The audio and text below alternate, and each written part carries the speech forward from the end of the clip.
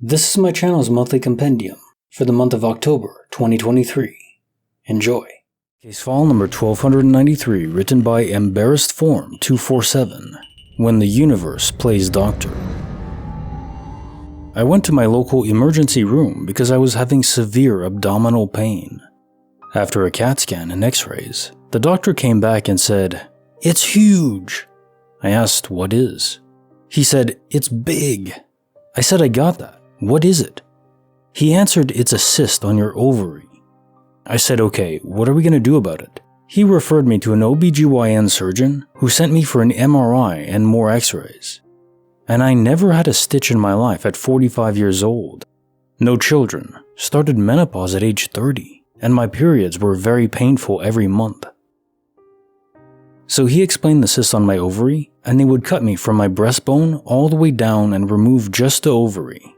I asked if they could just give me a hysterectomy, being that I couldn't bear children, and having severe pain every month, etc. And he said no.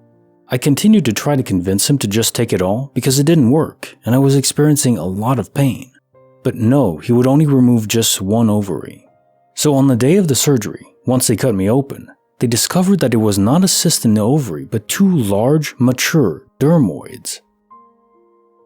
One the size of a football, and one the size of a large candy Easter egg that both had hair, teeth, and nails, and had attached to my kidney and blood vessels in my leg.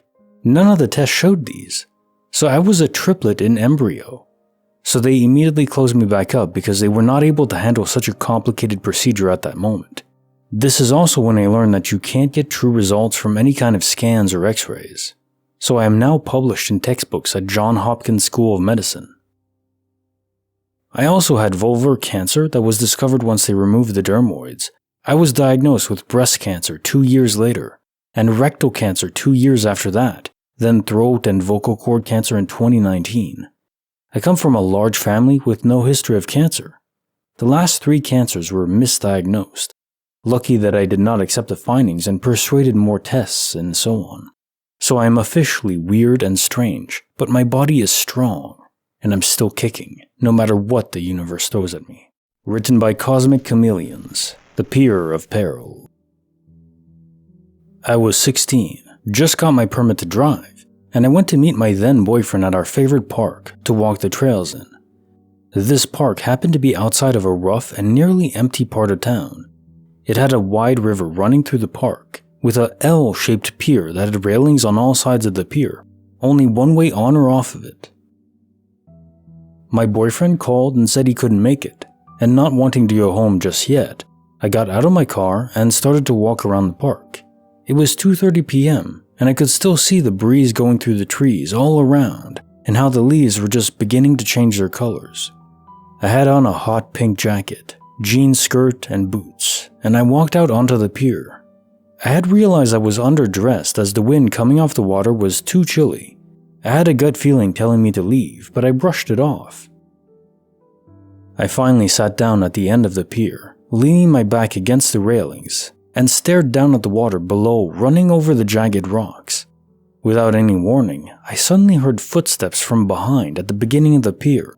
I quickly glanced over at a man who had blue rope in between his hands, circling up each end of it in either hand, creating a line between. As my brain was putting that piece of information together, he said, "What are you doing out here all alone?" I couldn't think of anything to say, but I stood up and then saw he was dragging along a medium-sized black and white fuzzy dog that was tied in a makeshift collar and leash to another piece of rope that was looped around the man's upper arm. "You're too pretty to be sitting out here by yourself." He walked towards me with a smirk on his face, looking down at the rope. He was roughly 10 feet away. Again, there was only one way on or off the pier, and I would have to run right by him to escape, which didn't seem to be an option. The only other way was to jump off the pier, but with the rushing water and rocks below, that didn't seem like a viable option either. At that moment, my stomach sank completely. The hair on my arms and my neck stood at attention, and still do to this day when I think about this. The fear, dread, and panic were overwhelming in my chest. I knew whatever was going to happen next was going to be absolutely horrible. The next few events happened quickly. I backed up until I bumped into the railing and squeaked out a small, "Please." The man closed the distance between us and was about 5 feet away. As I balled up my fist to at least put up some semblance of a fight, suddenly the dog planted his feet and started growling ferociously. The man pulled on the makeshift leash to get the dog to come on, but the dog turned to go the other way, still growling. This distracted the man for a brief moment and he turned, kicked the dog, then turned his gaze back onto me. Mind you, he still has his hands bound in the rope.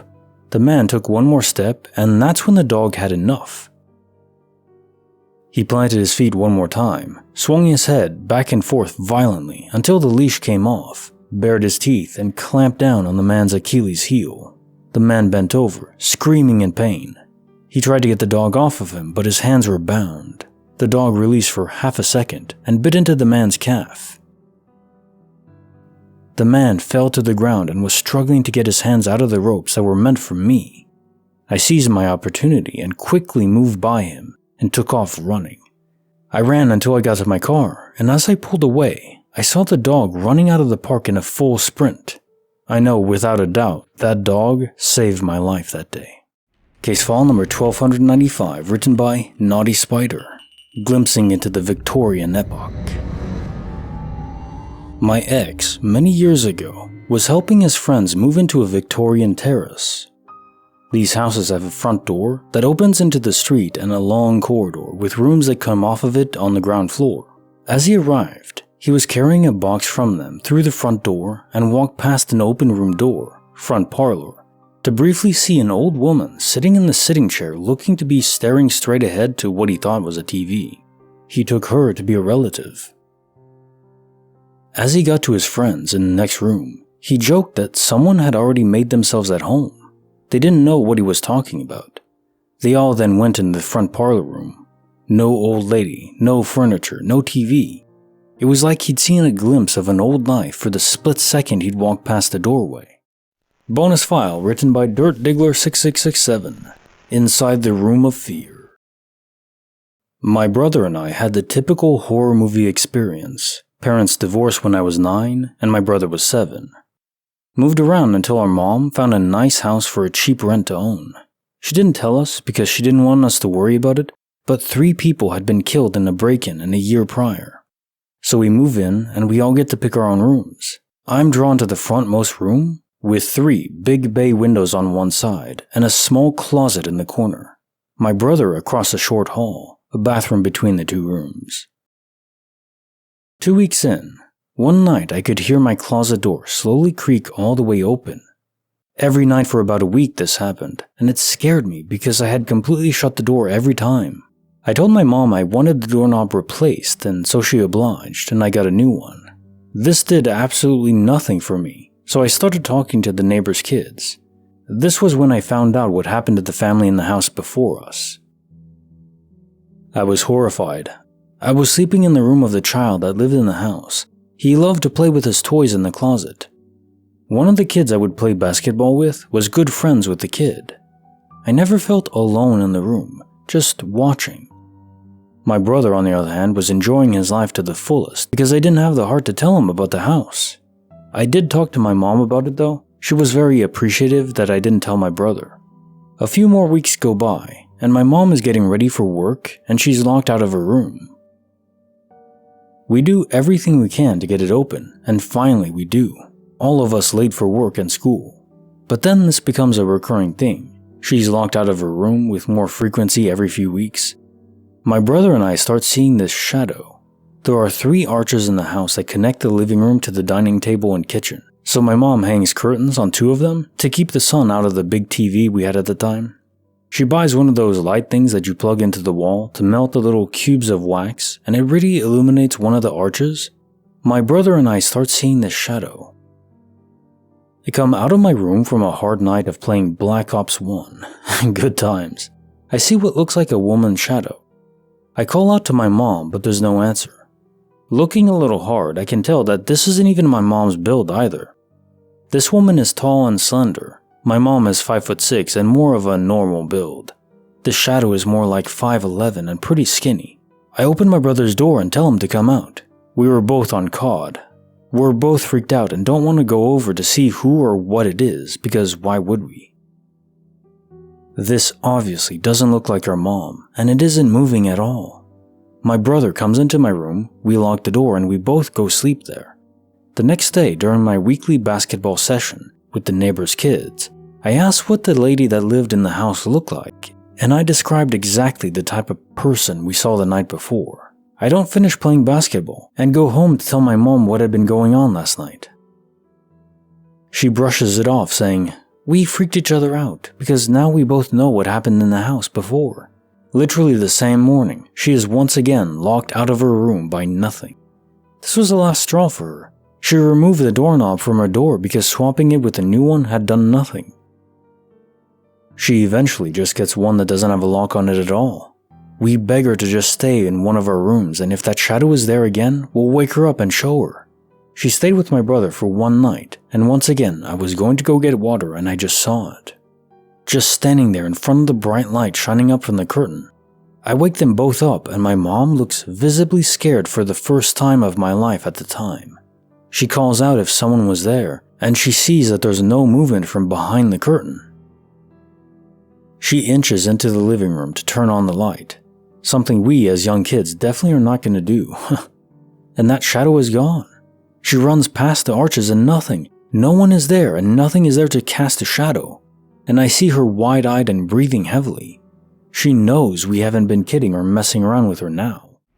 Case file number 1296, written by Mango Fats, the Russian Time Travelers. This happened the time a friend and I were sitting out in my backyard, smoking, drinking coffee, and literally just chillin'. Our chairs faced the main road through the city, and we just watch cars because of Midwest boredom. It's 4 a.m. and freaking boom! Sounds like a light pole has fallen or something has crashed. Naturally, we go check it out beyond the tree to see more of the road that led to business parking lots and whatnot. Now at 4 in the morning, we hear this insane sound and we find nothing, but we do find two small, tiny old Russian women. I asked because I liked their accent, and they were using walkers, wearing typical old lady crap, walking down this busy main road that was somehow dead for miles at this time. How? I don't know. Listening to them overly explain why they were walking to get their medication at CVS, how they do this every morning and always have. We asked if they heard anything. They said no, not at all. Shady. However, they had not always gotten our meds at 4 a.m. on 1st Avenue. We have been out there with not crap to do, and I grew up on the block. We would have seen them and known them in the past 15 plus years in that house. Anyway, I swear, we turn away, walk back across the streets, and then they're just gone. Just gone. I don't know. I don't care to know, but it was weird. Creepy file number 120, written by OG Wiz, the Ominous Forest Stalkers. Around 2007, 5 of us drove up this old dirt road. It's well known in the area, just outside of town, but takes about 45 minutes to drive down it. It's not maintained at all. We spent a lot of time on that road wandering the woods around it. Today, we drove about 30 minutes in and stopped. 3 of the guys in the car with us were going to relax with plants. We were all like 17, but myself and another guy weren't into those plants. The other guy especially. He got out of the car and started walking back towards town. Feeling bad, the driver wanted to at least drive him back to town. He refused to get in the car. He's a pretty stubborn person. Well, eventually, it turned into us all joking and being idiots. We're slowly driving next to him. He's messing around. The road was raised a bit from the tree line, which was about 20 feet from the road. The walking friend jumped down off the road and went to run into the woods, then came to a complete stop. That's when we all noticed a man standing there just in the tree line looking at us. It was weird. Walking friend got back into the road and continued walking. We're begging him to get in the car, but he won't. I look back, and now the man was on the road slowly following us up the road. Friend wouldn't get back into the car and we're still quite a distance from town. Another friend got out to walk with him at least. We drove slowly with them, an old man still following along. Keep in mind there was nothing on this road. Nothing. This dude was just standing there in the tree line. Very strange. Eventually, another man emerged from the woods and started following too. They followed us right up until the main road was visible and other cars could be seen. Then they retreated back into the woods. Who were these mysterious men? Bonus file written by G-Ragan13. Ghosts should never laugh. I was in high school, 10th grade, I believe 15 years old. I was babysitting my two younger brothers, 9 and 4 years old, on a Friday night. My mom and stepdad went to a local bar about 15 minutes away. We lived in a small township outside of a city in a very quiet neighborhood. To be honest, I don't remember the exact time, but it was after 10 p.m. Us three were sitting in our living room when the television started going through channels randomly. I specifically remember sitting on the couch looking at the remote across the room, placed on our recliner. I went over and grabbed the remote, but the television was not responding to my inputs. I then went to the TV and powered it off, taking a few steps back and wondering what the hell that was all about. My one brother asked me what happened, and I didn't know what to say. I sat back down on the couch and held the remote in my hand, giving the TV enough time to reboot. I don't know, I was young and thought it would work. A few minutes passed and I heard the scariest noise I've ever heard in my life. This cackling sound erupted in my living room. I remember jumping and looking around the room trying to pinpoint this very noise. My youngest brother started immediately crying, which prompted my other brother to grab him and pick him up. As the laughing continued, I pushed my brothers up the stairs and we all ran into my bedroom. As we ran in, I turned around to push my dresser in front of the door, which ended up failing miserably and the entire dresser came crashing down. At the moment, I didn't care because it felt safer with the dresser now against the door.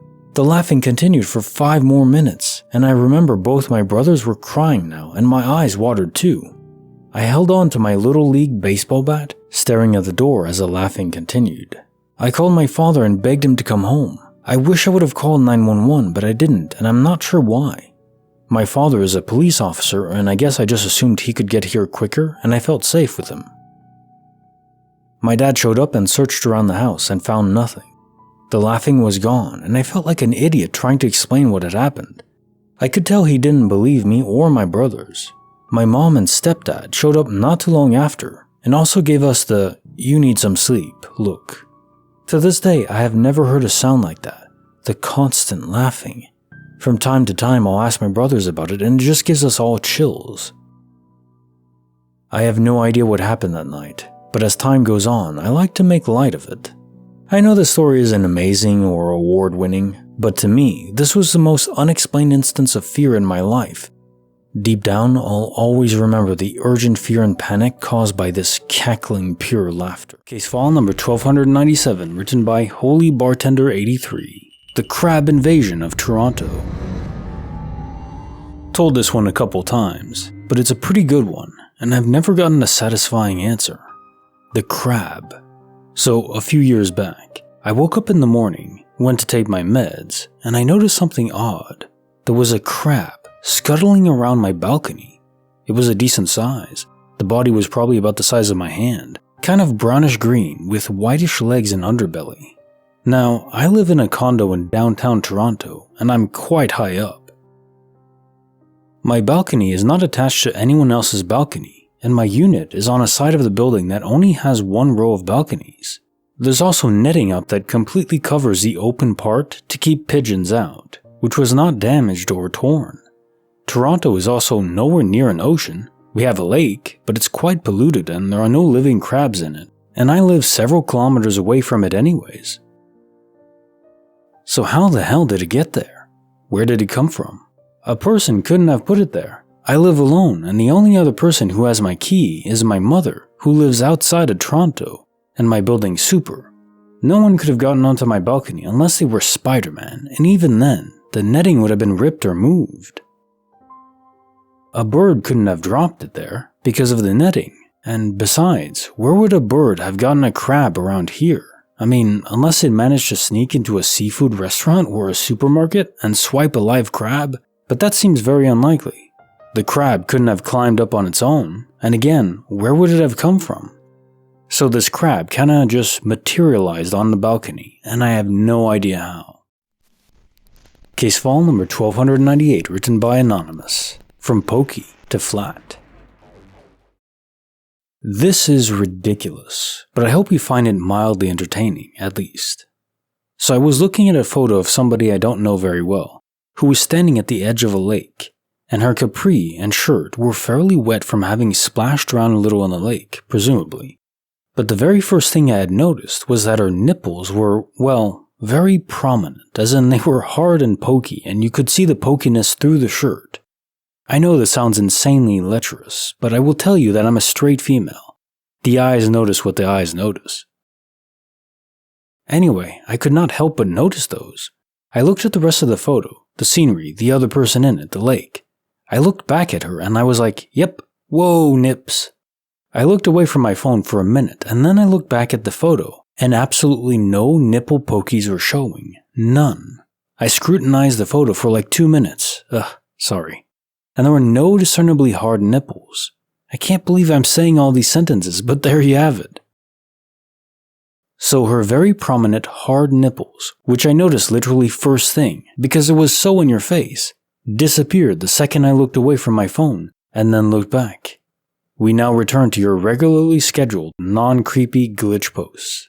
Case file number 1299, written by Sweet Bakery 22. Doppelganger Double Trouble. This happened a few years ago, but we realized it while discussing it today. My dad showed me how he opened my door, and I immediately went, "That's not where my door handle is," and we told each other our story in detail. So this is what happened. My room's door had a curtain over it because I accidentally broke the door's glass over and over again since my childhood. So in order to have privacy, we have a green curtain over. While my dad was in front of the curtain, he saw a hand reaching for him through the curtain, so he thought it was me joking, and then he tried to hit the hand. When he tried to reach, the hand was moving backwards and Dad couldn't feel the hand at all. It was empty. The hand wasn't visible, only the movements of it. Me, I think I was 17 or 18 at the time, was in my bed reading. My dad randomly opened my door and asked, "That wasn't your hand, right? You're not baiting me." And I didn't know what he was talking about. I answered, "What hand? What are you talking about?" Then he told me a hand reached out for him under the curtain. I said no, it wasn't me. I was here reading my book. So from my perspective, I thought he had this experience outside of my room before entering it. While discussing it today, he told me he experienced it while he was in my room. This is his perspective. He says that he came to my room to do something and I was in my room too. I got up, opened the door, closed it, and went to the living room.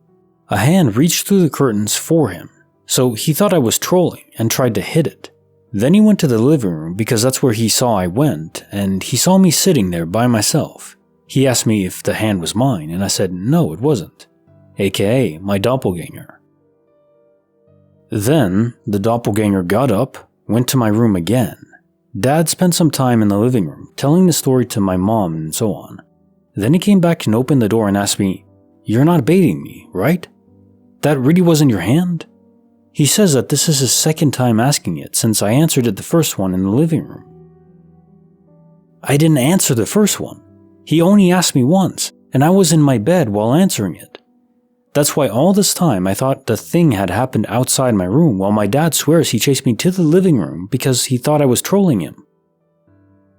I was in my room the whole time and didn't even see my doppelganger myself. But my dad chased her, asked her a question, she answered, went back to my room, so after some time passed, my dad came back to ask me again to make sure I wasn't trolling. I genuinely remember how I didn't understand his question. I was like, "Hand? What the hell hand? What are you talking about?" If I heard that question before, I wouldn't be that confused. A couple weeks before this, I saw my mom's doppelganger checking on me while I was sleeping. It was 7 a.m., so it was morning. I opened my eyes and saw her going back inside. I chased her to ask, "Mom, what happened?" Only to find my real mom was in a deep sleep. So this isn't something my dad created. There might be a shapeshifter in the house or something. Also, my mom is overweight, so she couldn't just jump right back into bed while I'm chasing her. She's too slow for that. Case file number 1300, written by Fishy Moo, My Wallet's Mysterious Tale. My wife had the week off of work, so she offered to drive me to work. I asked her to check if she had her keys, phone, and wallet before we left. She noticed her wallet wasn't in her pocket and asked me to help her look for it. I sort of recalled her putting it on the mostly cleared kitchen island the previous evening. It wasn't there. We moved a few things off of it, but still couldn't find it. Both of us thought that she might have dropped it while she was out shopping the previous day and to call around the stores when they opened. So we went about our day and she drove me to work. She was quite disappointed to have to spend one of her days off calling the bank to cancel all of her cards, going to ICBC, auto insurance provider, to get a replacement driver's license, and going to her work to get a new key card. She stopped by the 2 stores she visited the previous day, but both had no such wallet in their lost and found. She decided to head back home so she could grab her passport and other ID in case she was asked for it. She walked into our condo and saw the wallet sitting alone on the kitchen island, in the exact spot that I remembered it was. We have security cameras, but the footage during that hour was corrupted and wasn't viewable. Neither of us can explain what the hell happened. No one has spare keys except my mother-in-law, who was out of the country.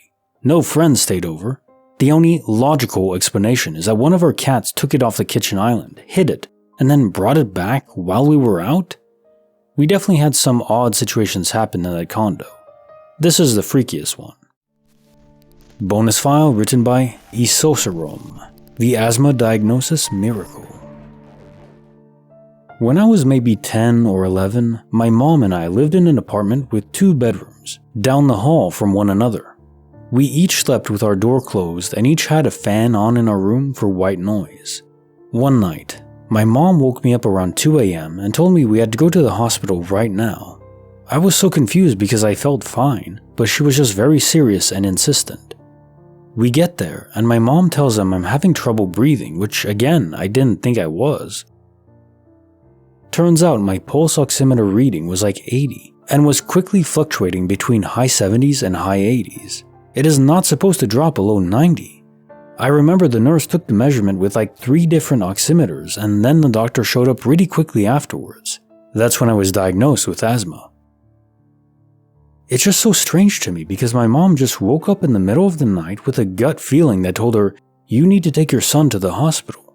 And the feeling was so strong that she just didn't even question it. Our rationale is that maybe she heard me wheezing in her sleep and her mama bear instincts woke her up, but how could that have happened through 2 closed doors and with 2 white noise fans on? And she says my breathing sounded fine when she woke me up. She just had a strong feeling that I couldn't breathe. Bonus file written by Western Manager 2657, When Dreams Guide Your Path. I was 15 on vacation with my parents and 2 of my friends. The first night we were there, I had the strangest feeling where I was so uncomfortable in my own body, and the uncomfortable feeling and pain would subside every time I tried to figure out what was wrong. My brain landed on something about my dad, so then the pain went away some more, and then I thought, okay, what? Surgery? No, that's not right. Coughing? And the pain went away completely, and I just figured my dad's gonna get a cold or something and I could finally go to sleep. The rest of the week was fine, until last night I could not sleep at all. Packing up the van the next morning, we had a roof carrier and I had a backpack with my laptop and camera and handed it to my dad to put in the carrier, but as soon as it was in there, I was like, no, give it back, and put it underneath the seat in the van tucked away. So I fell asleep on the way home and had this dream. I'm in a hotel room and I can't move. This guy I haven't talked to in a year comes in and hands me my phone and says, "This is from your dad." And I wake up to my mom frantically trying to open the door. We're in the middle of the highway. There's blood everywhere. All of our suitcases are flung about and we just got into a car accident. I get out and start walking to this field, and I see the roof carrier flew a good 30 feet off and hit a tree. Then fast forward to the hospital. My dad and I are in the same hospital, and the doctor comes into my room and hands me my phone and says, "This is from your dad." I was like, okay, that's weird. Then my dad and I stay at the hotel that night while we wait for my mom to get discharged the next morning. And as soon as I walked into the hotel room, it was the exact same room in my dream. And that night and for weeks after, I couldn't move because I had massive bruises all over from my luggage falling on top of me.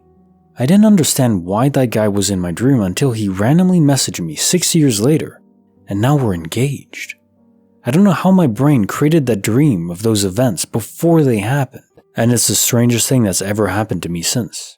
Case file number 1301, written by Land Tank. The Missing 40 Minutes. Just a bit of background. No serious mental health problems other than some mild anxiety and depression. I take 25 milligrams of Zoloft, so I don't think I'm tripping or hallucinating. This morning I woke up for work, left a little earlier than usual because I woke up before my alarm, filled my water bottle, grabbed my access card, and got in my car and drove off. My commute is the same every day, 40 minutes. It's mostly interstate. There's always traffic. While my car is warming up, Subarus, am I right? I pick up an album to listen to for the drive there.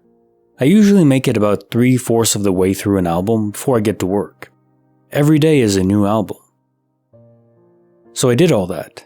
I drove to work. I remember being cut off. I remember being in standstill traffic towards my exit. I remember the album I listened to. I even remember responding to a text using Siri. I remember seeing a type of car I've never seen before in the US. I remember thinking to myself, I'm glad it's not as hot as yesterday. I definitely drove. So I get there to work, I pull into the same parking space I take every day, step out of my car, and lo and behold, I'm still in front of my apartment building. 40 minutes later, almost done with the album I put on. What the hell was I doing? Where did I go? I imagined the entire trip? Creepy file number 121, written by TPE Ein. The mysterious 4:30 a.m. knock. It's funny what the human mind can do. My husband works a weird schedule where he has to be at work at 3 a.m. I wake him up at 2 a.m., get his lunch together, and then go back to bed until my alarm at 5 a.m. I don't always go back to sleep right away because he's wandering around showering and getting dressed and making obscene amounts of noise. He usually leaves right around 2:50 a.m., then I'm good to go back to sleep. Anyway, about a month ago, I woke back up at 4:30ish on a Friday morning. I swore I heard someone knocking. We have a doorbell camera at both doors, so I checked my phone. No one's there. The kids were in bed with me and the dog was still sound asleep, so I knew it wasn't them. I decided it must have been a dream, but it freaked me out enough that I didn't go back to sleep. He was home for the next 2 nights, no knocking. I didn't think anything about it.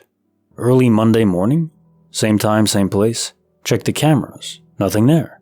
Kids and dogs all snoring. Repeat for 3 more days. I became more and more convinced that someone was messing with me, but I couldn't figure out why.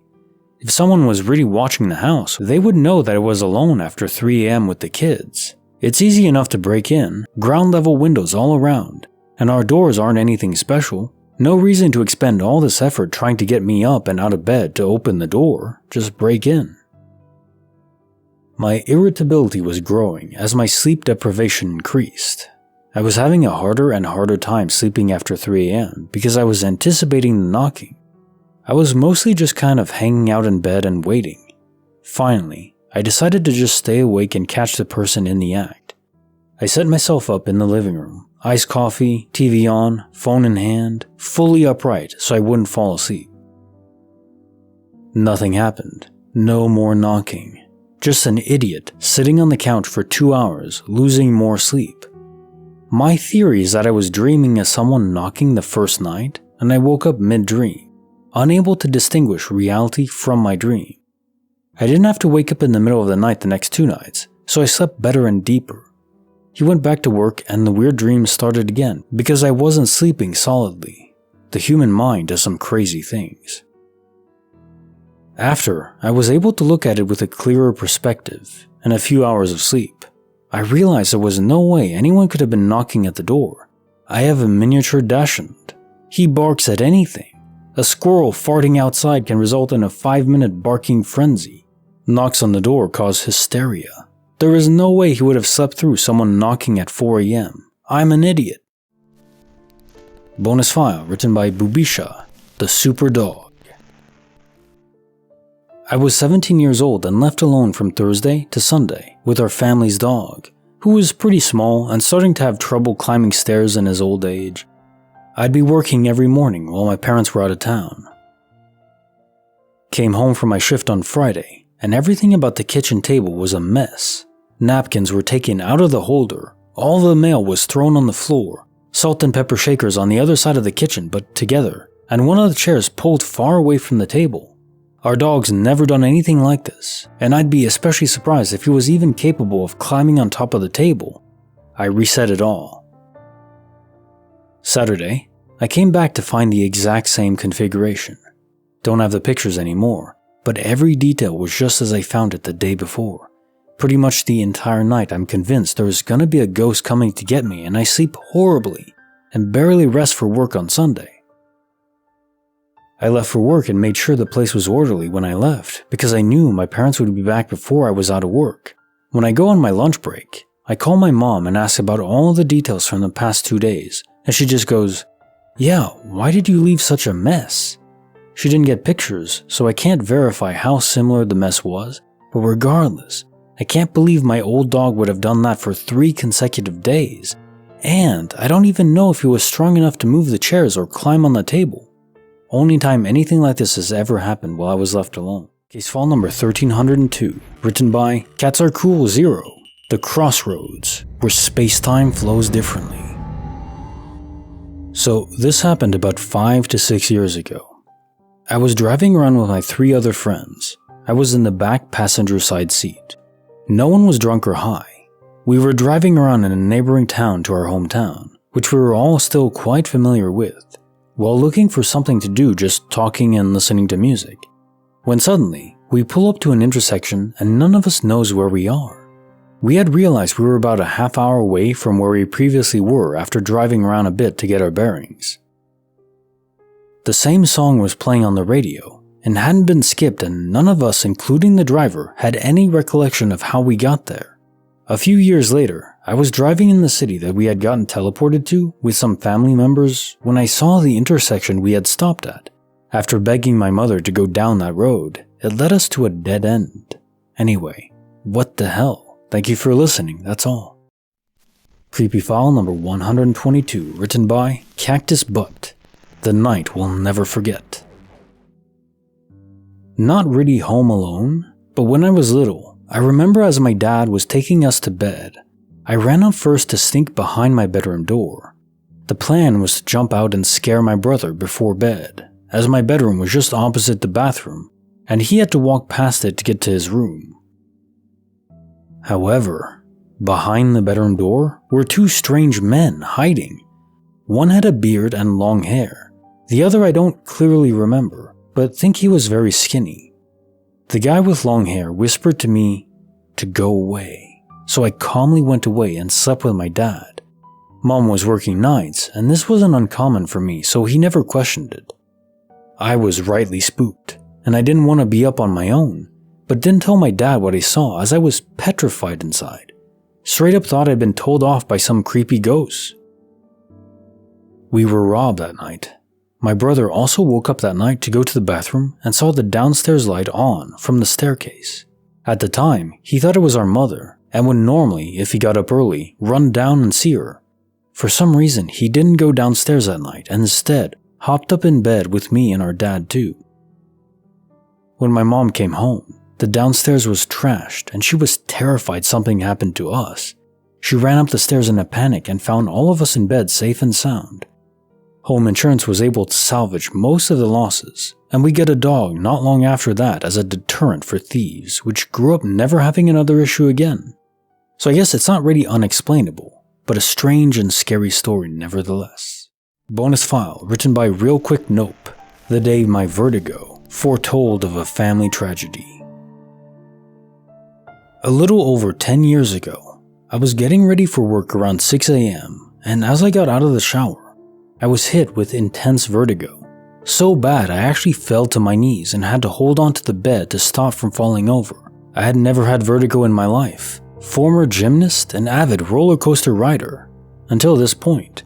Took me about 30 seconds to a minute before it went away, and when I stood up it was like nothing had ever happened. Very odd. Went to work as usual, other than thinking, that was bizarre. The morning started normally. About half an hour into work, around 7:30, my phone rings and it's my dad. He knows I'm at work and he never calls while I'm working unless it's an emergency, so I knew whatever he was about to tell me wasn't good. He tells me that my aunt, his sister, who was a second mother to me, had a massive heart attack in bed this morning, that the EMTs couldn't save her, and she passed away. She died at exactly the time I had my intense bout of vertigo.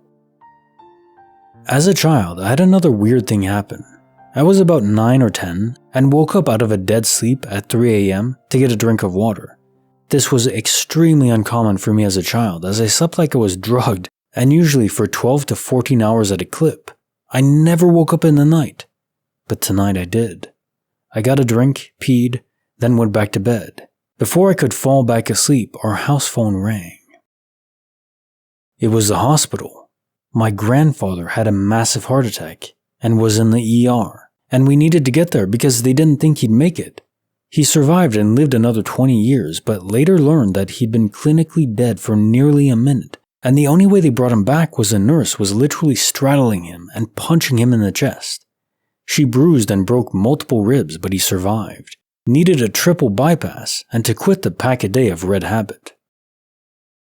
Again, my grandfather and I were very close, and I was his only grandchild until about 2 years after this event, and I saw him daily, and I woke up at the exact time he died in the ER. These experiences are why I have a strong belief that when we go, there's more to it. I swear I felt them shuffling off this mortal coil. I have no other explanation. Case file number 1303, written by Arisigi, Wedding Rings Beyond This Universe. My wife had taken her engagement and wedding rings off over 2 years ago when she was pregnant and when they started to become uncomfortable to wear. We thought we had placed it in the jewelry box. After about 6 months, when her fingers returned to normal, she went looking for the rings. They were nowhere to be found. We searched extensively throughout the house, including both of us searching all of her jewelry boxes and any other potential places. We would randomly search every few months in the same places again. Last week we looked at the jewelry box, and it was sitting in plain sight. Box both of us had searched extensively over the past 2 years. Where were the rings all this time? We don't have anyone that would be going through these items in our house other than us. Just odd. Bonus file written by Tully and Turtle Terror. Ghosts, gas leaks, and basement secrets. The first house I moved into out of high school while going to college was a very old, very small house in a town that dated back to the Civil War.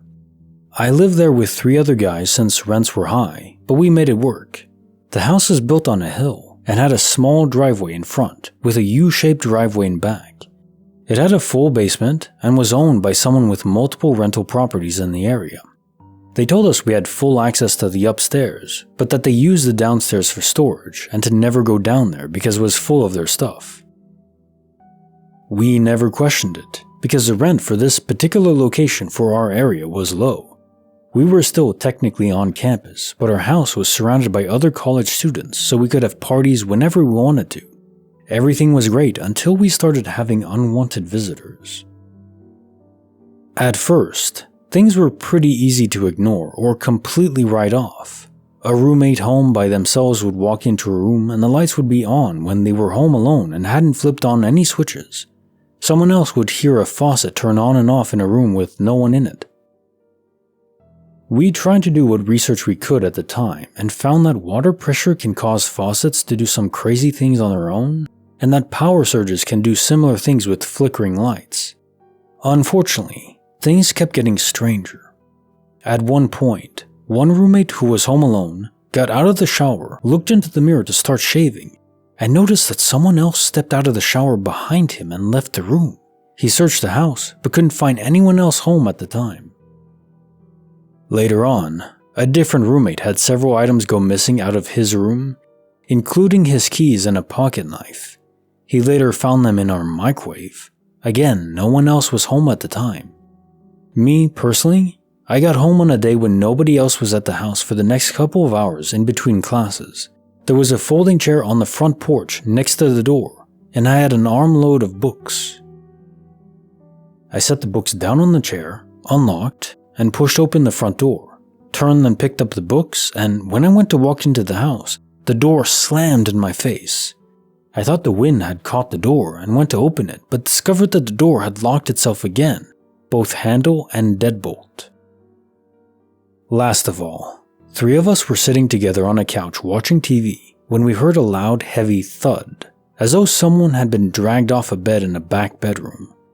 All 3 of us later confirmed that we could distinctly hear both footsteps walking through the house as well as the sounds of something heavy being dragged behind. Last of all, the back door opened and slammed shut, even though we were all in the living room and there was supposed to be no one else in the house. A week later, we started to smell gas in the house. We called the authorities in the middle of the night and they searched the house with us, waiting on the front lawn. Finally, they told us that they couldn't find a gas leak and asked us to open the basement. We had never been in there at our landowner's request, but since the fire department was asking, we opened the garage door. Right in front of us was a Honda Shadow motorcycle with a large pool of gasoline underneath it, where the gas tank had apparently leaked underneath it and the rest of the house. The firefighters saw this and decided to leave, while we were left to look around the rest of the basement. Most of what we found was shelves and shelves of canned vegetables, but in the very middle of the floor, under everyone's bedrooms, was a mortuary table and a second device. I'm still not sure what the second device was. It was cylindrical, with a small viewport on the front door. It seemed to have some places in the back for hoses or pipes to connect to it, although nothing was attached when we found it. It was about the right size for a couple of 2 liters of soda to fit inside. Soon after, we found out that our landowner worked night shifts at a local hospital. Whatever it might have been, we decided that enough was enough and we all decided to move out as soon as our leases were up. I was the last one there, and I promise that the last 7 days I spent there alone are the longest days I've spent anywhere. I am a self-described cynic who doesn't believe in the supernatural, but I can also admit when I have absolutely no explanation for a set of events. I'm sure that some people will have ideas, something to explain everything that happened to me now that many years have passed, but I don't need their explanations anymore. I just accept that being in old houses alone is not a good idea, and do my best to avoid them altogether. Case file number 1304, written by Professor Frogget, the mysterious girl who protects me. The first time I saw her, I was 6. We were playing the opposite of hide and seek. One person hides while everyone else looks, and once you find the person, you hide with them till there's only one person looking. It was my turn to hide, and I chose to hide under the stairs where my dad kept all the camping gear because there were lots of things to hide under, behind, and so on. There was only one person left. With all of us cramped in the room under the stairs, the last person left was sitting on the stairs above us, my brother, and we could hear him yelling in his defeat to get us to surrender. In my hiding spot, I could see the door that led out, and it was cracked a little bit. A girl about my age poked her head in the room and waved at me. I had said out loud, "What's your name?" With no reply, she vanished, which prompted me to follow after her, yelling at her to come back, ultimately giving up our hiding spot. Everyone under the stairs, brothers and cousins, started yelling at me asking what the hell I was doing and who I was talking to. Nobody else had seen her, and we couldn't find her upon searching. The next time I saw her, I had gone over to the neighbor's house to play with the boy my age because they had just gotten a new puppy. The neighboring boy had 8 siblings, Mormons, all boys, and the oldest son had come to visit. He came into the basement where we were playing. Shortly after, I heard my name being called from upstairs by a girl. I had figured it was one of the neighboring girls as it was common to have friends show up uninvited in my neighborhood. Everyone had an open door policy. The same girl I had seen before was standing at the top of the stairs. She told me to call over to my house and have my older brother come walk me home right now. We lived right next door.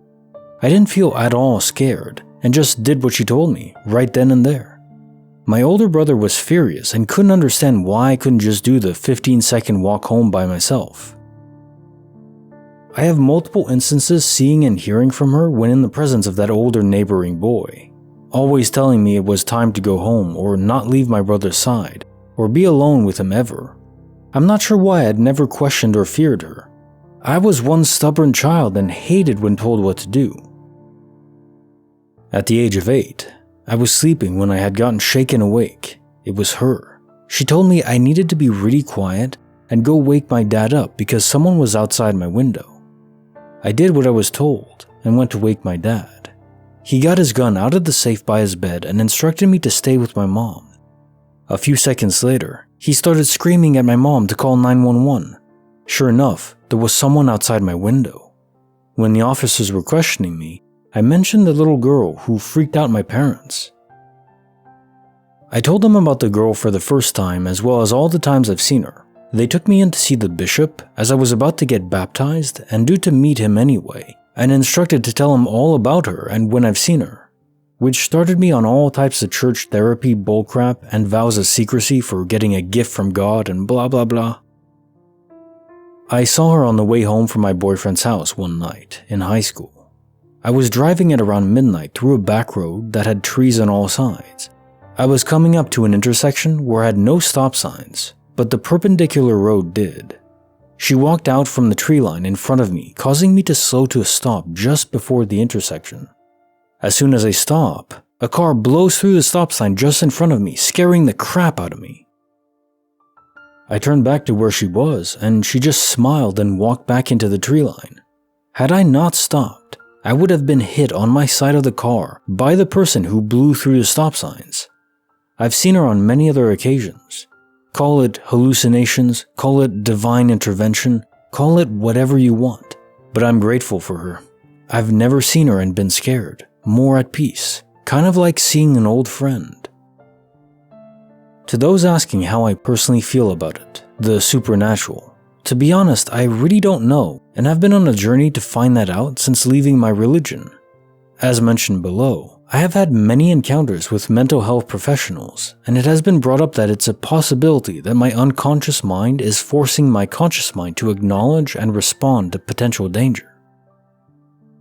I don't at all want to discount my own personal experiences of reality, or the experiences of others for that matter, and I'm grateful beyond words for the protection and warning I've got from her, whether it be on my head or not. But I also ask myself often, why me? Why do I get help and protection when so many need it more? And that is my inner struggle at the moment, not wanting to disregard or be ungrateful for my many experiences with her. But I also work in pediatric behavioral health and see a lot of horrible and devastating things that happen to the innocent by the hands of another. It's often hard to think of her as being a guardian angel or a divine intervention when there are so many people who needed protection and didn't get it. Case file number 1305, written by Chris351, Lost in the Loo. I was doing a walking tour, and right at the start there's a public toilet. It's one of those box cubicles in the street that you can put a coin in to unlock the door, and it washes itself after some time. Well, there was a queue of people who wanted to use the toilet before starting the tour, and I joined the queue. People are coming in and out. We get to the last 3 people in the queue, and an older lady is taking a really long time in the cubicle. We start to worry something happened to her, so I knock. No answer. I knock again and shout to her. No answer. I realize the green, vacant light is on. I put a coin in, open the door. The cubicle is empty. Everyone swears they saw this woman go in. There's a line of people standing by the door with their legs crossed waiting for their turn to use it. Surely someone would have noticed if anyone came out. Anyway, she disappeared. Case file number 1306, written by Greedy Finish 7422.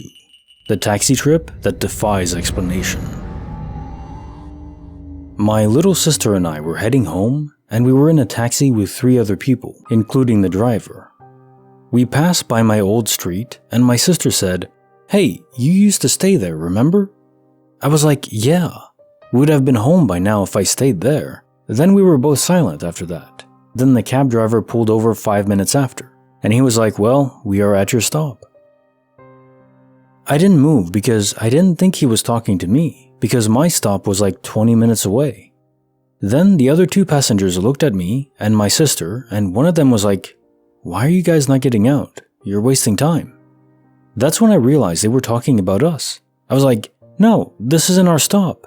Then the driver was like, "Then why did you tell me this was your stop?" I was very confused, and my sister was like, "No, we didn't." Everyone in the car insisted we did, and the driver said I even tapped him on the shoulder because I was sitting behind him. The 2 other passengers agreed that's what happened, even though both me and my sister didn't say anything about stopping. We got into a whole argument about it till we got off at our actual stop like 20 minutes later. And they called us liars and that we probably both forgot we said it or were pretending we didn't say it. But both me and my sister are 100% sure we didn't ask the driver to pull over. Creepy file number 123, written by Hin22.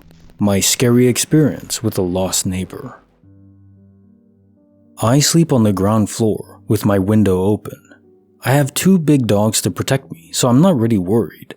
However, this night, I got woken up at 2 a.m. with my dogs growling. Then all hell was released as they both began to bark and snarl at the window. I looked at the window and to my horror, a person was trying to climb inside. Then, as my sleep-deprived brain tried to sort things out, I realized it was my upstairs neighbor who suffers with dementia. My dogs too realized who it was and stopped trying to eat her. I got to my wheelchair and started asking to go back home. She told me that she couldn't, that there was a man coming to hurt her. I tried persuading her that the man wouldn't know where she lived at all and she was safe. She still continued to try and climb through my window, pulling down my curtains and coming very close to pulling off the window frame. I told her she could come in through the front door, which wasn't really the safest thing for me to do, but I didn't really want her to fall and hit her head on the wall. But she wouldn't stop trying to climb through the window. After a while of trying to calm her, she suddenly turned around and walked away. I'm in a wheelchair, and there is no way I could have caught up to her. I went out, it was freezing mist outside, and she had a nightgown on, but I had no idea in which direction she had turned. I called the ambulance and told them an elderly lady with dementia had just walked off in the middle of the night. While waiting for them, I tried knocking on my neighbor's door to see if they had any contact numbers for her family. No one answered the door to me. Anyway, after an hour of waiting, I called the police to see if she had been found. Nope, she's not even being looked for. So I reported her missing again and waited. After a while of a whole lot of nothing, I called them again. They didn't notice my call, so they weren't looking for her still. I finally got through to a sergeant who took it very seriously, and in 5 minutes, I finally had police cars coming and looking for her. I was finally able to relax knowing it's in someone else's hands, finally, and tried sleeping on the sofa, since I have no curtains in my bedroom now. The family knocked on my door a few hours later and let me know that the neighbor was safe and thanked me for trying to make sure she was okay. I'm going to be honest, I was a mess. I was crying, just so relieved she hadn't wandered off into one of the fields and died. That was one of the most stressful nights ever. The neighbor moved out into a care home not long after, so I'm a bit safer from someone trying to climb through my window at night now, thankfully. Bonus file, written by Admiral Ferret, the ghostly roommate who wouldn't leave. I was in my college apartment, and my roommate had just moved out. Her room was directly across from mine with the living room between us. I had cleaned out her room and then closed the door. I left my bedroom door open and went to take a shower one night. My bathroom was connected to my bedroom. I also happened to leave the bathroom door open. While I was in the shower, I thought I heard a woman talking. I had never been able to hear my neighbors talking before, but figured they just happened to be talking in their bathroom, which shared a wall or something. When I got out of the shower, I was surprised to see a black void where there should have been bright white closed door of my old roommate's door reflecting in the moonlight. I figured I just forgot to close the door and went and closed it. The next night, I once again went to take a shower and left my room and the bathroom door open, but this time I checked to make sure the other door was latched and the front door was double locked. When I came back out, I once again saw the void with the door wide open. I slammed my door closed and locked that crap so fast. I convinced myself there was a logical explanation, so the next night I once again checked all of the doors and then closed my bedroom door. This time I came out of the shower and my bedroom door was open along with the other door. I showered and slept with my bedroom door locked from that point on. I guess this took place over several nights home alone, and I may not have even been alone. Still the creepiest thing that ever happened to me though. Case file number 1307, written by Teton Hiker, A Mother's Celestial Instinct. I was a young mother with 2 kids about 8-month and 3-month old. We lived in Pittsburgh in an old Victorian home, very common there. We had just come home from a long Easter Sunday at my brother-in-law's. The kids were tired and we needed to get up early for work and daycare, so we were hurrying to unload the car and get them into bed. I ran upstairs and got the baby down in her crib. My husband was unloading and parking the car and so on. When I returned to get my son to put him to bed next, for reasons I can't explain, instead of taking him upstairs, I just walked over and turned on the TV in the living room and asked him if he wanted to watch it for a while with mommy. Peter Pan was playing that night, the old one with Mary Martin, so he happily snuggled with me on the couch in the dark living room watching the show. My husband came in and asked me what in the world I was doing. Why had I turned on the TV when we needed to get him to bed? I really couldn't explain my impulse and I just told him not to worry about it. I'd get him down in a little while, and we kept watching TV. As time went by, my husband got more and more concerned about how late it was getting and why I wouldn't put our son to bed. He kept asking me to turn off the TV and take him upstairs. The more upset he got, the more stubborn I became about not taking him upstairs. I knew this made no sense as we both knew he needed to go to sleep. We were usually very strict about bedtime, and we were way past our sons. Plus, we rarely let the kids watch TV anyways. So my husband was right to be upset with me, as I was behaving very uncharacteristically. But in spite of his pleading with me, I just wouldn't budge. It was baffling for me as well as my husband. It was like part of me knew he was totally right, and the other part of me was helpless to explain why I was behaving so oddly, and was so determined to keep him downstairs and not take him upstairs. Just as my husband started to get really frustrated with me, we heard a huge crash upstairs. We looked at each other and both ran to the stairs and saw what looked like a white cloud roiling at the top of the stairs and starting to come down the stairs. We both thought something had happened in the baby's room, like her crib had collapsed or something large had fallen in her room. So we raced upstairs and found she was fine, still asleep and nothing in her room was disturbed. But in my son's room, we saw a cloud of white dust still coming out of the door. We looked inside and saw that his entire plastic ceiling had collapsed. Only wooden lath remained, and big heavy chunks of thick plaster had fallen all over his bed. It was covered. One big piece was lying on his pillow right where his head would have been if we had put him to bed when we got home. He would have most likely been killed or very seriously injured. But instead he was downstairs watching Peter Pan and Wendy. To this day I can't explain why I turned on the TV or refused to put my son to bed as expected, or why I became more and more stubborn as my husband begged me to stop the madness and get back on track. There was a very strong force in me at the time that I really couldn't override, even though I knew that what I was doing made no logical sense. But whatever it was, it saved my son's life. And my husband and I were both extremely thankful. Nothing like that has ever happened to me since then. My son is now 38 with 2 young sons of his own. Bonus file written by Oh Yeah Throw It Away, Close Call with the Hellhound. Was a pizza driver for a while back in college.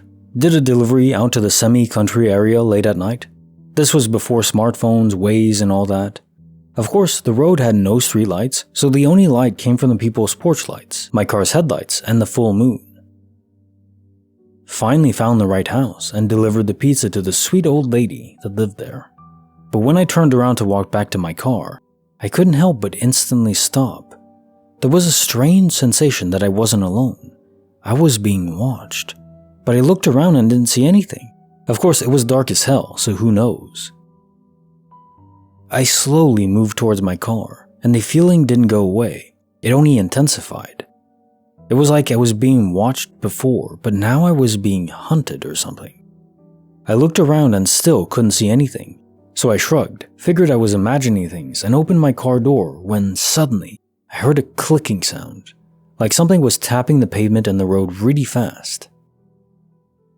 I hopped into my car and barely got the door shut when this giant Cujo kind of evil dog jumped at the driver window. He was growling and you could just tell that he wanted a piece of me in a big way. He had drool coming off his mouth. His breath fogged the window and it was like I could feel the reverb of his growling in my chest through the window. It was only after the fact that I realized how close I came to getting the crap mauled out of me or possibly killed by some crazy bloodthirsty dog. Half the drivers had heard where I went for the delivery, and they asked me about the dog. Turns out they'd seen him before, but nobody thought to warn me about it. Case file number 1308, written by Ether Gorilla, the eerie tall man. I was 17, and the oldest of 4, and lived on the far end of the house next to the garage. I liked it over there because it was quiet and dark, and I had space away from everyone else. When I slept at night, I'd occasionally leave my door half open to let the light from the laundry room shine a light into my own room. Kind of like a nightlight. One night, I did exactly that around 10 p.m. and cozied up into bed. From the orientation of my bed, I would actually face the door laying down, and there was no other way in or out of my room. I hadn't quite closed my eyes yet, when my bedroom door slammed closed. I didn't think much of it. I actually thought my brother was playing a prank on me.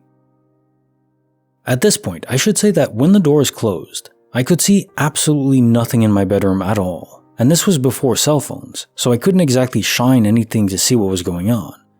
I said something like, "Not funny, Eric," thinking that he was on the other side of the door playing as a prank. As soon as I finished saying that, I heard loud crinkling of paper.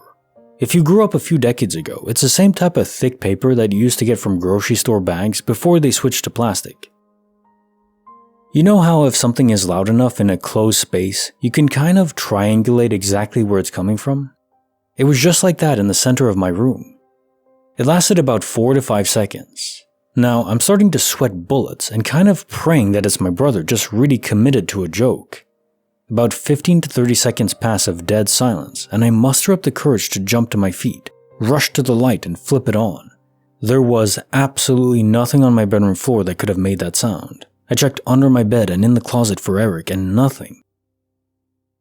I marched out to the other side of the house and all my siblings were asleep in their beds. I asked everyone the following morning if they had closed my door, and none had.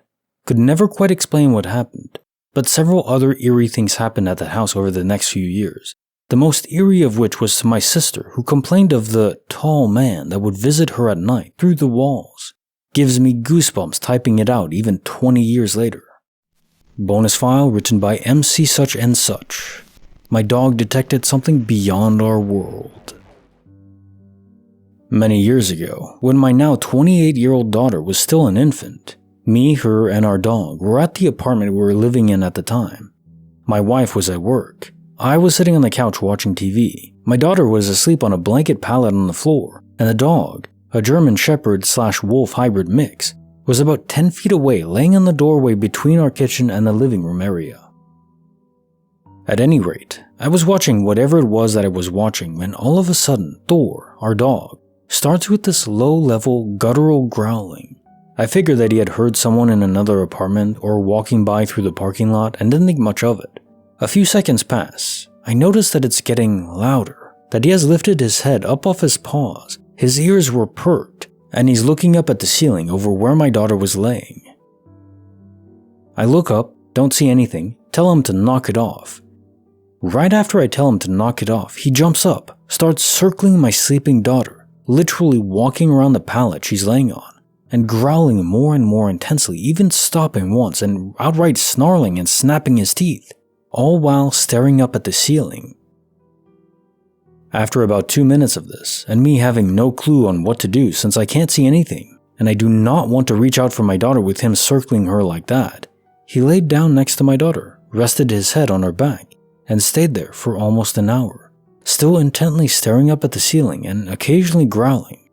To this day, I have no idea what the hell was going on or what he saw or sensed, but it was extremely creepy to me. Bonus file written by Gina T-Rex, Postcards and Poltergeist. I used to work as an assistant in an old mansion that was converted into an art museum in New England. The basement and old kitchen quarters were turned into the museum shop, with back wings being more smaller galleries. The servants' staircase opened to a very narrow hallway that led towards the back room of the basement, or to the front of the shop, all beneath ground level. The stairs were locked from everyone except staff, and the only way to the basement was to enter from the outside courtyard through a door that was right beside the shop counter. In front of the counter was an old TV mounted in the upper corner that showed security cameras to the back galleries, but the camera switched only when motion was detected in the area. It's a late winter night. I am staying up late doing homework while the owners are in New York. The only other person in the building should be the house manager, who I know is working on the 4th floor. I am hanging out at the shop counter in the basement when I hear some noise in the back galleries. I assume it's a patron who is making their way out, but no one comes out from the hallway. So I call down to the back that the museum is closed, and I'd be happy to show them out the back way. No answer. But now the security camera starts switching to different empty galleries. Only slightly on edge, I pick up the phone to call up to my manager when, on the opposite side of the shop counter, a revolving card stand full of classic postcards starts slowly turning. I think the look on my face is more surprising than anything else. It's a heavy, old stand, and it takes some force to get it going. But when the turning of the stand abruptly stopped and began going the other direction, I noped right out of there.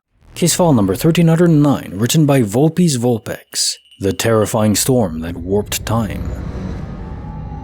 I lived in a safe town. So when I was young, I could freely go out and play all day as long as I came home by dark or by the time the streetlights came on. It was summer, so it was probably close to 9 p.m. when I came home. Anyways, I left in the morning to hang out with a few friends at a park in the north side of town. Rode our bikes, got candy at Casey's, a gas station popular in the Midwest, just hung out and nothing exciting. Midday approached and we were hungry. We go to someone's house and eat, and by then a storm rolls in. In the summer, you know how fast and dark a storm can come in, but it just had a different energy to it, like it was going to be a terrible storm. My parents' friend basically told us to stay there for a few more hours to let the storm pass or go home, because it looked pretty bad out. I passed on that offer. They had like 7 of their own kids, plus like 5 or 6 of us. Screw that. So I got on my bike and took the long way home, through the south side and down towards the very southern tip of town where the public school, a creek, and the less loved park in town was. It's pretty to drive through, and the storm really set the mood. After that, nothing. I wake up in the grass and it's dark. It's raining like hell, wind whipping hard as crap. I'm soaked and freezing, so cold I can barely stand up and grab my bike that was next to me. I wasn't cut up like I had fallen off and bonked my head. I feel totally fine, besides the bone chill I had going on. My bike is fine, just wet. My shoes weren't even dirty. All my clothes were intact and just wet, not even muddy considering I was lying on the grass. After the shock, I got up and went home, getting pelted by cold rain and tiny bits of hail. How I didn't wake up from the storm really scares me the most because it was a crazy thunderstorm, just intensely loud the entire way home. The park was a 5-minute ride from my house, and when I got home, it was almost 9. I left my friend's house at like 1 or 2 in the afternoon. Case file number 1310, written by Random Headful, Marine's chilling night on guard duty. My son was a Marine stationed in the Middle East. They happened to be doing an exercise in Jordan with the Jordanian army and were camping out in the middle of the desert. One night, my son was on guard duty with another Marine, and near the end of his shift was sent back to camp to wake up the 2 guys whose turn it was. On the way back, which was about a mile, he started seeing black shadows out of his peripheral view, darting back and forth. Then he heard loud whispering in a language he couldn't understand. In the distance was a mountain range, which was in an unpopulated area, out in the middle of the desert. There are no cars or trucks or other vehicles. The only population nearby was a Bedouin tribe, but they didn't use motor vehicles, they traveled by camel. So that's why my son was really shocked to see lights in the distance. His logical mind tried to tell him that it was cars and trucks, but he knew that it couldn't be the case. The lights were also traveling in directions like straight up or straight down that a car couldn't do. Meanwhile, the dark shadows and whispers got worse. When he arrived at camp, he was absolutely fear-stricken. He woke the guys, then went to bed. The next morning, he asked the rest of the guys who had duty the night before if they'd seen or heard any of the stuff. They all had experienced it, the voices, the shadows, and lights. They were all terrified. So my son decided to make a Ouija board out of cardboard, and they asked it questions. At some point, the Ouija board told them, "Get out." So my son went out into the desert and buried it. The next morning, he woke up and the Ouija board was outside his tent. No one claimed it as a joke, and it was impossible anyway because no one saw where he buried it. To this day, he gets freaked out talking about it. He's not the type of person who believes in ghosts or such things, but after talking to guys in the Jordanian army, he's convinced they witnessed a jinn. Bonus file written by Anonymous, The Mysterious Woman by the River. When I was in high school, me and some friends went down to the river at night. We lived in a super rural area in the southeast, so we had the place to ourselves. It was just the 9 of us. We were also completely sober. We're all playing music and splashing around when we realized there was a 10th person in the water with us. She was a little farther out than us, but close enough that we could see that she was white with dark hair. If it wasn't for the fact that the only way to get to the spot we were in was to drive there, which we would have obviously seen, or by boat, none of us would have thought twice about seeing her. Some of my friends tried talking to her, but she didn't say anything, but made a motion for us to join her deeper in the water, which made us nope the hell out immediately. As soon as we were all on the shore, she went under the water and we didn't see her again. I'm still in touch with a couple of the people that were there, and it always comes up in conversation. To this day, when I visit family who's still in the area, seeing the river after dark gives me chills. Case file number 1311, written by IC0706, The Locked Deadbolt of Mysteries. I have 3 stories that really stand out to me, and as far as explainability, I can't explain any of them, but one is the winner as far as scaring the crap out of me. They all involve doors. In my teenage years, I lived in a townhome owned by my then stepdad, who freely admitted he thought the place was haunted. He was self-employed as a sound equipment installer and often would come and go during the day, and my mom worked 9 to 5 at a law firm. It was summer break, but I wasn't driving yet. I spent a lot of time outside, and this was before the time everyone had a cell phone, so I'd often take our cordless home phone outside with me. I went outside one day and realized I'd forgotten the phone. When I tried to go back inside to get it, the door was locked. Not the handle, which I may have written off as something I accidentally did on my way out, the deadbolt. The handle freely turned, but the deadbolt was engaged. The deadbolt that requires a key to lock from the outside, which I did not have. I stood there dumbfounded for a few minutes. Nobody else was home, and the only other entrance to the house was a set of sliding doors in the basement that were always locked. What the hell just happened? I kept trying to open it like an idiot for a while, before finally resigning myself to borrowing the neighbor's phone and calling my stepdad. He was in town, and after asking me if I was sure 1,000 times, came by to unlock the door. I'll never forget him saying, "Yep, the deadbolt was completely thrown. I can't explain that." I spent the rest of the day trying to recreate it, slamming the door over and over, trying to get the deadbolt to lock on its own, and it wouldn't happen. Second experience, same townhouse. I was now driving and often stayed late after school as I was in theater and had practices. This afternoon, I had about 30 minutes between class and practice and drove home to get a snack. When I got there, my mom was at work and my stepdad's van was gone, so I assumed he was gone as well. The door was locked. Now when you walk into this home, right in front of you, to the left is the kitchen, the right is my bedroom, and the middle has a staircase going downstairs. I unlocked the door, came inside, and turned into the kitchen with my back to the staircase. As I was making a sandwich, I heard someone downstairs. I turned back around and the staircase door was open, the stairwell light was on, and someone was clearly downstairs. At the time I thought, wasn't that door closed when I got here? But I also rationalized, because my stepdad's van was a cargo van, and it wasn't uncommon for someone to borrow it to haul things. So I assumed he was home, his van was borrowed, and I went to the top of the stairs. I stood there, looking down the stairs, eating my sandwich, and almost said something.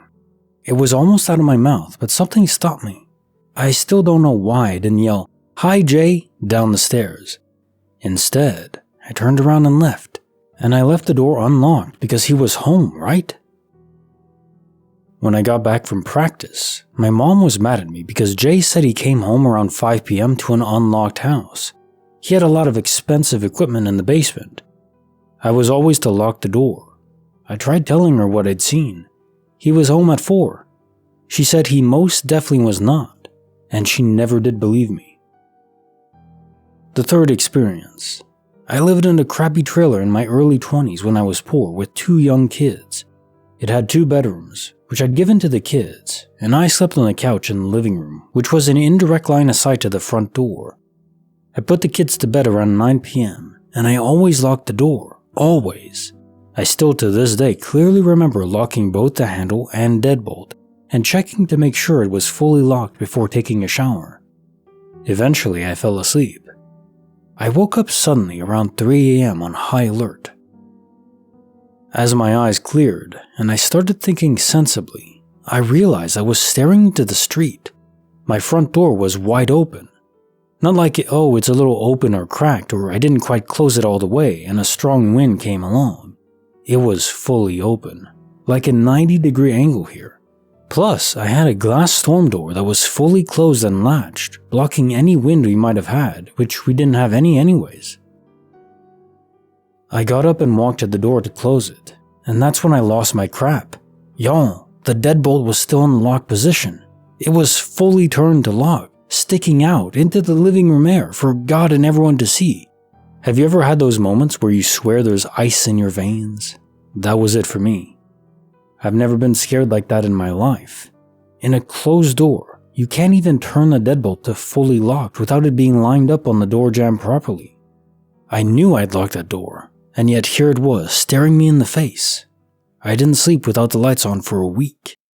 Creepy file number 124, written by Aaron Yaffe, a thrilling tale of man versus wild. I got home in the evening while living in rural Pennsylvania and had to shoo some cats away from my trash cans. 30 minutes later, I hear rustling in the trash cans.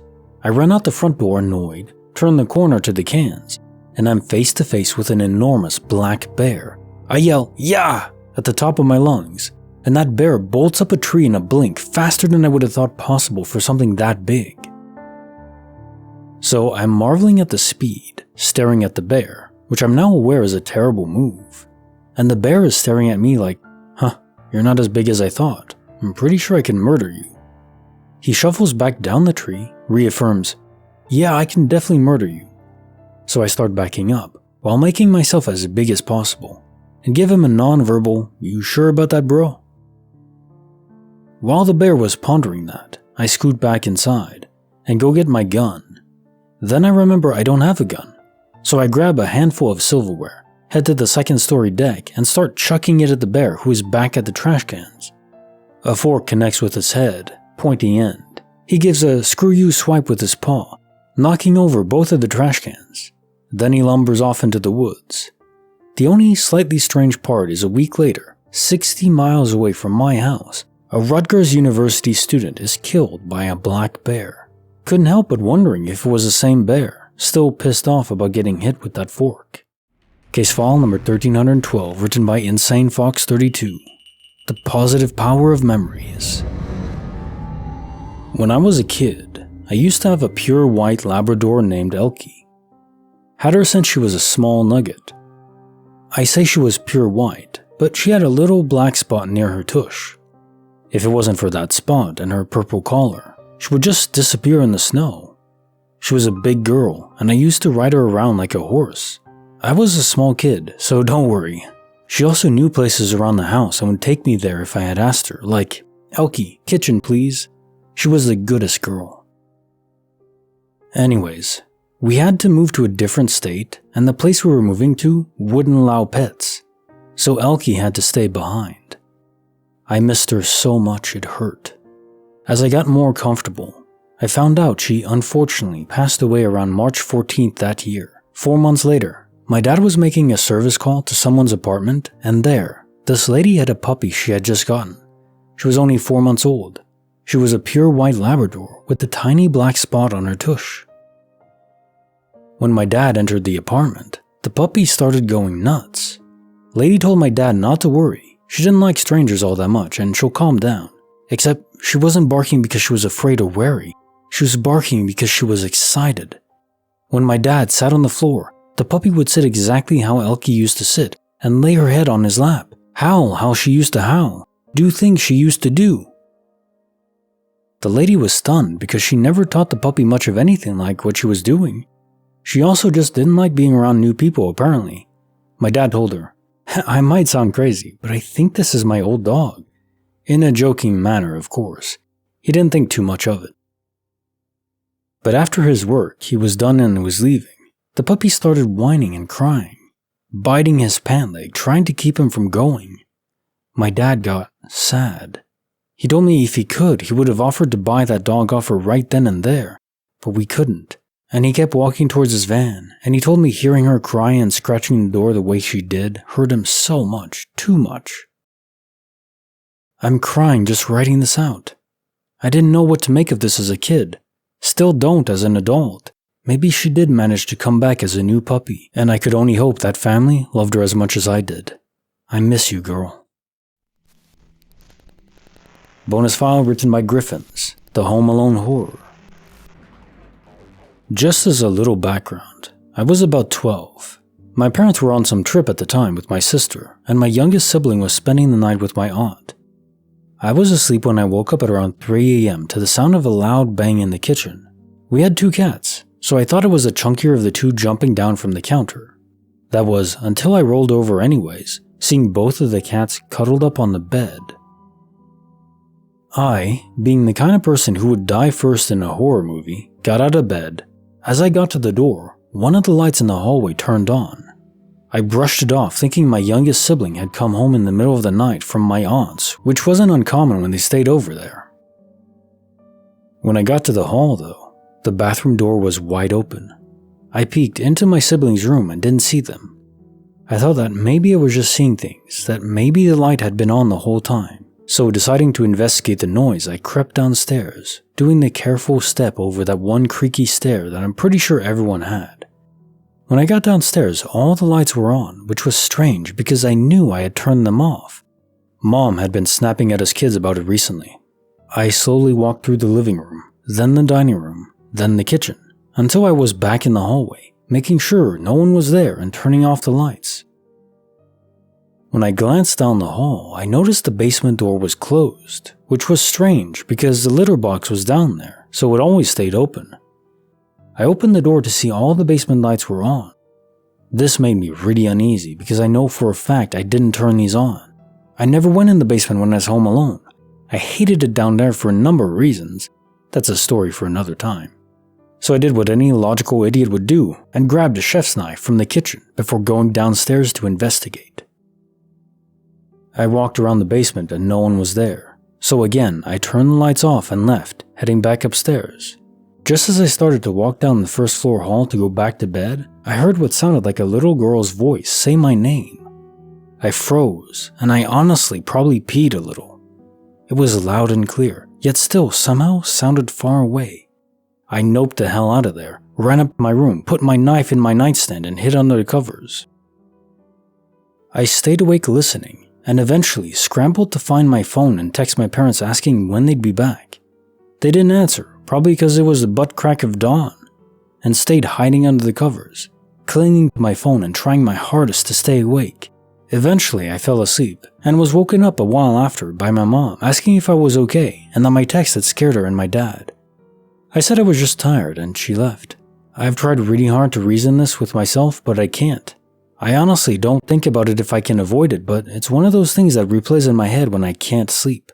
Case file number 1313, written by Maddox337, The Silent Siren Anomaly. The house I was living in at the time had a sort of uneasiness to it. I'm not sure how to explain it. Anyway, other than feeling the need to keep the lights on a lot, two specific things stand out. I was in high school at the time, my parents divorced, and I'm waiting for my dad to pick me up to go get some dinner one night. The house is on a short, private road off the main road. There are two other houses on this road, mine being the third. Okay, so I'm sitting on the stairs in front of the door, and I hear what sounds like the siren of a distant fire engine. Nothing abnormal there, but it keeps getting louder and louder to the point where I think, okay, it must be on the main road up the hill. It kept getting louder and louder until I thought the fire truck must be coming down our private road. But I can see the other two houses, neither of which were on fire. The siren got so loud that I was convinced any second I would see it come over the hill into view on the road in front of my house. It was blaring. So I walk to the front door, open it, and step outside to see it. The second I step outside, dead silent. No siren blaring, no engine, no truck. Silence. My dad didn't believe me and thought it was somewhere else in the neighborhood. But I swear to God, this crap went down exactly as I typed it. The second main thing actually happened relatively close to the fire truck thing. Got home from school, still in high school, went into the basement and turned on my Xbox. Now, this basement was not at all creepy on anything except for a small room off to the side, which my dog absolutely refused to ever enter. He would just stand in the doorframe. The basement has got a TV setup, couch, pool table. It was chilly. Now, this house was built on a hill, so the back side of the house had a sliding door in the basement to the backyard, even though the front side of the house was underground in terms of the basement. Okay, so I get home, play some Xbox, just chill out. Then the window next to the sliding glass door in the basement starts shaking violently. If you take both hands and start smacking a window with your palms as hard as you can, that's exactly what it looked like and sounded like. Smack, smack, smack, smack, smack, smack. I watched it for maybe 10 seconds before I bolted the crap upstairs. Started freaking out because I just knew there was something up with the house, and the fire truck crap was still recent. The only thing I could think was that a buddy followed me home and did that crap to scare me, but that makes no freaking sense, and there was fresh snow outside the window. Nobody had been standing there. I lived in the house for a while, and again, there was always something off. You could just feel it. I always felt a need to have lights on for comfort, and I'll admit I did my fair share of looking behind me for no reason. But that window crap absolutely messed with me. I legitimately yelled, "Please stop, you're scaring me," into an empty house after that window incident. Creepy file number 125, written by Superfly, The Midnight Stranger. A couple years ago, I was up late watching a movie one night.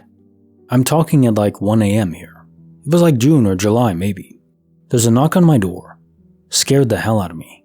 I flick on my porch light and look out the window. There's some dude just standing there. Just some regular looking guy in a gray hoodie. I live in a small town with an almost non-existent crime rate, so I don't think too much about it, but I'm still cautious because this is still weird. I live literally right next door to our local sheriff's department. At first I'm thinking he might just be somebody needing help, in which case I could direct him to the station super easily. I decide to crack open the door to see what's going on. The television and light in my living room are both on. The guy can clearly see that someone is home and awake. Probably why he knocked on my door. The guy tells me he's going door to door asking for donations to replace Christmas gifts that were lost in a house fire earlier that day. Reminder, this was in the middle of summer, in the middle of the night. Not even close to Christmas. The guy didn't look or sound high or drunk or anything, and his clothes were pretty clean from what I could see, so I don't think he was homeless either. The way he was acting and talking, he seemed perfectly lucid and with it. It was just what he said to me that was super freaking weird. I tell the guy I can't help him, he thanks me anyway and walks away. I immediately called the police, told the person I spoke to exactly what happened, just in case this guy was up to something sketchy. This is where it gets a little creepy. Well, creepier. Before I can tell him my address, the dispatcher asked me if I live in a certain area that's actually about a 15-minute drive away from where I am. I tell them no, I'm just right next door to them. I ask why. He says that not 5 minutes before I called, he received another call from someone in the aforementioned area reporting the exact same thing I had just called in about. The description of the guy sounded almost identical to the guy who came to my door. The dispatcher said there were no fires reported that day. I never saw the guy again and never heard any more about it. Case file number 1314, written by Mentally Empty. The Rosebud to Frankston bus journey that defied time itself. This was 10 years ago when I was 16. I again remember this experience just yesterday. I was living on and in the Mornington Peninsula, Victoria, Australia, Rosebud to be exact. When I went to see my family in Melbourne, I would take a bus to Frankston, then a train to Melbourne. The bus trip always took about an hour or a bit over. On this one occasion when I was heading from Rosebud to Frankston via that same bus, I met someone on it and we started talking. It only felt like 30 minutes of talking and we hadn't reached Frankston yet, of course. All of a sudden, I received a call from my father, who was traveling to visit that day. He was acting a bit aggravated, asking where the hell I was. I responded with, "Dad, I'm on the bus like I told you 30 to 40 minutes ago." He went off, calling me a liar. I was super confused and questioned what I did wrong. What he said scared and confused the crap out of me. He said I couldn't be on the bus because it's been 3 hours since I left. I checked the time and lo and behold, it was 3 hours later, yet I was on the same bus that hadn't reached Frankston nor had any detours. I asked the people on the bus to check the time and how long we were on the bus for. They checked and looked up at me slowly, wide-eyed, also frazzled by how the hell the time could have jumped. I repeatedly tried to assure my dad I was still on the same bus and don't understand how the time jumped. Obviously, I sounded nuts, so he never believed me. That experience has never happened again, and I still try to find a logical explanation to this day. Case file number 1315, written by Wilder Pixie. The mysterious door locked in my mind. I have aphantasia, which is relevant to the story. I can't visualize things and I have no visual memory. I remember the things I see by having a constant narration in my head, and I can remember what I thought. So my little brother was always terrified of the basement and would not, for the life of him, go down there. I was also a bit older, so I had to be braver. I was always the one sent down to go get stuff. My brother and I were talking about the basement one day, and I was prying about why he was so scared. He would barricade the door at night and stuff. He told me he sometimes hears things from down there, scratching and weird-sounding talking in some language he didn't understand. I was immediately alarmed and told him someone must be sneaking in through the door down there. He said, "What door? There's no door down there." He even brought up that I can never remember anything visual, but I argued back that he hasn't even been down there for years. We argued back and forth. I went downstairs and came back up, proud to declare that there is indeed a door down there. He got really pale and upset and asked my dad if there was a door in the basement. My dad laughed and said, "A door to what? It's underground, of course not." I'm getting super mad. I know I can't remember things visually, idly, but I just checked. Our little argument kept going a bit, me trying to get him to go down with me. Finally, he did. No door. 4 concrete walls. I wailed, "But I've been inside!" My brother and I ran upstairs and barricaded the door, and neither of us would go down again. Bonus file written by Cordry 12, a malevolent force from the Colorado woods. I was taking care of my parents' house in the woods of Colorado.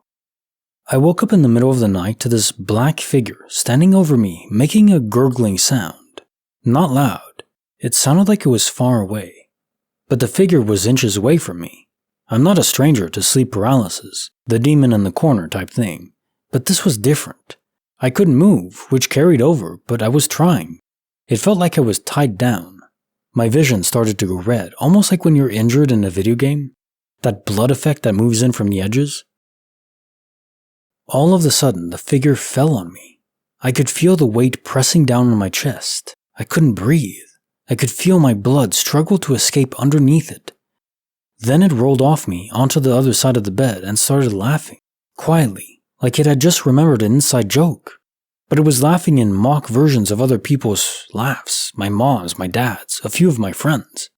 It started to distort. It became the silhouette of my mom 5 years earlier. The laugh became a touch clearer, closer to hers. Then its hand slid over in my bed, very slowly, like it was nervous to touch me. It grabbed my hand and held on, fingers interlaced. It felt like solid fog, and it rolled like it was something liquid moving in waves underneath the surface. It kept holding on and kept laughing. Eventually the red in my vision faded into the full black, and I woke up almost a full 20 hours later. My body ached. It felt like my spine had been taken out and replaced. Moving was a chore. I had to relearn how to do all the simple things over the next hour or two, until it all crashed back into me. Case file number 1316, written by Alien Null. Even soup can vanish. I was living alone just after breaking up with my girlfriend at the time. It was a bit of a messy breakup, and she took her name off the power bill. When I got home that day after work, I discovered the power had been switched off. Sick. So anyway, a few weeks prior, my mom had brought over an ice cream container full of some sort of meat-based soup that I had left in the freezer for a while. When the power was cut off, I just decided to live off delivery pizza and sit in candlelight for a week or so. I never opened my fridge or freezer for that whole week. Come to get the power back in a week or so later, and I think, oh crap, freezer food. I open up freezer and it stinks badly, so I shut the freezer door and decide to deal with it for maybe another month. It comes time to face the music and get rid of this disgusting container of death. I grab a towel and wrap it around the container. I didn't know what to do with it, so I just placed it down a corner in my laundry and decided I would just ignore it forever. A month later, and my ex-girlfriend wants to hang out, as we missed each other's company, and we just do that. We're pretty high, and she comments on the mess of the place, and I'm like, yeah, I know it's gross, but Anyway, I tell her about the container, and she just says she will remove it for me. We go into the laundry, and I'm standing behind her as she's kneeling down, slowly unwrapping this crunchy, dried towel, waiting for the smell to unleash. Nothing comes from it. There was nothing in the towel. No container, no soup. It was just a balled up towel. That was pretty freaky. Creepy file number 126, written by Kinetic Tech. The first clue, chapstick. I came home and there was a tube of chapstick sitting upright on the kitchen counter. I don't use chapstick. I never buy it. Hadn't had anyone over in weeks. Everything was locked. It just seemed like it must have come from nowhere. Then later I got a phone call. I used to answer the phone by saying, "This is my first name." When I did, the person on the other end said my last name and then hung up. The phone call came from the area code that I was living in, despite me having an area code from another part of the country. I called the number back, but they would just answer and hang up. I waited a few days and called the number again, but this time from a payphone in another city. They picked up and said my first name. I said, "Yeah," and they hung up again. How did they know it was me calling when it was from a payphone in another city? I paid for one of those "who's calling me" services to find out who the number belonged to. It was just some guy. When I googled his name, the only result I got was a blank webpage where if you scrolled to the bottom, it had his name and phone number. I couldn't find any address or background information for this person. Afterwards, my phone would go roaming whenever I tried to make a phone call. This all freaked me out. I got the feeling like I was being watched or followed. I decided to move into a new apartment. On the day I was packing my things in the moving truck, a helicopter showed up and hovered over my home for a few minutes. It wasn't high up either, it was really low, directly over my house. I would occasionally call the number from a different payphone, but nobody ever answered again. Bonus file written by Rio Star Wow, the Trampoline Specter. I grew up about 20 minutes outside of town. One night when I was about 11, I got up to get a glass of water. The water came from the fridge, and I always kept a glass beside the fridge for me at night. In the kitchen, there was a big window above the sink that overlooked the front yard, which included just fields and so on. It was very dark outside, and I could only see a little ways out from the light I had turned on in the kitchen while filling my glass. There was a trampoline out in the front yard of the house, a decent way away from the window. So anyways, that night while drinking my water, I was standing back from the window, but still looking outside. I then noticed some movement in the dark that didn't make sense. It took a minute for my brain to realize that it was someone bouncing on the trampoline. I really started to focus on it, trying to make sense of what I was looking at. As I was doing this, the figure slowly stopped bouncing, and I could tell it must have noticed me, and I could feel all the hairs on my body stand up. An instant later, whatever it was moved really fast towards the window, almost like instantaneously it was looking at me through the window. I only looked for a second, because this all happened very fast, but from what I recall, my brain registered it as a human face, but that something didn't feel right. I took my cup with me to my room and had a bad time trying to sleep. I never turned on the light while getting water at night again, and never looked out the window while drinking the water either. So many weird things happened in that home. Case file number 1317, written by Anonymous. The night the sky caught fire. This happened back in the mid-80s. My sister's ex-boyfriend and I, we were still on friendly terms as they shared a child, were driving home from San Bernardino. We were traveling west on Interstate 10. It was around 8:30 p.m. or so.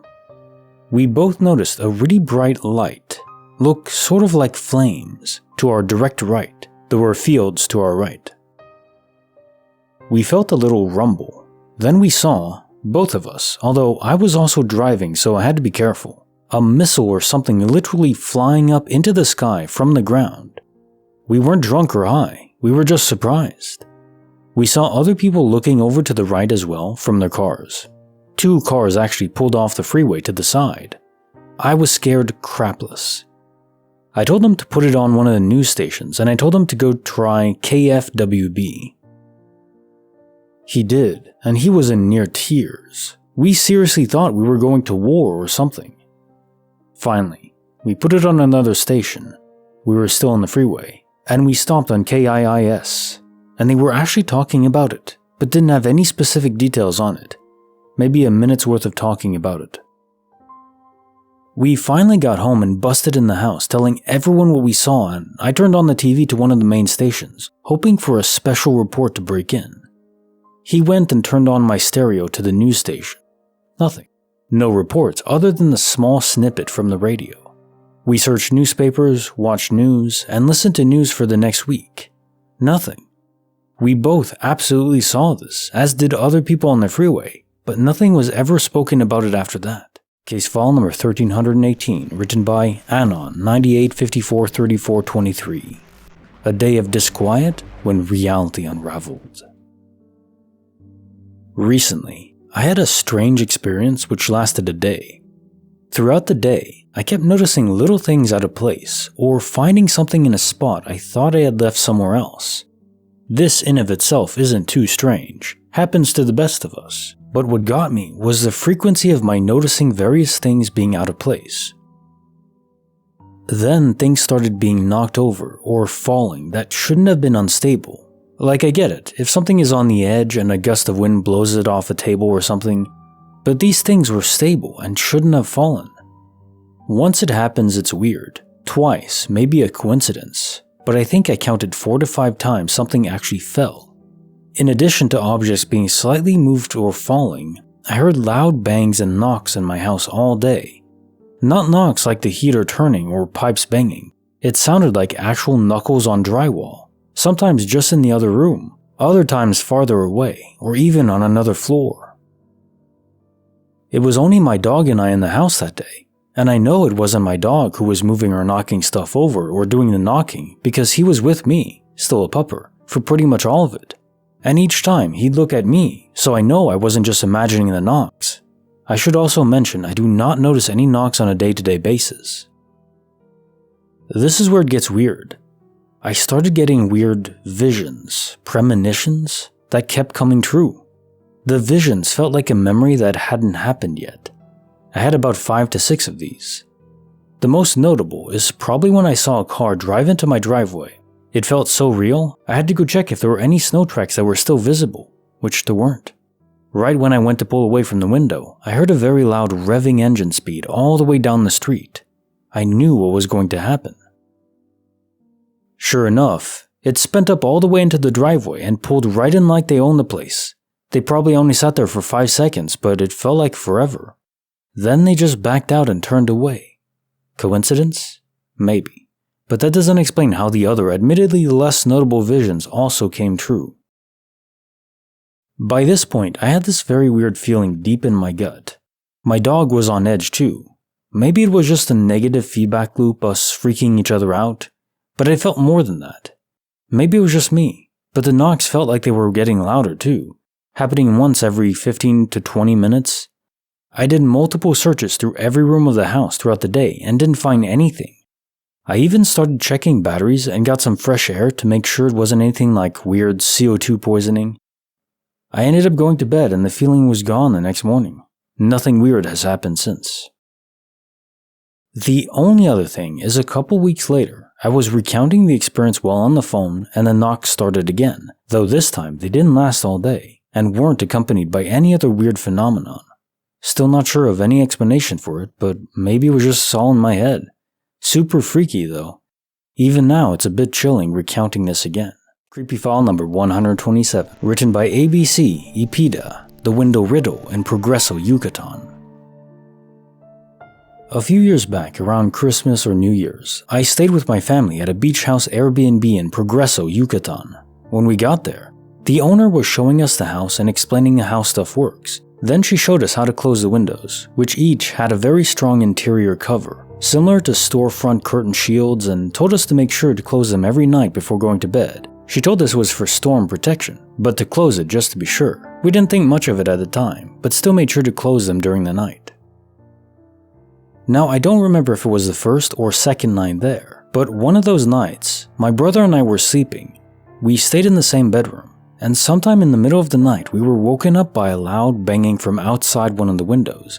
They were several bangs at a time, then stopped for a few seconds, and then banging again. It went on for a few minutes. As you can imagine, we were a bit freaked out by it, and we didn't know if we should open the curtain shield or not, to see what was knocking on the window. We decided to not open it just in case, and after a few minutes it just stopped. We stayed up a few minutes to calm down and went back to sleep. The next morning, we opened the window to see if anything was visible, but saw nothing. What's weird is that the bedroom was on the second floor of the house, and this particular window was very difficult to get to since there was nothing underneath, and the walls next to it were smooth as it gets, nowhere to grab onto or stand to get to that window. We stayed a few nights in the house, and as you can imagine, we took extra care and made sure we closed every window and shield every night. Case file number 1319, written by Boopy Boopy Boopy, a nighttime drive like no other. This happened about 10 years ago, when I was 17. I was in Tampa, visiting my aunt and grandma. They lived 2 turns off a very long, fairly main road, and I always remember this weird-looking building about halfway down the road on the left. The architecture was super specific, and was the only building for quite a ways on either side, about 3/4 of a mile from the first turn to get to the house. It always stuck out to me as a kid as my marker that we were just around the corner. One night, I went to a concert about 1.5 hours to 2 hours away. My aunt let me borrow her car, and I had to pick up another girl along the way. She lived about 20 minutes from my aunt's, and I had to get on the freeway to get to their house. I picked her up, and we went to the concert. Then I drove her home. I can't remember the exact time of night, but it was late enough that very few cars were left on the roads, I believe sometime between 12 to 2 a.m. This girl lived in what I would describe as a swampy suburbs. There were lots of family homes, but the roads weren't paved super well. There were no street lamps, no sidewalks, and it was windy and confusing. It was not a clearly laid out grid, and I absolutely needed my GPS to guide me in and out. A couple minutes after I dropped her off and started my 20-minute journey back to my family's house, I noticed that my phone had only 2% left. I immediately started speeding to get out of the confusing, windy roads of this neighborhood before I lost my GPS. My aunt called me to ask me where I was, and I said, "I can't talk, I only have 2% on my phone." My phone died. I was in a practically pitch-black neighborhood with no sign of any main roads or any clear direction on how to get out. It felt like I was in a never-ending maze. I went down road after road, flipping U-turns in random dark driveways, hitting dead ends every other turn. I was screaming and panicking, hitting the steering wheel with my hands. I was so scared. But after 5 to 10 minutes of this, I had an insane sense of calm wash over me. In an instant, I knew it was all going to be okay and that God, I was Christian at the time, no longer, would guide me home. I knew there was no way something bad was going to happen to me, and that felt like a fact. It was bizarre, like my body knew something I didn't. The next turn I took, I was spit on a new road. I turned right and immediately noticed a weird building by my aunt's house, literally on the corner. I turned around in the parking lot, went back down the road to their house, putting the building back on my left. I was home less than 10 minutes after I'd dropped the girl off and got back through the suburbs, when earlier that night it took me 20 minutes on the freeway. But here's the kicker. The next day, I wanted to see what street I had come out of the night before, and I kid you not, there was no street there. Not even close. The next street that I would have been able to turn off from would have been the first to get to my family's, about 3/4 of a mile down. But when I turned onto the main drag the night before, the weird building was immediately on my right. This has always been such an insane memory of mine, and I know whoever I tell it to thinks I must have just missed the street somehow. But I went through every possibility and it just wasn't there. That, on top of it taking me a significantly shorter amount of time to get home from that girl's house, especially after panicking and going down random dead ends, adding 5 to 10 minutes at least. Plus getting home in that amount of time through a neighborhood when before I had to take the freeway to get to their house, and the inexplicable knowing that I was going to be alright, and the literal next turn putting me on the literal only landmark I know in that area.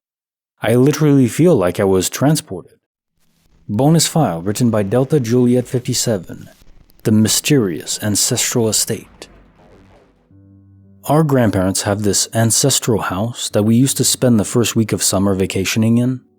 When we're there, we usually stay in the guest house because it is newer and more comfortable. Beds are new, there's hot and cold water, big TV, etc. And frankly, the old house is also a bit scary, given that it's old and no one really has lived there for years. Only the caretakers are there the rest of the year, and they have their own little place on the side of the property, so they don't actually live in the old house. One time, us kids were playing. I happened to look at the direction of the old house, and I find my younger cousin standing on the second floor ledge. I immediately called for help. Eventually, we got him down safely. When we ask him how he got there, he has no memory of the whole thing. The last thing he remembers is that he was riding his bike. The next thing he knew, everyone was calling him, panicking, and trying to get him down. We also couldn't figure out how he could have gotten there because he was around 7 or 8 at the time and the ledge is on the second floor, so there's no way he could have reached it. The only way to get to it is using a ladder or through the library window. There was definitely no ladder nearby because the caretaker had to run to the garage to get the ladder. There's also no way he could have gone through the library because it is locked and the window has been practically bolted shut because no one has opened it in years. We never figured out what happened. To this day, my cousin still has the hole in his memory, but he said he has random dreams about a disenchanted voice coming from the library window calling his name. Case file number 1320, written by Anonymous, A Mysterious Turn of Luck. I had accepted a very speculative contract position with the most powerful company in my field. Regular full-time entry-level hirees made $40,000 to $50,000, but as a contractor, I made $11 an hour. This was 2011. I moved across the country with nothing and lived in an extended stay. Eventually, I was hired as a regular full-time at $55,000, but that first year was rough. One day, I found that I had one way or another misplaced $250. This was my extended stay rent for the next week. I suspect it was taken from my wallet at a small local bar I used to stop into on Fridays after work. I was checking to check. I had no clue how I was going to live the following week. The next morning, Saturday, as I'm scrambling to figure out where my money went, my development director calls me. A couple of QA testers were being flown in to interview from embedded positions, and since we were crunching, we were going to do the interviews on Sunday.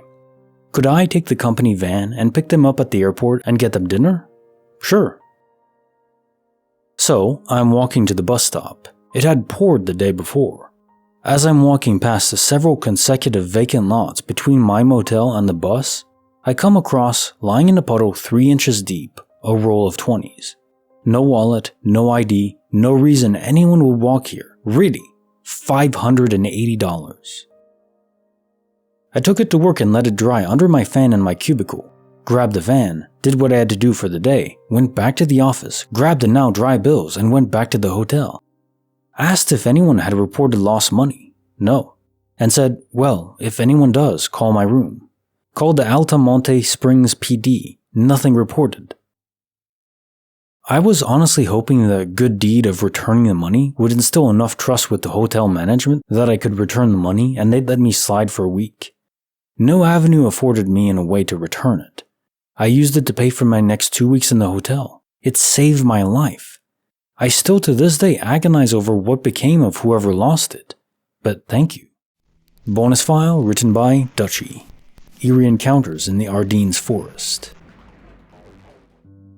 I was walking through a forest at night with a small group of around 4 in the Ardennes. It was kind of a game. We and a couple of other groups would be dropped into the forest at night, and the group that got back first to the farm we stayed in won and got bragging rights.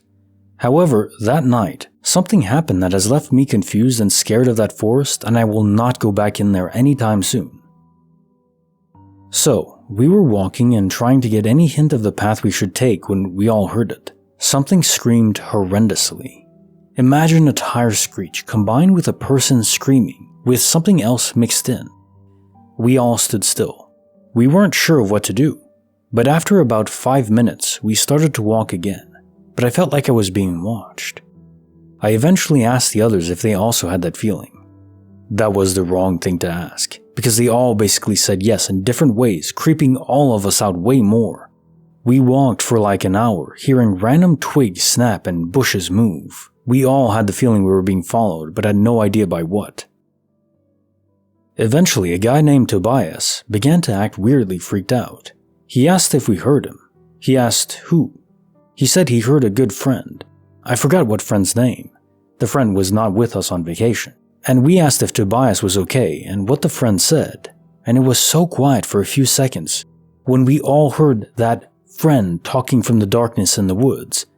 Everyone stood still, frozen in fear. After a bit, we started to walk again, all scared of what we just heard.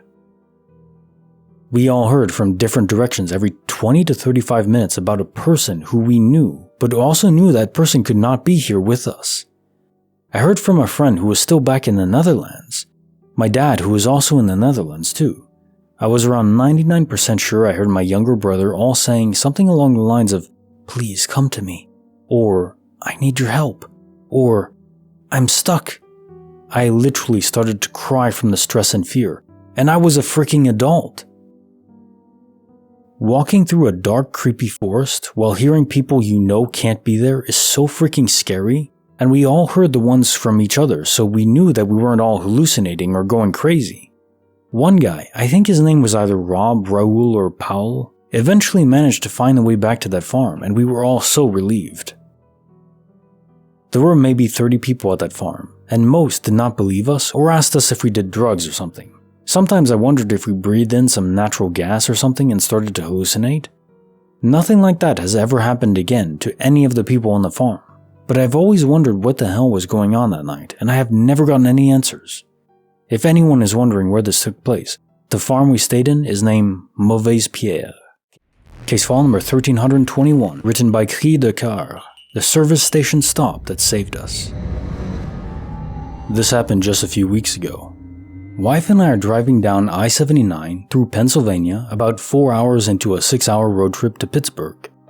It's about 11 p.m., snowing pretty hard in places, not very much traffic at all. We're about to pass a service station. Wife asked if I need to stop and use the washroom. I didn't, but for some reason I said sure, I have to use it.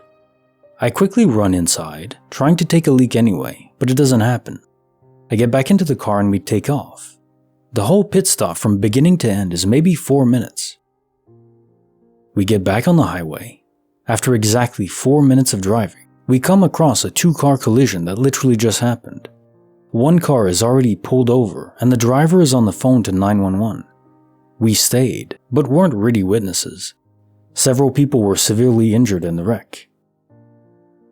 So I am convinced that had we not stopped at the service station, we would have been in that accident. The timing was just too close. So why did I tell my lady to stop at the service station when I didn't need to pee? We were talking about it immediately after we started back on the road, after the police and ambulances came. It was very odd.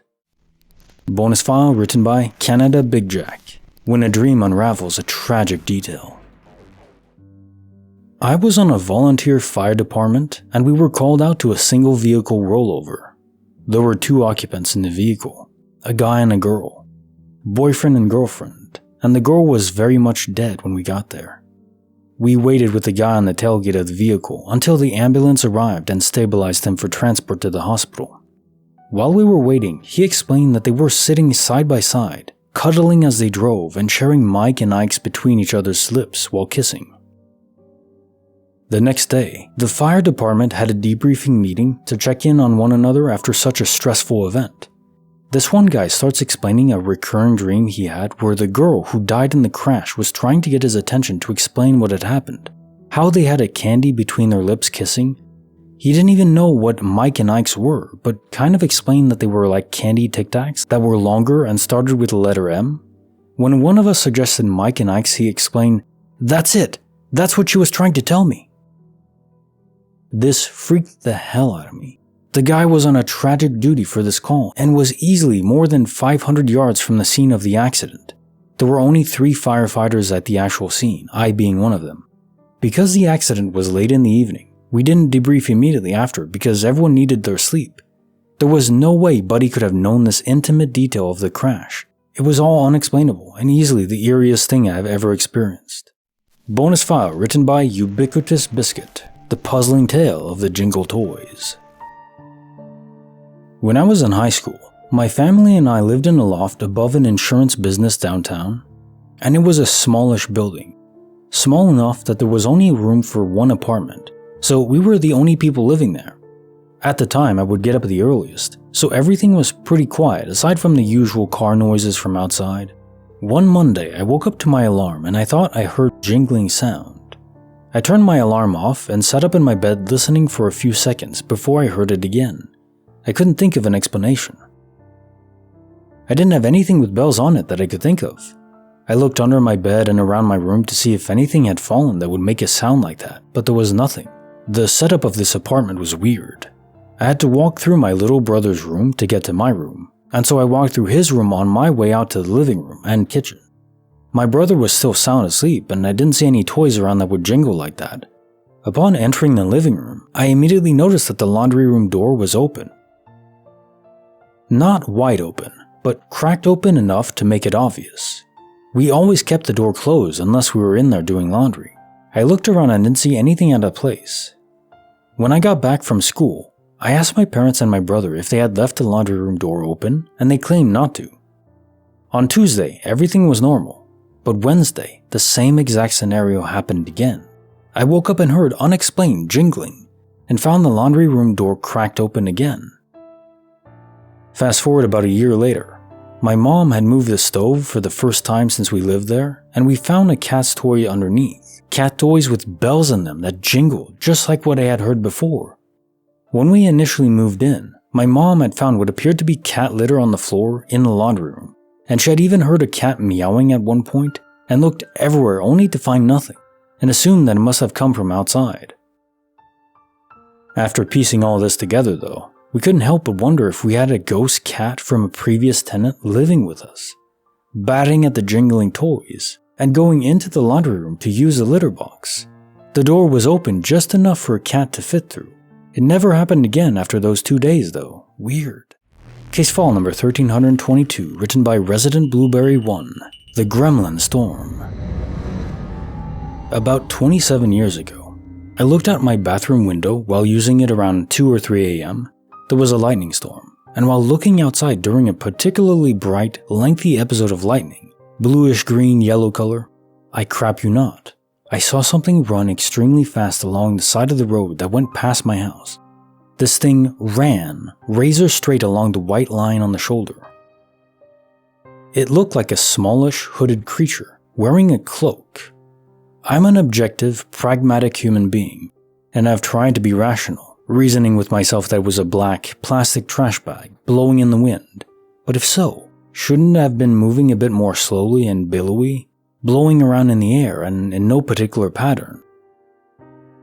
I tried to consider what I saw was a tire rolling down the road, being forced along by the wind. But wouldn't it have been a bit wonkier, maybe a little wobbly? And would it roll at such super speed?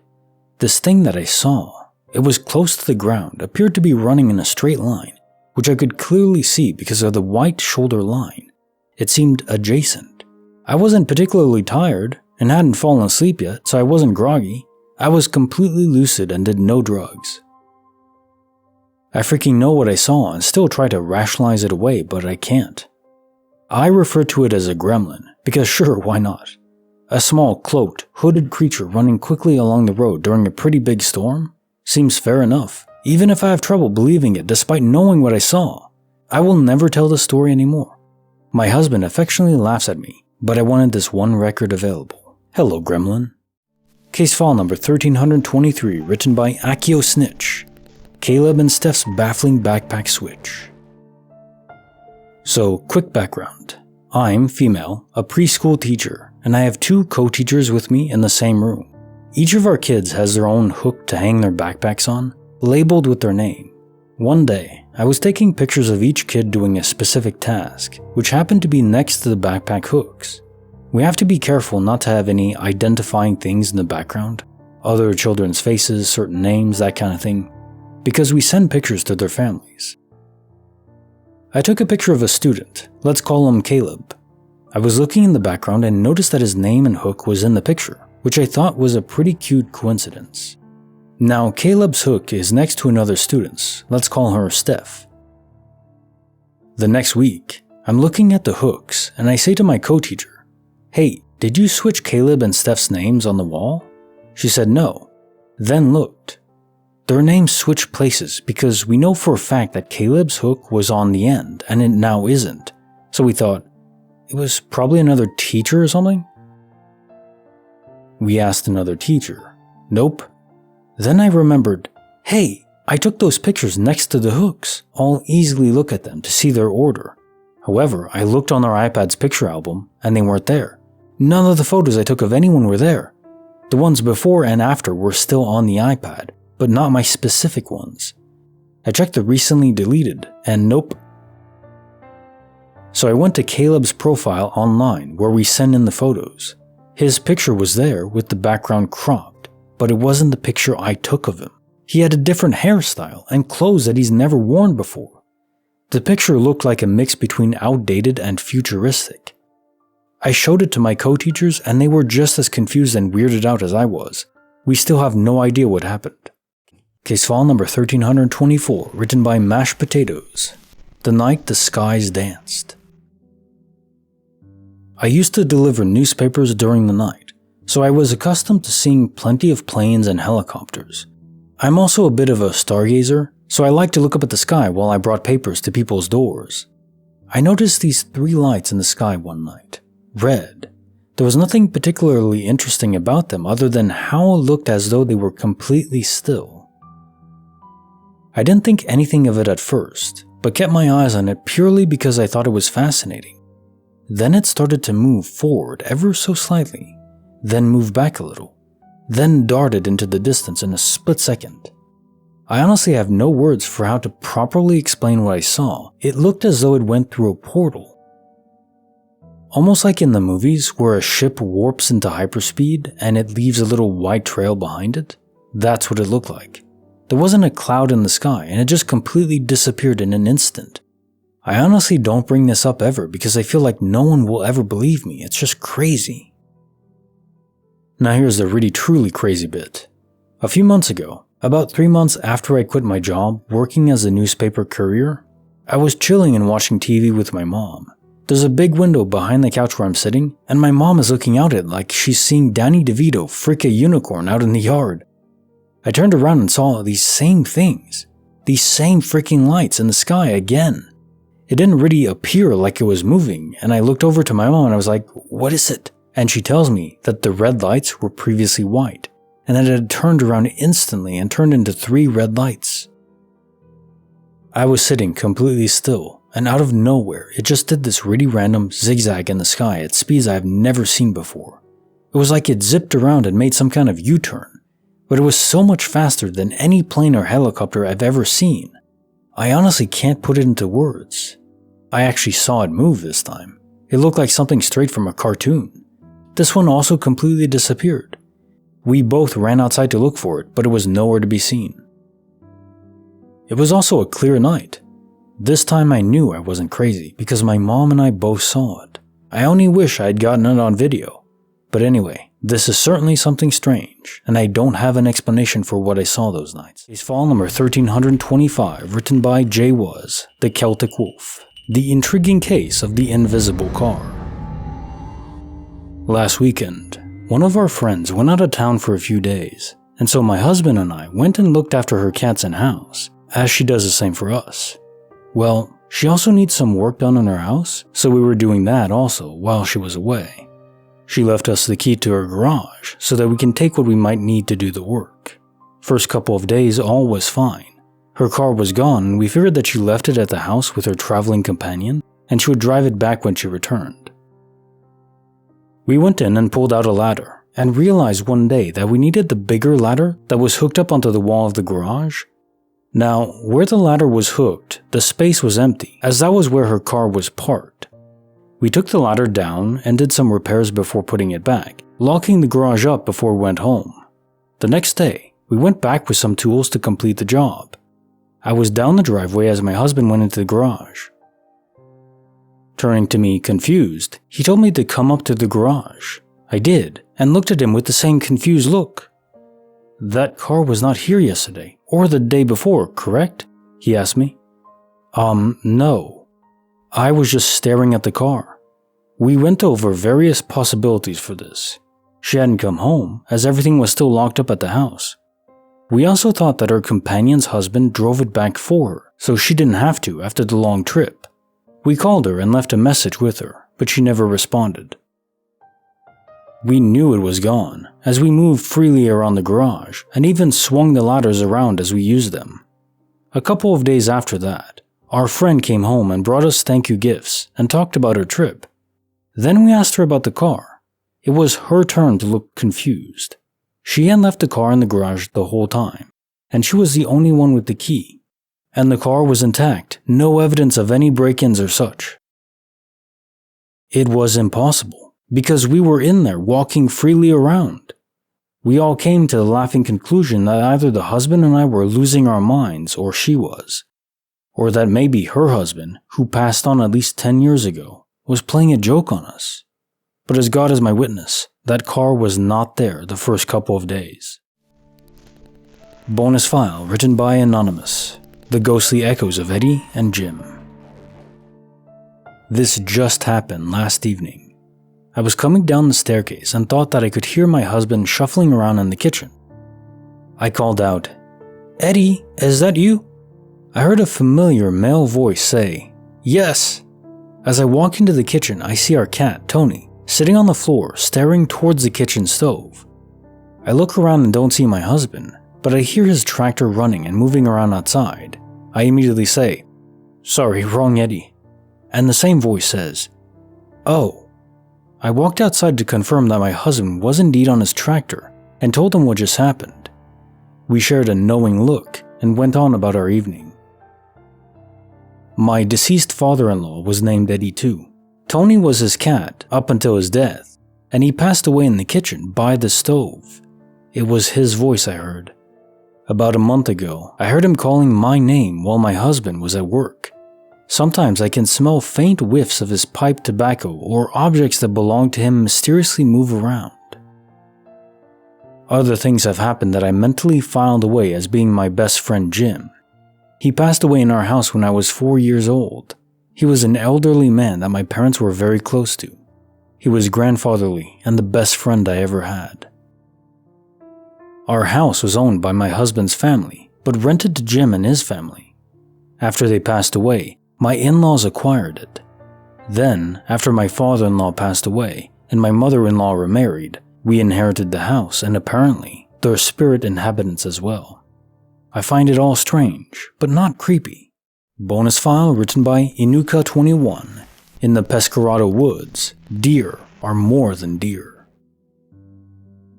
I feel stupid for even writing this out, but I feel like it needs to be told in case someone can give an explanation. A few years ago, my boyfriend and I went hiking in the Pescarado Woods, Northern California.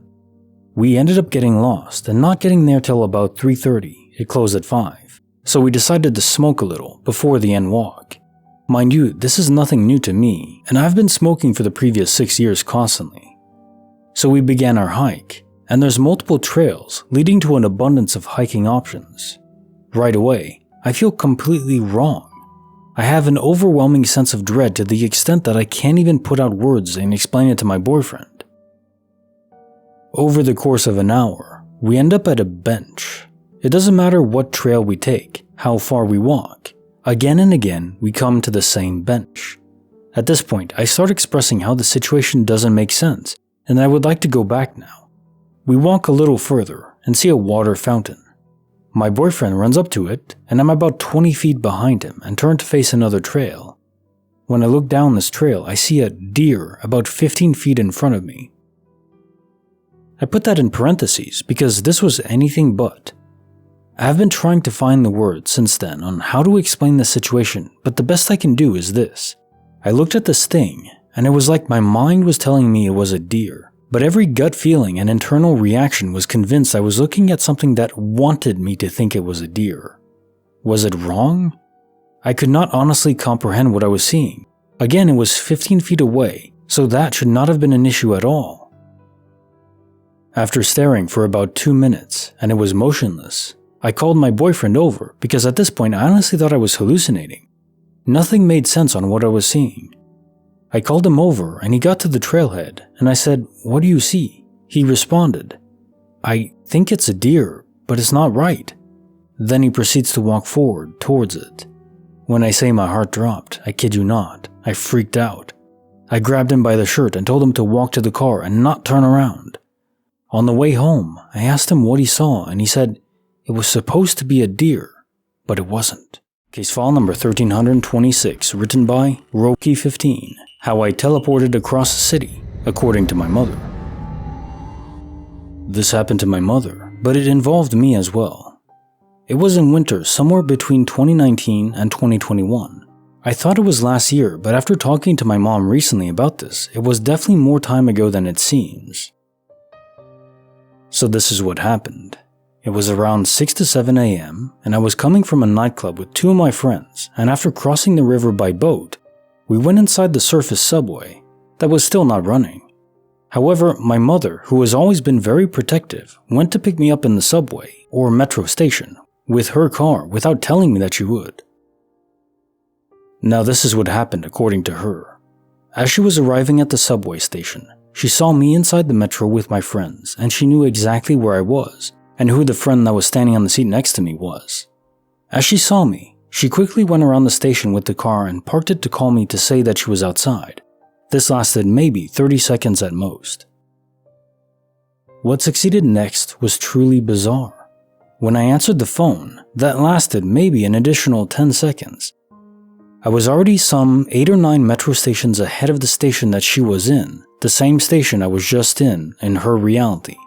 To get there from where I was initially, it would take easily some 15 to 20 minutes. By metro, of course. I remember telling her on the phone where I was, and she became truly shocked and confused. I was still a little drunk, so didn't give too much importance to that at the moment. But on the next day, and after talking to her about the event, I knew that what happened was something very strange. She wasn't lying because she knew exactly where I was sitting and next to who. We still have no idea how that happened. I've heard similar stories from other people. There must be something really complex in this existence that we aren't aware of or can't comprehend. Creepy file number 128, written by Tunu Reddit Noob. From Punches to Peace. One night, I was walking back to my car when an unstable man came running up to me with his 4 Loko mumbling something about wanting to ask me a question. I inquired as to what it was when he quickly proceeded to punch me 2 times in the face with a Mayweather-like jab. I was stunned by this, so much so that I simply stood in amazement. As I regained my senses, I calmly walked towards him with my arms open, asking him why he had done that. He bounced around like a fighter in the ring, rope-a-doping his way around me as I slowly moved towards him.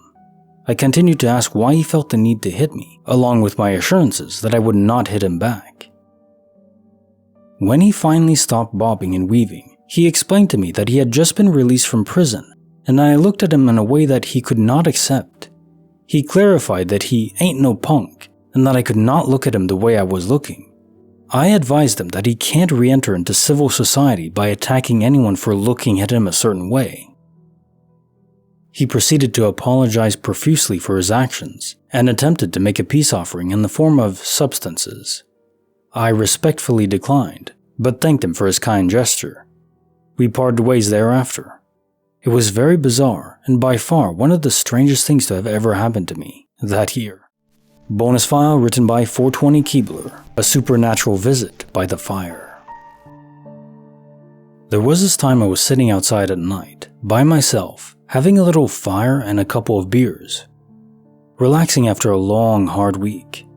Now, after the house, there's only a couple more houses, a little church that rarely gets used, a big old cornfield, then a bypass. It wasn't that late, maybe 11 p.m. or midnight. Normal night sounds, and could hear vehicles, mostly semis on the bypass. Then it all slowly faded out. It was silent. No night sounds, no vehicles on the bypass, nothing. I had gotten this weird chill on the back of my neck that went from left to right and got goosebumps. It wasn't cold out, it was summertime. My dad and brother had talked about seeing a soldier from World War I believe. My dad had said the neighbor asked if anyone around did reenactments, because he had seen it also. So that's all I could think of. Now I didn't see anything, but I simply said, "Hey, I don't mean any disrespect. I'm just sitting here chilling around the fire with some beers." There's plenty of chairs if you want to take a load off, and plenty of beers if you want to join me. I swear, the fire got bigger, like someone put more wood on it. It was like that for a couple of minutes. The whole atmosphere was just different. Then all of a sudden, the fire died back down. The atmosphere seemed to go back to normal. The sounds of crickets started to come back, and more night noises came back as well as a few vehicles on the bypass. All in all, the whole situation lasted about 5 minutes. It was crazy. Now I mentioned my dad and brother seeing this military man. My parents have owned property for 47 years now. They moved away for a couple years, and my now ex-wife and I lived there with our kids until my parents moved back. There's plenty of other situations from that house or property. I swear it's a hot spot for strange things. Case notes file 1293. When the universe plays doctor. I have to admit I was struggling not to burst out in laughter at the first part, with the doctor proclaiming it's huge. Not what you ever want to hear from a doctor. I don't know how many words of comfort I can truly offer though. I mean, to have so many tumors? I can't process that. I'm just so sorry. You're still around and kicking though. Tough as hell cookie for sure. I think this is one of those universes in the great ocean of the multiverse where you miraculously survive it all. So this is the universe where you, from other universes, are being jumped into. Pretty cool. Case notes file 1294. The Pier of Peril. Another example of a guardian angel event taking place in the form of an animal. A good boy dog, in this case. And in many cases too. Sometimes cats as well. I do believe it was a true guardian angel event because this was the man's dog. They're infinitely loyal pets, even to unworthy masters. The only thing that could have tilted the dog to help you was as a direct act from your own protector, possessing or maybe influencing the dog. It's just so cool how powerful these guardian angels are. It's good to know we're always protected. And now time for the quote of the day. I get up every morning determined to both change the world and have one hell of a good time. Sometimes this makes planning my day difficult. E.B. White. Do you ever have one of those days where you're extremely motivated, but at the same time, you just want to veg out and have a relaxing day, watch some TV shows, but you always feel motivated too? It's like this itch in the back of your mind you can't scratch and you have to just go run 10 miles before you do anything fun. I kind of feel like that every day. It's hard to square it, and I don't know how I pick which I'm going to do, just be lazy or be very productive. I guess I tend to do both interchangeably, but I feel both at the same time. So I guess that's a good thing, right? Enables you to always enjoy life and still be productive. Best of both worlds. Question file 1295. Glimpsing into the Victorian epoch. So that's exactly what I believed happened. A multiverse viewing event, not bound to concurrent time. I believe transit between the multiverses outside the boundary of normal spacetime. I mean, it literally is, because spacetime is localized within a universe. If you can imagine the multiverse as little universe are like droplets or bubbles floating in the great void, well, in the void between these universes, there's nothing. I mean, there's actually nothing, not even space and time. So there would be no time outside of it. So the last part is critical. Time itself, a map of sequential events. Maybe the future is more vague and undetermined. There's so many possibilities. That's the whole point of the multiverse. Every branching path, everything that could happen does happen in a different universe. But in terms of what has already happened, well, that's almost like a movie. You could just pick a spot and start over from there. Just see a hologram, a projection of what happened, or even a snapshot, if you will. In these peering events, what intrigues me so much is the notion of controlling it. Think about it. If we reach a point centuries from now, most likely, centuries, thousands of years maybe, where we've invented devices that can replay events from our universe or across the multiverse, other universes too, the possibilities would be endless. You think about it, it would be like a device that has infinite TV channels that can play anything you could possibly, literally anything that could have possibly happened. You could just flip a channel and tune in. That's a very interesting idea. Okay, so for the bonus file. Inside the Room of Fear. I think there are so many spirits and life forms that are just out of reach from the mortal plane, but they want to cross over. I can only infer that doing so requires immense amounts of energy, so it doesn't happen often. Maybe it's spiritual energy, not just like kinetic energy that makes the room feel colder. And by that I mean a kind of life force from humans, the soul, whatever it is we can't currently detect that is responsible for animating our sentient experience in this world, in this universe. The soul is what most people would say. If that's the case, you have to sap life force, the soul, whatever's binding us to the real world or the religious, heaven, I don't know. Maybe most spirits don't want to tap into that, considering it a kind of theft, unless it regenerates, and even then it would still kind of be theft, but maybe it doesn't regenerate. And maybe spirits intuitively know this, so that most, unless they're evil, won't try to tap into that. And I don't think most spirits are evil. I mean, most humans aren't, so why would most spirits be? Maybe they go a bit wonky over time, but not evil. And now time for the quote of the day. If the only prayer you ever say in your whole life is, thank you, that would suffice. Meister Eckhart. Yeah, thank you is a powerful word, isn't it? People don't say it enough these days. Thank you, please, the common courtesies and manners, they go a long way. It's not just about saying the words, though. You have to mean it deep down. If someone does something nice for you, thank them. The manners and courtesy is a ritual habit. It's more than that. It goes deep inside of you. If you are really thankful, it's not something you even have to think beyond even being it a habit. You just want to say it. It's not like muscle memory. If someone does something nice for me, I want to thank them. And if I want a favor from them, I would say please. Part of that too is understanding that maybe they don't want to or they can't, and that's fine. I would say there is a certain atmosphere of entitlement that people have these days that stretches so profoundly within them. I don't know how to break through it, peel it off like a layer of an onion that is rotting. You want to get back to the proper layer that is not rotted. Not an easy thing to do, but we need to try. And I guess the best thing you can do is just lead by example. If you want others to behave with manners and treat each other nicely, well, start by doing that yourself. Okay, so let's file 1296. The Russian Time Travelers. So it's that boom sound that makes a lot of sense to me. Remember, the atmosphere of the Earth is all over at relatively equal pressure in any given spot.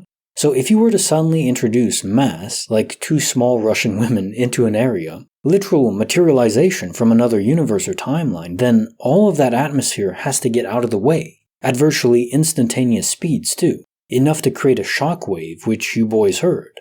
Heck, maybe it isn't two Russian women. Maybe it's alien imposters beaming down, using them as disguises.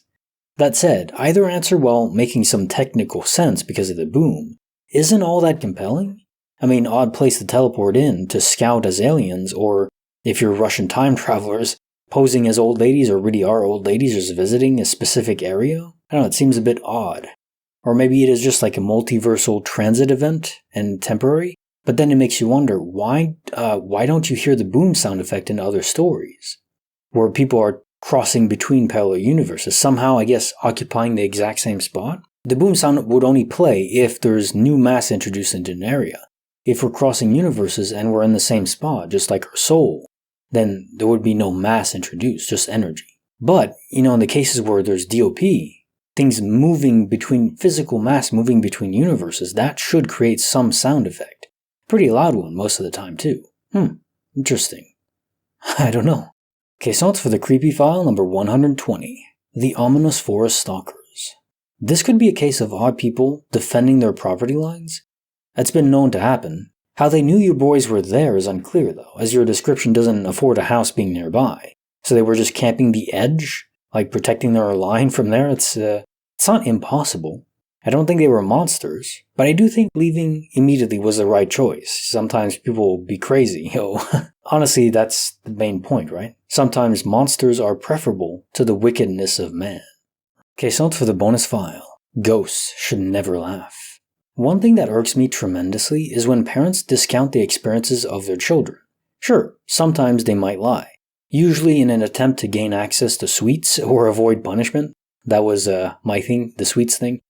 My mom literally had not the meme, but like the cliche of cookie jars on the top of the fridge. So I would climb on the counter next to the fridge and go get the cookie jar. Or sometimes like a plastic container of cookies.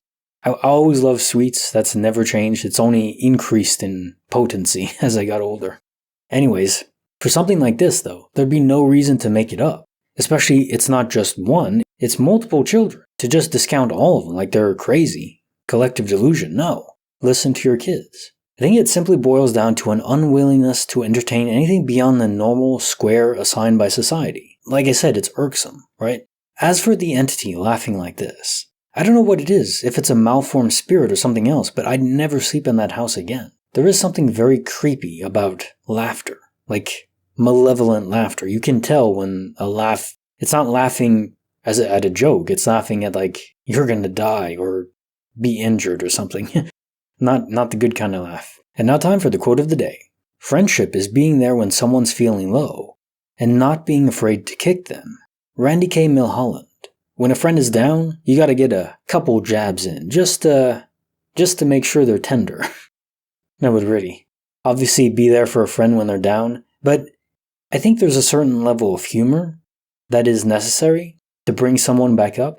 Life can be extremely difficult and brutal. So you want to be able to be there for a friend and not just support them directly, technically, but also make their situation feel more lively and alleviate the weight that's on their shoulders. And humor is the best way to do that.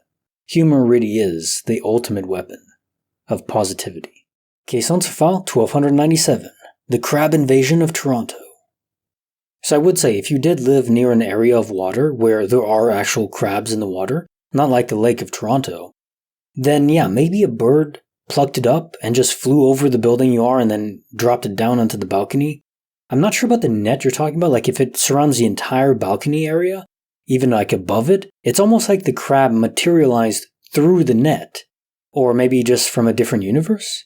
You could have parallel universe crossovers, but the thing with that I keep thinking about now is in DOP or like renders into a universe where there was no mass prior, it should create a sound effect, a really loud boom, because all the air where the mass is now occupying has to move out of the way. It creates a shockwave because it has to move so fast. As I get picturing a meteor coming into the atmosphere, well, it doesn't just come in, no matter how fast it's moving. The air, the atmosphere itself has to move out of the way. That creates a lot of friction and heat and indeed a shockwave, which you hear pretty instantly. So unless this was like a ninja crab that snuck in through the front door, through the condo building, no, I don't think that happened. So it has to be DOP, right? But I'm just trying to square in my head how that fits with the absence of a sound effect from the air moving out of the way. Case on file 1298, from pokey to flat. So is this it? The funniest story I've ever read? Something about the way it's written, it's not just the fact that she's talking about nipples, which everyone has. It's not really that big a deal, but it's funny nevertheless. It is hard to miss if you're looking at a picture and they're, just there prominently. But yeah, it is definitely a glitch if you see them and then look away and look back and they're not there anymore. Did the information switch universes? Because this has to be another universal switcheroo, where either the author of this glitch switched universes themselves into one where the same picture was taken, but the girl in question didn't have pronounced mammalian glands. It could also be that the information was incorrectly transmitted between universes, and then it's reset back. I think that happens pretty often, especially with digital information, which could make a transition easily enough. Question suivante, 1299. Doppelganger Double Trouble. Yeah, this is more than a doppelganger story, because your mom also was impersonated, or maybe shapeshifted into, by some entity. Or it could even be an entity that's playing on your mind, the mind of your dad and your own mind. The final option is once more a multiversal error, where you're seeing into a different universe. I don't think you're actually moving to it in this case. It's simply the fact that pocket of space-time where the membrane between the multiverse is very thin in your area, in your home. And so you're seeing yourself, and your dad was seeing yourself, you're seeing your mom twice, doubled over, because it's different universes. What triggers it? Maybe just like in that precise moment, the membrane is so thin and so close that you're just peering through it. I guess that could be the case, but it's weird. The trigger is unknown. It seems so random. But it does seem more pronounced in certain locations. Or it could really be a doppelganger. And now time for the quote of the day. The most beautiful thing we can experience is the mysterious. It is the source of all true art and science. Albert Einstein. The unknown is both scary, but also like spicy food. It's what makes life worth living, and what is so exciting about it. If you know everything, everything's solved. Mystery is the je ne sais quoi of life. Without it, who cares? With it, everything matters. So go out there and explore a new area, a new park, a new store you've never been to. The unknown will infuse your life with excitement. Question suivante, 1300. My wallet's mysterious tale. So it's pretty obvious that the universe itself likes to play games. I mean, in this case, I don't think it was an entity. I think the universal code is malleable. By whoever runs the show at the top layer, sometimes they just want to play pranks, either with a wallet or burritos or wedding rings, whatever it may be. They make it seem like something isn't there, and maybe it really truly isn't there, until they re-enable. They press a button, and it reappears, just like that. What else is going on here? Because of where it left off, and then it came back, there's no other explanation. And it did so in a way where your wife first had to go through all the crappy day of canceling her cards and getting a new driver's license and all that. I don't think that's a coincidence. I think they wanted her to maybe suffer is going too far, but just to feel annoyed, frustrated. Very frustrating indeed. Okay, so it's for the bonus file. The asthma diagnosis miracle. So this is that deep-rooted quantum entanglement connection that we have with loved ones. And I think in the dream state, it's even more pronounced. Or maybe not more pronounced. It's that we enable or allow that connection to shine through when we're in that dormant state. Not dormant. Our brain is super active in this dreamlike state. And because of that, we allow that part of our brain that is connected to other people that we love for the information to flow in. And yeah, you perceive it, or your mom just perceived it as an emotion, but that doesn't mean it's wrong. And in fact, to the contrary, right? It was extremely accurate. So trust your gut more, not just when you're sleeping. It'll probably save your life, and maybe the life of other people that you love. Questions for the bonus file. When dreams guide your path. So I've been on vacations too with my mom. I think once when I was 10, before my parents divorced, when I was like 13 or 14. We did go to Florida on a vacation, and I felt uncomfortable, but I think it's just being in a new area. Sometimes the feeling of uncomfortableness isn't like a sign, but in this case, boy was it. And not even just to connect with someone else that was in pain or would be in pain, but even not storing your laptop in the above compartment of the car, which was flung away. If it was in there, your laptop probably would have been destroyed. So this was a whole bundle of useful future buffered information you allowed your conscious mind to utilize. Maybe we all have this ability and we just suppress it, but I do think there are some minds that just enable it better, or maybe process that information better, and distill it down to the conscious mind to be utilized. And those minds are very powerful, as you can see here. And now time for the quote of the day. Promote yourself, but do not demote another. Israel Salanter.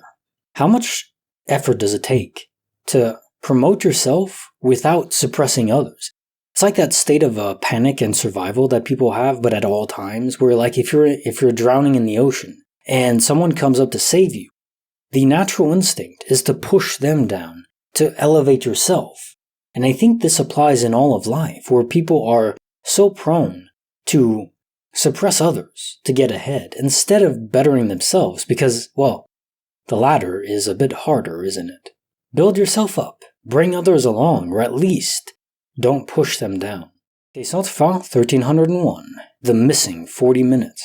So this is almost a space-time reset, but just more space, because you remember, and I mean, you didn't describe the time exactly, but I assume that time really did pass like on clocks and everything.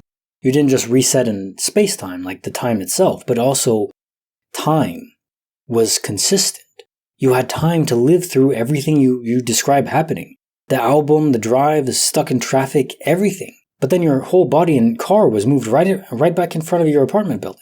How does that happen? I mean, aliens do that, but not in broad daylight where people are in, traffic everywhere. If aliens exist, I don't think they have perfect stealth technology. So I don't think this would be an alien event. No, I think you hit one of those really strange space-time portals that'll move you back in space-time, sometimes ahead, but it's just so weird because why would it send you back exactly to your apartment building? It would have to be tailored exactly for you. So who's creating these? That's just not some accident. The amount of positions your car could occupy if entering a random portal is virtually infinite. So why in front of your building? Someone engineered that specifically for you. Case notes for the creepy file number 121. The mysterious 4:30 a.m. knock. I think what actually happened is in a different universe, there was really a knock. You were hearing, like when we're dreaming, we're accessing information beyond simply our memories and the universe we occupy. There's little tendrils that branch out into beyond the thin membrane of our universe, and we're gathering information beyond this singular universe. And in those other universes, there's instances where indeed someone was knocking at 4:30 a.m. And your brain is constantly simulating battles and struggles that could potentially come about. It's probably because you're concerned about someone breaking in, where your husband is already gone, and indeed, as you say, it would be pretty easy to determine that, yeah, this person is alone after their husband leaves if someone is watching the house daily. You have a dog, get better locks. Take every precaution you can to safeguard your home. It's worth it. Protect yourself. Nothing wrong with that. Don't let anyone tell you otherwise, like protecting yourself is a bad thing. No. That's one thing I really didn't like about Canada. You actually have a duty to retreat there. You can't even protect yourself legally. Unless there's no other option. You have to flee your own home. I don't want to get political, but come on, that's ridiculous, in my opinion. Case notes for the bonus file, the super dog. So, while I agree that the most likely explanation is that, indeed, sadly, it's just some spirit messing with you, poltergeist spirit that's lonely, bored, prankster like myself, whatever.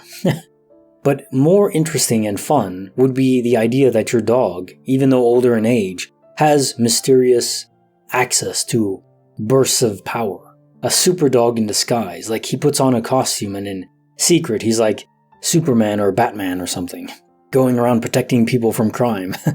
That's really what we need. We need a dog Batman. I would love that. Someone make a movie about that. Now time for the quote of the day. The doctor of the future will give no medicine, but will interest her or his patient in the care of the human frame, in a proper diet, and in the cause and prevention of disease. Thomas A. Edison. So say what you will about Thomas Edison, but I think this is so precise. More about what we should do ourselves. Doctors will maybe give you advice to lose weight if you're overweight and eat better, but what does that really mean, right? These days it's so hard. There's conflicting information in dietary science on virtually everything. One thing will say that meat is bad, the other will say that it's great for you. Others will say eggs are bad, they're great for you, and so on and so forth. Maybe the only thing that really doesn't have any conflicting information would be fruits. You just eat a lot of whole fruits. But I think you can boil it down to eat whole foods. And for me, it's very simple. Eat whole foods, walk a lot, get as many steps in as you can. You don't have to run, just walk. Low intensity, maybe swimming too, cycling. Just do some sort of daily physical activity. A lot of people have work from home jobs, sedentary office jobs, especially for people like that who don't work on their feet. It's very important to do active, low intensity exercise, cardio. Just walk. That's it. That's what I do. I even just pace in my room sometimes watching a movie. You get your steps in, and it's fantastic for you. So whole foods and get good sleep. And maybe the getting good sleep is the hardest part, especially if you're on a tight schedule and you have to wake up by a certain time. I know that's one of the best things about running a YouTube channel and doing that for a living is I can sleep when I want and wake up when I want. So even though I naturally have a tendency to sleep later every night, that's okay. I still get my 7 to 8 hours in. And also just to say, you don't have to have 100% clean diet, like only whole foods. You can allow yourself some treats, but mostly whole food diet, and you'll be great. Question suivante, 1302. The crossroads where space-time flows differently. Isn't it weird how these portals sometimes just appear out of nowhere? In some cases, they seem so tailored, like the person who was not abducted, just ported back in front of their building, almost like a time reset, but time still had passed, so it was just a space portal right in front of their building. There's no way that's an accident. The odds would be like 100 zeros after the 1. Impossible for that to be a coincidence. But then you get cases like this, which are entirely random. So is this a case of like, there already are natural phenomena where there's space-time portals pocketed about, and also people or governments or aliens, some entity that has the ability to create tailor-made portals that can link two locations precisely, definitively? It seems to be the case, because sometimes they're random and sometimes they're ultra-specified. The only good thing I can say about this is that I haven't heard of it. I mean, I guess you would never hear about it, because actually, just thinking about it now, what if space-time portals often are related to missing 411 cases, where people are being ported around to random locations, sometimes maybe inside the planet? And of course, if you're ported into the planet, there's no escaping. It's not like the core, where you have a shell made of vibranium, unobtainium, or something that is stronger with pressure. No. And like a giant laser that can penetrate to the core. No. If you're in your car and you're ported into the core of the planet, you're just dead. You are instantly converted into materials. So yeah, it's possible that sometimes these portals go awry. Okay, so for the creepy file number 122. The night we'll never forget. This is so disturbing. Because these are real people. I don't think these were spirits. I think these really were just thieves that broke in. At least they didn't cause like physical harm. They saw this kid and didn't want to scare the kid or, harm the kid and didn't want to harm your dad. They just wanted to take your stuff. Not that that's a good thing, but at least there was no physical harm. But I can't even imagine how terrifying that'd be. I'm lucky in that my whole life I've never, I've had my bike stolen, but never like anyone breaking into a home. You can never feel safe again in your home, right? If that happens to you, it's such a violation. I don't even know if thieves understand how much of a violation that is. I wish people wouldn't do that, Respect other people's property as you want your own property to be respected. Pretty simple. Even when you're desperate. Okay, so it's for the bonus file. The day my vertigo foretold of a family tragedy.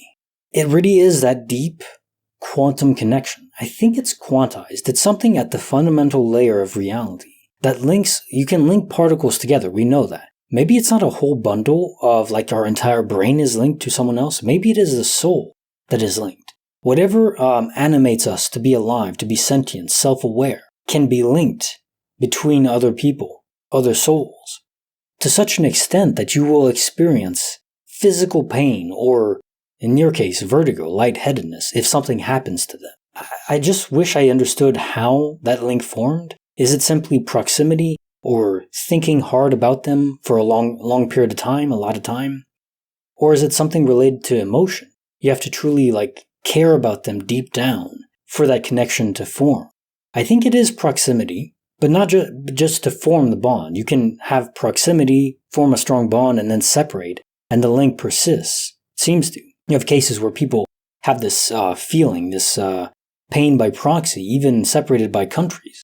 So proxy is only necessary to form the connection, I think. Beyond that, strong emotions and everything. So if you have someone you care about, really think hard about them. Let those emotions flow, because then you'll be bonded to such an extent that you can save them, potentially, like you did with your grandfather. Man, that's amazing. And now time for the quote of the day. Knowledge is power. Sir Francis Bacon. This is the shortest quote I've ever had, but yes, knowledge is power, and it's exactly what I'm trying to do with this channel. To infuse knowledge of the whole multiverse into people's minds. And it's not always exactly clear on all the specifics. There's a lot of things that are unclear, like DOP, where an object comes into the universe, but sometimes creates a sound effect, a boom, with the air pressure, sometimes doesn't. There's oddities that aren't fully explained yet, but to me it's fascinating and empowering is really the correct word. The more you know, the less there is to fear. And of course, like the other quote, Albert Einstein, you want to have some mystery left, so you don't want to know everything. It's that constant pursuit of knowledge and clearing away the mystery, only to hopefully have more mysteries pop up and have the cycle continue. That's life, and it's great. Case notes file 1303. Wedding rings beyond this universe. So I really am wondering how many times it is where these DOP events, where things are exactly where you check them multiple times, can't be random. It has to be someone messing with us. And I mean, at least for me, I think it's a bit funny, but with wedding rings, maybe that goes too far. You don't want to feel like something that's special to you, that unique and irreplaceable, just disappeared. And then it's like gaslighting these people, right? Because you check this box, and most people don't know about glitches. So, I mean, if it happens to us, we would be annoyed, but we'd be like, okay, yeah, it's just DOP, it happens. Maybe it's an entity, maybe it's the universe spazzing out, who knows really, but it's not that surprising if it happened to us. But most people don't know about glitches. They have no clue. So to them, they would just think they're going nuts in a certain sense, or just like couldn't even see something right in front of their faces for years. So if it is an entity doing this, stop it, please. At least for things that are that important, Please.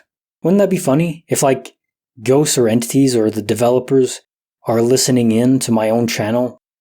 This dude trying to figure things out and just piecing things together, but never having all the answers, all the pieces. Maybe that's the case.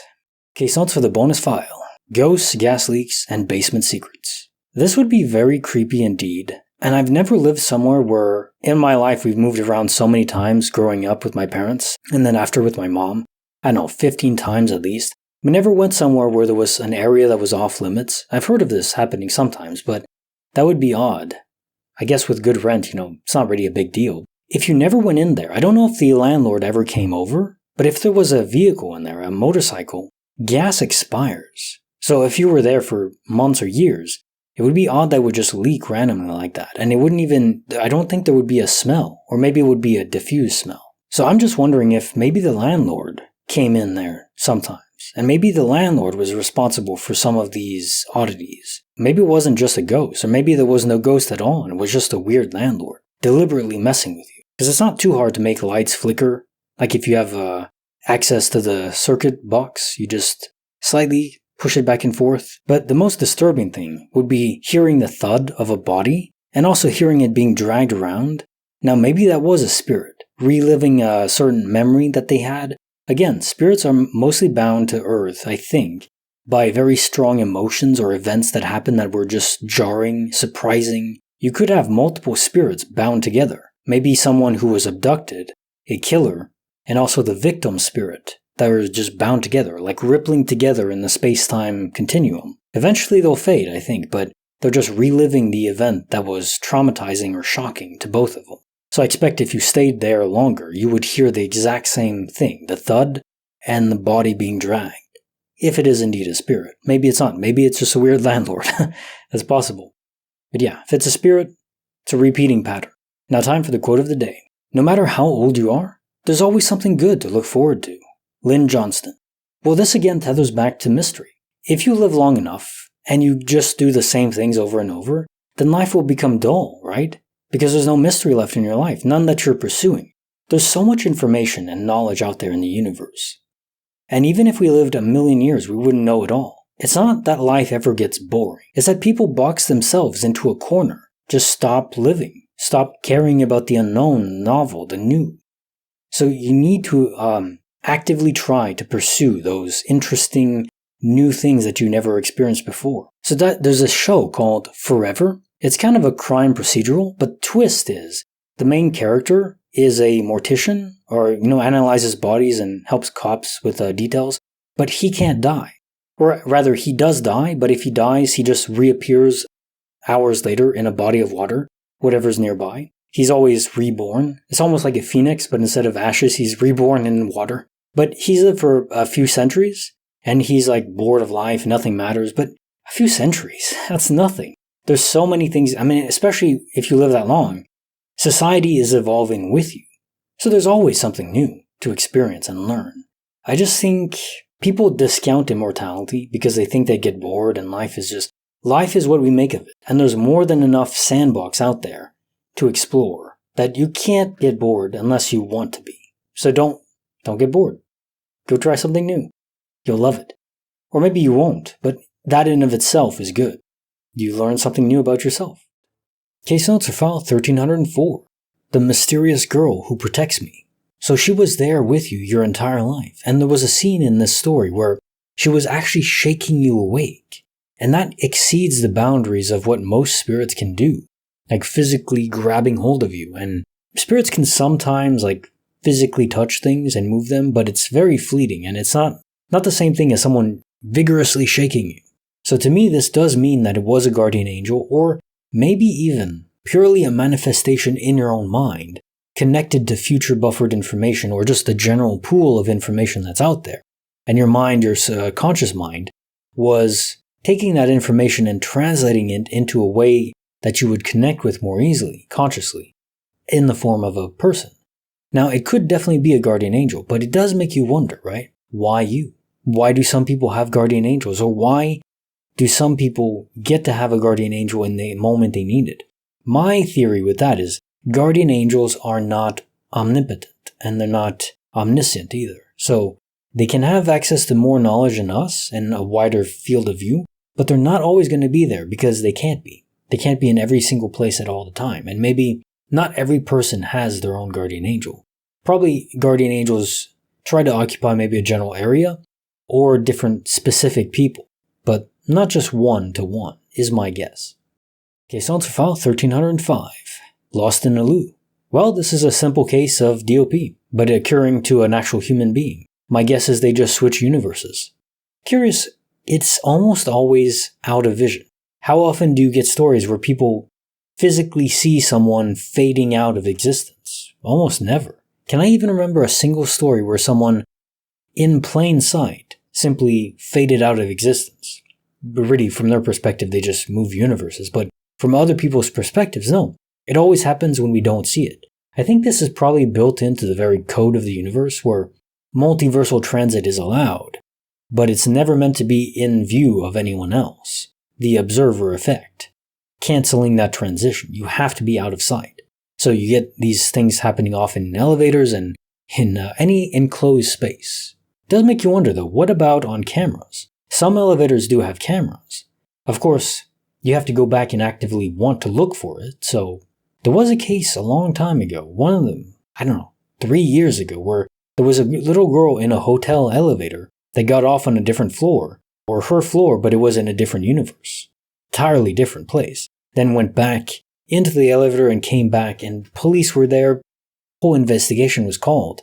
And I think they checked the security cameras, and they showed the girl disappearing. Or maybe she was just out of sight of the camera, I'm not sure, but yeah, makes you wonder if we could possibly catch this on camera. And now time for the quote of the day. I know, it's all wrong. By rights, we shouldn't even be here, but we are. It's like in the great stories, Mr. Frodo. The ones that really mattered. Full of darkness and danger they were. And sometimes you didn't want to know the end. Because how could the end be happy? How could the world go back to the way it was when so much bad had happened? But in the end, it's only a passing thing, this shadow. Even darkness must pass. A new day will come, and when the sun shines, it will shine out the clearer. Those were the stories that stayed with you, that meant something, even if you were too small to understand why. But I think, Mr. Frodo, I do understand. I know now. Folk in those stories had lots of chances of turning back, only they didn't. They kept going, because they were holding on to something. Samwise Gamgee.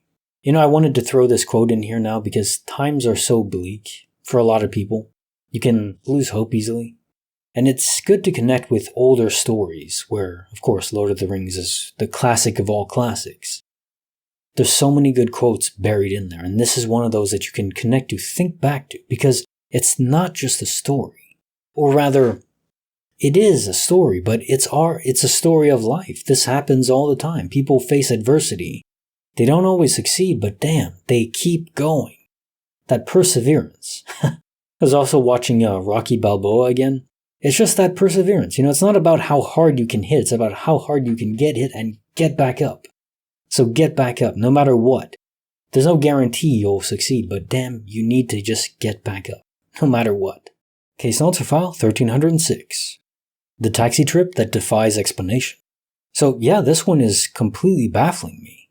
You have an event where somehow information was relayed incorrectly. And there's so many accounts of witnesses that were in the cab, other friends, the cab driver himself, that say you gave the address where the taxi driver originally stopped, but it wasn't the correct one. So how the hell could you and your friend have given the wrong address? It doesn't really make any sense, right? It's not a universal multiverse event, because if you were in that universe, you'd switch back, but in the first one, you would either have given no address or you would have given the correct one. So even if it was a multiversal transit, unless you were in a different universe when all this went down and didn't switch back until much later on, I suppose, why did you stay there so long? Usually these events last very briefly, seconds, maybe minutes. Case file for the creepy file number 123. My scary experience with a lost neighbor. Yeah, this is just sad, honestly. There's not much else to say besides it being sad, because dementia is one of those diseases that doesn't really affect the person because they're not even aware it's happening, really. Or sometimes they are, and then other times they're not.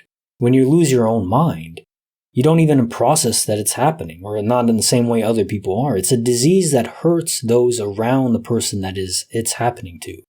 It's something that bleeds out and harms everyone else around their inner circle, or even acquaintances, work colleagues, whoever knows it. Maybe even more pressing than curing cancer. Not that, both are insanely important, but dementia is one of those things that just encircles a person. It's like this cloud of miasma around them. Of course, entirely not their fault, but it's just so terrible. One of my friends, his grandma suffered from it, and you just have to watch them slowly deteriorate and not even remember who you are and lose track of reality. Case notes for the bonus file. The ghostly roommate who wouldn't leave. If there was a spirit there, why would they repeat this pattern of terrifying you? But is that really the goal? Because there's better ways to terrify someone if you're a spirit. I think they were trying to send a message but couldn't figure out a better way to send it. I don't know what the message was. Maybe leave the doors open for some reason? But yeah, I can't connect with what the reason or what the message was, but I think it's more than just trying to terrify you. Maybe just a lonely spirit? Maybe. And now time for the quote of the day. 1500 years ago, everybody knew that the Earth was the center of the universe. 500 years ago, everybody knew that the Earth was flat. And 15 minutes ago, you knew that you were alone on this planet. Imagine what you'll know tomorrow. Agent K. Men in Black, of course. Fantastic movie. One of the earlier sci-fi movies that I've seen. I don't know, my dad let me see it when I think I was 8, 9? I don't even remember. But it's been quite a while. I had seen it at home on VHS, not on cinema, but still, it still hits you, even though it's not as impactful as seeing it in the cinema. Still remember the roach in that. Oh my god. Nightmares. And actually Kay going inside the roach to blow it up from the inside. How you could never get that smell out of you. I couldn't do it. Maybe to save the planet I would, but damn. Imagine a dry cleaning bill on that. But as for the quote, the meat and potatoes of it, whatever we know is true today. Some of it could actually be true. There is objective truth. But always leave a little wiggle room, because you never know what you'll know tomorrow. Case notes for file 1307. A mother's celestial instinct. I really connect with this story, especially because I think this happened with my mom too. Or was it my dad? All I know is we were driving. One of my parents, I don't remember which one. I think it was my mom, but anyways. We were supposed to take a certain road, and we didn't. We ended up taking a different one that was longer. Yeah, it was my mom, because my dad was asking her, why are you doing? It's going to take, an extra 15 minutes to get home. And in the road that we would have normally taken, there was a big accident. Now, I don't know if we would have been in the accident. We only learned about it the next day. But it makes you wonder, doesn't it? How much information is baked into our gut, in our instincts, that we often ignore. Now, it's not always as devastating as this, but my God, it's really incredible. Listen to your brain and the signals it's sending your conscious. Even if they're not always very clear, trust your emotions. They generally know what the hell's going on, more than you do consciously. Okay, so on for the bonus file. Close call with a hellhound. There aren't many wild dogs or animals in the area I live in, which is nice, but yeah, when you're really rural, in a very, out there area, you get to have less people around, which in some ways is a good thing, especially just where you live. I like being around some people, but where I live, I want to be as far away as possible. But then you get beasts like this sometimes. Now, do I think it was an actual hellhound? Probably not.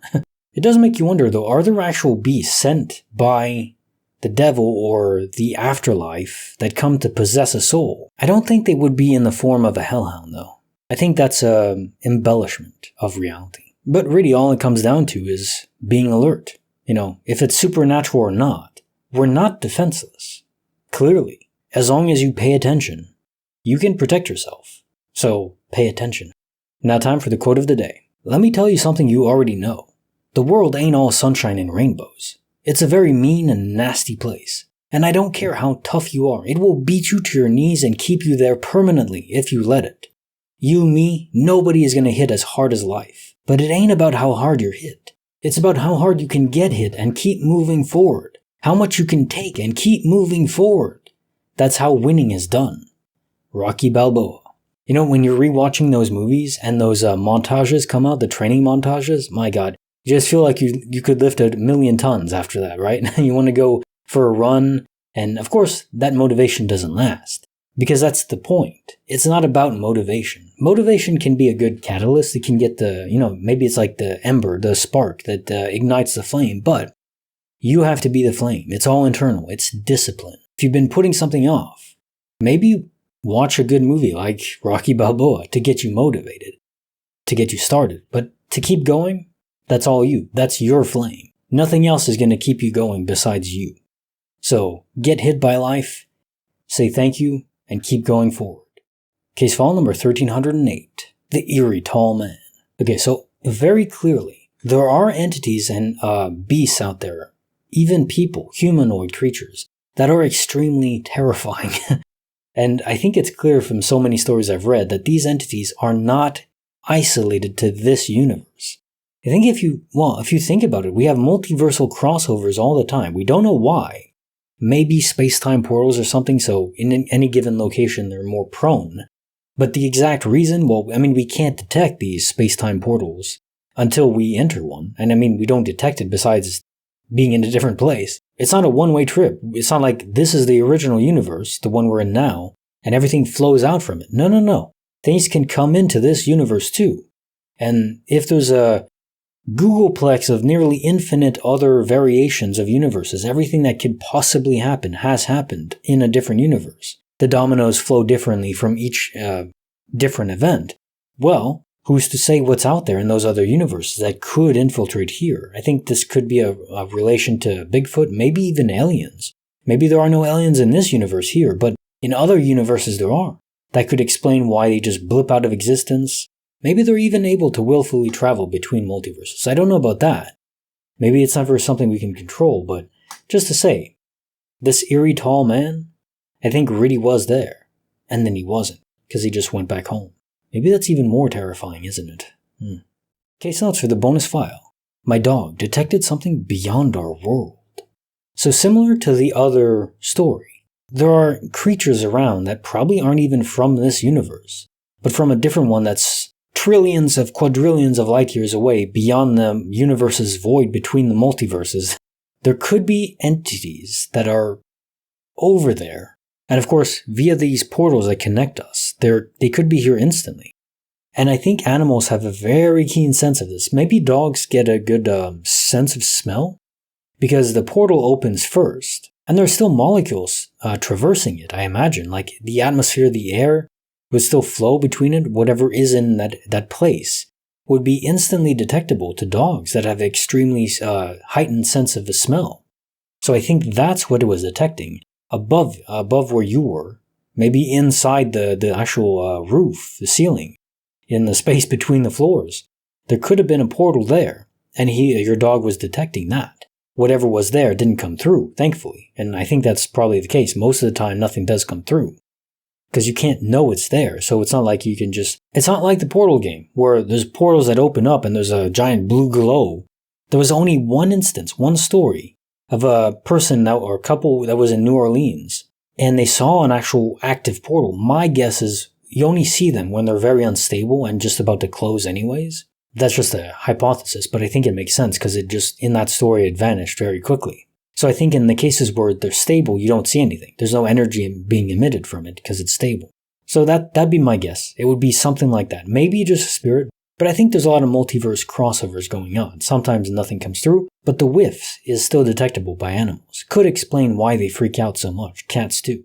Okay, so for the bonus file. Postcards and poltergeists. Yeah, well, in this case, because there's actual mass being moved around from an invisible force, I don't think it's a portal, or at least nothing came through in that instant. I think it is probably just a spirit. Poltergeist, maybe. Poltergeist would be more prone to, maybe harm is the wrong word, just mischievous activity. But it can translate to more negative events. In this case, just moving around a stand that held postcards. Nothing too evil about that, although still disturbing, and I would have run away. I keep wondering, if anything like this happens to me, like right now I'm recording, what if the light bulb goes out or flickers and then comes back on? Or what if my chair levitates that's to the side? I sit on a different one, just so it doesn't block out the green screen behind me anyways. What if my computer started levitating or something like that? Or I hear a whisper or something along those lines that's really supernatural and creepy? What if it happened to me? How would I react? After reading all these stories, I would still be freaked out. So imagine people that don't read these stories or know anything about this and it happens to them. They would be peeing their pants, and I can't blame them. Can you? And now time for the quote of the day. Life is not the amount of breaths you take. It's the moments that take your breath away. Hitch. That's a very good movie, I have to say. I like that. I like how positive the movie was, and, it reflects on how dating today is, this was still like a decade ago. I don't know how old this movie is, actually. Anyways, it's about a man that is very charismatic. It's Will Smith playing the lead character. Anyways, he goes around helping people find dates and attract women and, actually form long-term relationships. Of course, it can be difficult, I think, especially even these days. With online dating, it's an entirely different dynamic. Most people don't approach people in real life anymore. It can be hard to find a good place, like in the grocery store. Where else would I go, right? But to the quote itself, if we're alive and we're just in a room, doing nothing, with nothing to do, nothing to think about, nothing to experience, what's the point? That would be torture. If hell even exists, that could just be hell. Being conscious in a room with absolutely nothing to do or experience. You're alive. For life to have value, we have to have experiences. Not always new, but generally you want to have novel experiences and with other people. I've been contemplating just how important that is, even as an introvert. I've been watching a lot of reaction content. What's amazing is how I can rewatch things I've seen like 10 times and still enjoy it just because someone else is watching and reacting to it as well. Like the Harry Potter movies. I've seen them so many times and I have a ritual of rewatching them in October. But at this point, I've seen them so many times that I still get some magic from it, but so much more just by having someone else there. If you have someone new in your life, just experience things with them. Everything is better with friends, as they say. It really is true. Case notes of file 1309. The terrifying storm that warped time. We have space-time portals, and those seem stable and contained. But if you're going to affect time, you need a ton of energy. Could an actual thunderstorm, lightning storm, generate enough energy to warp time? Well, in this story, apparently yes, but why only you? Did anyone else report the same thing? And you passed out. and literally were in the rain. You were so out of it, conked out, to such an extent that you actually remained unconscious in the rain, in the freezing cold superstorm for, hours? And it's not like you suffered from anything else long-term affecting you if you're knocked out for that extended time. Makes me wonder. It's not like you were hit by a lightning bolt, or maybe you were. Can that knock you out? I think it does. People pass out from that, although you would have evidence, right, on your... Maybe you were grazed by it, so your clothes wouldn't be singed or anything. People report like if they're hit by lightning directly, even their hairs are singed, everywhere on their body and their hair. I mean, it makes sense. It's lightning. It's a lot of electricity and energy and heat. So what if being hit or struck nearby by lightning or directly by it could actually create enough energy to rip apart space-time? Maybe that's why we feel so charged and concerned. Whenever a lightning storm is around, I cannot be outside. I can't do it. I love rain. That's fine. But if I see a bolt of lightning in the sky, even though there's no thunder, so it's pretty far away, I'm just booking back inside, even if I'm on a walk.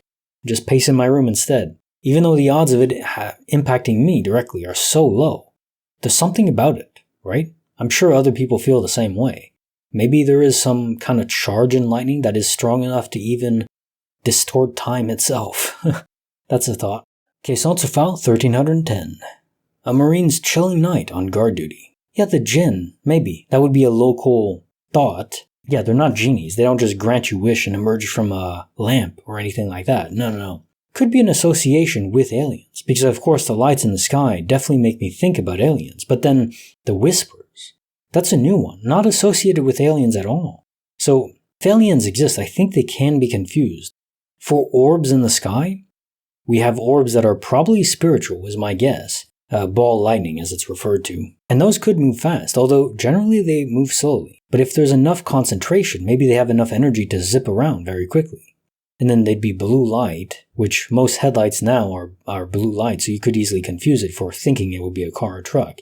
Even though, as you say, it can't be. In that area, they're not around. The other possibility, though, is that aliens are known to connect directly with the mind. Now, my theory is that some minds maybe have a defense mechanism built in, and they reject it. So instead of interfacing directly with the alien, telepathically, your mind is producing all these kind of weird uncertainties like the whispers and shadows that you see. The lights probably already were there if this is aliens, but the interface connection wasn't correct. It's like when you try to connect via Bluetooth to your phone, sometimes it doesn't connect properly. And if you try to listen to songs with it, the audio is all distorted. Or maybe one ear isn't connected properly. So something like that. If there's a telepathic link, it has to be formed first, forged, connected to. And I think some brains probably resist this. Which makes sense. That'd be a good defense mechanism. If it's an unsavory connection. Okay, so to the bonus file. The Mysterious Woman by the River. Kinda sounds like a siren or a mermaid. One of those creatures that is in water, bodies of water, and wants to pull you down with them. But do those really exist? Maybe not in this universe. So everyone saw her. She had to be materialized enough to be real. I don't think it was a spirit that did this. And it couldn't be, right? Because the spirit would be in the water, and you would see the ripples of water around her as she moved around. If she was a spirit, there would be no rippling. So no, this was a real person. Now, it could also just be a pretty strange girl that just walked to the river and was, maybe not even pranking, just wanting to form like a connection. Could have mermaids or very strange women.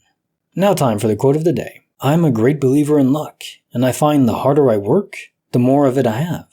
Thomas Jefferson. So what is the definition of luck? Because a lot of people say luck doesn't exist, but that's not right. It's just about understanding what luck even means. Luck is simply things that are out of our control or unpredictable. So what would you say luck is? If you flip a coin, technically, if you knew the exact amount of energy imparted into the coin and the air density in the room, you could predict with 100% certainty how the coin would land, which head would be head or tails. But of course, we don't have access to that information, so it's unknowable. Completely unknowable. Anything randomized is just unknowable information, but that's luck. Luck isn't some random arbitrary decision by some, god or anything, or at least to our extent that we know it's not. It's just the absence of information, or uncontrollable factors. And those exist, but here's the great thing. Luck has a way of evening out over long periods of time. For instance, technically, if you flip a coin, you could get heads or tails 50 times in a row. That's real luck. People think of that as a pattern, but not really. Luck is just entirely random. But over time, if you flip a coin 50 times, it could be heads 50 times in a row. But if you do it 1,000,000 times, the odds that it'd be 1,000,000 times in a row would be statistically zero. The more you play the game of life, and the more you actively participate in it, instead of letting it happen to you, even though you may get streaks of really bad luck, it does happen. No one's discounting that. Over the stretch of a lifetime, of years and decades, you can make good things happen just by continuously stepping on the pedal and never letting up. Still, try to stay within the speed limit.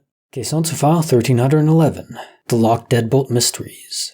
Well, it's the last experience that to me resonates the most. Because as you say, the deadbolt was still in the locked position, even though the door was open. So somehow, something managed to take the matter from the bolt itself out of phase, so it could phase through the door and it could just be pushed open. And there is no other possibility. Even if someone had the key, as you mentioned, you can't actually lock the deadbolt unless it's in proper place to position inside the door. So even with the key, you couldn't relock it. So something took the actual mass, the metal of the bolt, out of phase. What could do that? Could a spirit take it out of phase? Like bring it into their realm temporarily? Maybe. Case notes for the creepy file number 124. A thrilling tale of man versus wild. It is incredible, isn't it, how everything is interconnected. Even when it's not mystical or supernatural or glitchy in any way, it's just you pissed off a bear, and then the bear probably was the same bear, I would guess. Bears can travel quite quickly, as you experienced, so miles and miles. Within a week, yeah. It's very sad for the student that died. But it does make you wonder, doesn't it? How much our actions have an effect, and the problem is it's unknowable, right? There's no way to test this, to go back in time and see, well, don't throw the fork and see if the student still dies. Is that actually the cause? Maybe. But I think the takeaway from this is always be considerate. Act like your actions do matter, because they do. Even though it's not always seen, your actions make a difference, good or bad. And now time for the quote of the day. You can't handle the truth. A Few Good Men.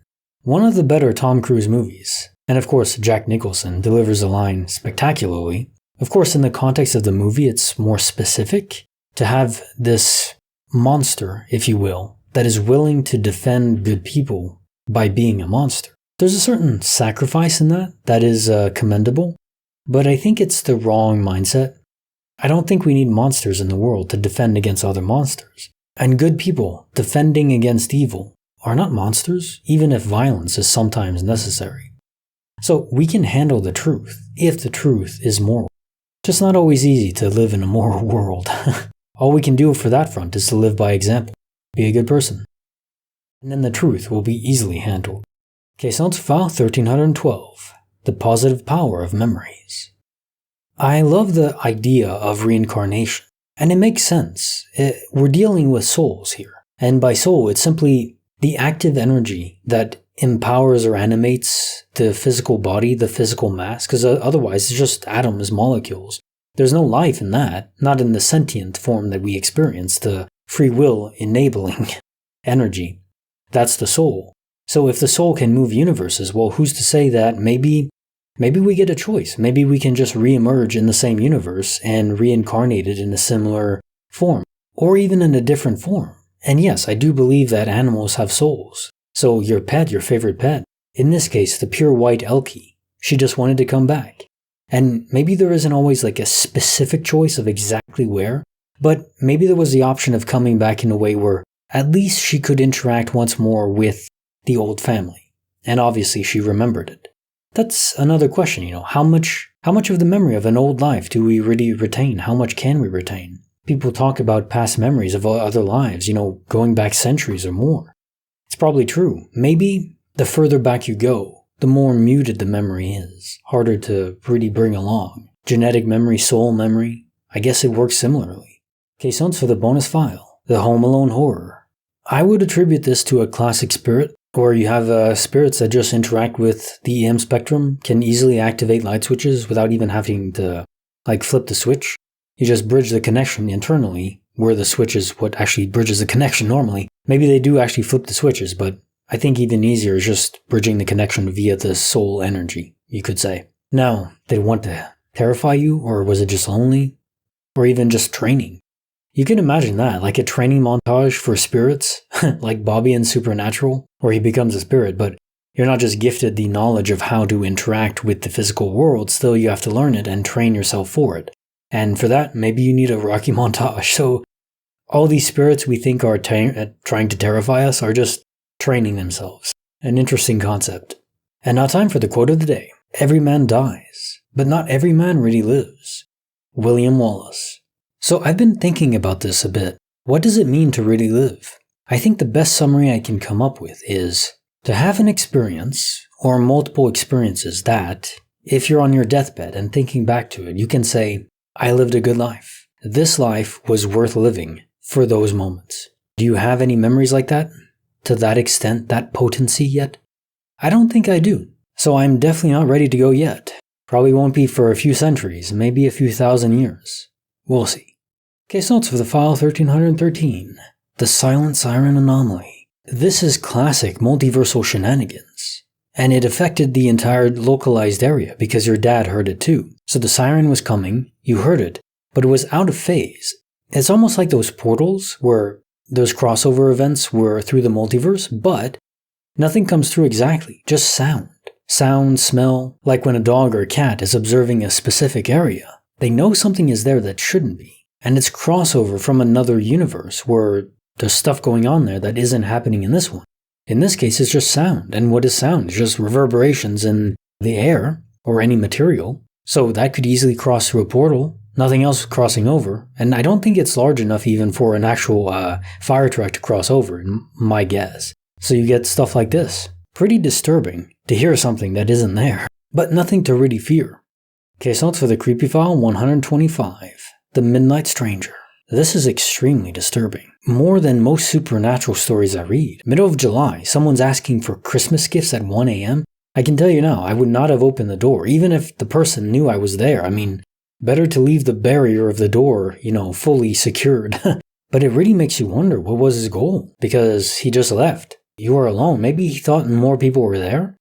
But then the other report that the dispatcher mentioned, something like this happening far away, but there was no violence reported, at least not that you mentioned, that the dispatcher told you. It's just some strange person going around. Maybe they were actually high, and you just couldn't tell? Or it could even have been a person out of time. Maybe they, from their perspective, it wasn't even 1 a.m. Maybe it was like daytime, near Christmas, for them in a different universe, that it was out of sync in time. Most multiverse universes should be in sync, operating at the same time, but maybe sometimes they don't. Maybe sometimes people can come from different points in time, crossing over. They are space-time portals. Let's not forget the time factor. And now time for the quote of the day. Life moves pretty fast. If you don't stop and look around once in a while, you could miss it. Ferris Bueller. Well, as the other adage goes, stop and smell the roses, and also have some coffee with you. There's nothing better than waking up in the morning, having a coffee, and just enjoying a view. That's it. You don't need anything else. Well, after breaking the fast with some delicious breakfast, that'll do. But I think a lot of people are stuck in this rat race where nothing else matters besides going as fast as possible in the most efficient path possible. But living like that, you're never gonna bring forth those memories from the last quote. You're on your deathbed and you have memories that say, that was worth it. I actually lived life. And honestly, it's those small moments, especially with someone you love, that really make it worth it. So have those small moments. Don't miss life. Case notes for file 1314. The Rosebud to Frankston bus journey that defied time itself. Okay, this one was definitely a space-time portal event because everyone on the bus experienced the same thing. They were all dumbfounded by how much time had passed. So internally, you were transported ahead of time by, 2.5 hours, and externally, everything was normal. It's so amazing how frequent these portals are popping up all over the place. If anything, they're getting more frequent. It makes you wonder, what is the catalyst for them? Where do they come from? Is it an actual experiment by aliens or our own military, our own government, or are they just natural phenomena? If they're natural phenomena, there would be a lot of stories from people in the past, well before all this technology. I think there have been some. My guess is they're natural phenomena that the military has been studying, and now they've developed technology to specifically target locations, to tether them, almost like the Portal game where you can connect two locations, or periods in time as well. I don't think all of these are random, but some of them are. Question to file 1315. The mysterious door locked in my mind. This was interesting, and especially bringing up aphantasia, which is something I've never even heard about before this, where you can't picture things in your mind.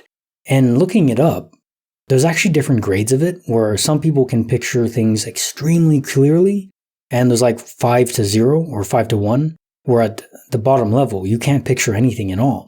I think I'm like a mid-level, where I can picture things somewhat clearly, but not as crystal clear as, looking at something directly. I wonder, do any of you suffer from aphantasia? And if you do, how do you cope with it? To not be able to visualize anything, wow, that would be an entirely different experience for sure. Kind of makes you think about the people who who don't have an internal voice in your mind, in their mind either. Like imagine having no voice or no ability to picture anything either. I mean, you couldn't even function at all. Now, as per the glitch, I think what happened is you pictured a door that was tethered to a different universe. So we have these multiversal glitches happening all the time, but very unlikely to happen so abruptly. It's already the door from another universe. Now, the real question is, what would happen if you opened it at the same time that it morphed back into the originating universe? You would be zipped away, maybe permanently. Physical mass entirely, not just the soul. And I think that would have a disastrous effect, because you're introducing new matter at that point. Boom. Question for the bonus file. A malevolent force in the Colorado woods. I do think this was still sleep paralysis. However, maybe sleep paralysis isn't just happening in our own mind. Maybe spirits are interfacing with us in those moments of between sleep and waking up. And maybe certain people draw in these spirits for some reason. It's almost like some people have mosquitoes drawn in. I'm not saying all spirits are like mosquitoes. I'm just, going by comparison for attraction. And maybe some people draw in the evil spirits that really are not good for us. And I can't say this was good for you. Terrifying is the only word for it. And now time for the quote of the day. Our deepest fear is not that we are inadequate. Our deepest fear is that we are powerful beyond measure. It is our light, not our darkness, that most frightens us. We ask ourselves, who am I to be brilliant, gorgeous, talented, and fabulous? Actually, who are you not to be? You are a child of God. Your playing small doesn't serve the world. We were born to make manifest the glory of God that is within us. It's not just in some of us, it's in everyone. And as we let our own light shine, we unconsciously give other people permission to do the same. As we are liberated from our own fear, our presence automatically liberates others. Timo Cruz. I think part of this is actually false modesty, which I don't like. There's different scales. There's false modesty, pride, and hubris. Never go to hubris, but have pride in yourself, and it's okay to have pride in yourself. It's not a sin, it's hubris that is a sin, in my view. And think about it. If you created life, you would want them to be proud of their own achievements through free will, wouldn't you?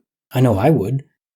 I wouldn't want them to be too full of themselves, but I would want them to like themselves and really to realize their own potential as much as they can. Because we are all different. We have different starting points and different genetics. But realize the best you can of yourself, that's all. And then be proud of it. You deserve it. Question 1316. Even soup can vanish. To what extent does an object have to be connected? If we're talking about liquid, like in a soup, could it transition universes? And I do think this was a vanishing, because even if the water was absorbed by the rags, the towels that you wrap this soup in, which, by the way, this isn't exactly the healthiest way to live, the cleanest way. I'm assuming you knew that now. Anyways, so liquid can transition universes. Could the entire ocean or an entire lake just vanish or move over to a different universe? That would be... Imagine waking up to that on the news, the entire ocean vanished. But the liquid definitely did vanish because the food mass itself wouldn't have been absorbed. So that would still be there. The remnants of the soup, the veggies and the soup, the meat would still be wrapped in the towel. And the fact that it wasn't there means the whole thing did vanish. Maybe in the frozen state. So maybe it has to be solid to vanish. That would be preferable to having entire oceans vanish, I would say. Okay, so that's for the creepy file number 126. The first clue, chapstick. Well, you're not wrong. That would be the first clue if you never use chapstick. Which you should, by the way. It just feels good. Keep your lips hydrated, protected from the elements. Maybe you did just have a stalker, but someone that is truly messed up, even going as far as hovering a helicopter over your place. And how did they know when you called from the payphone in another city? Unless they were just answering the phone and always saying your name. Maybe that's the case. Whenever someone called in, that would be the only way I can think of, but it's creepy like hell. I would be dipping states for sure, not living in the same place, maybe even changing your name. Which is a good way to deal with stalkers, by the way. You can legally change your name. Sometimes stalkers have friends within cell service providers or other utilities where they can always know where you're going because they have relayed information from those places. So keep that in mind. Case notes for the bonus file. The Trampoline Specter. In some movies where there's a spirit or a zombie or something and they just accelerate the video, you see it move extremely quickly right up to the window, pressed against this glass. I would not be able to handle that, I have to admit. The fact that you actually managed to go back in your room and sleep after that, even if it was a human being that just moved super fast, that would be enough to send me to another place entirely. Get a hotel at least. And now time for the quote of the day. The ancient Egyptians had a beautiful belief about death. When their souls got to the entrance of heaven, the guards asked 2 questions. Their answers determined whether they were able to enter or not. The first question, have you found joy in your life? The second question, has your life brought joy to others? The Carter Chambers. Well, I think most people would answer yes to the first one, the first question, especially in modern times, but not everyone, which is very sad to think about.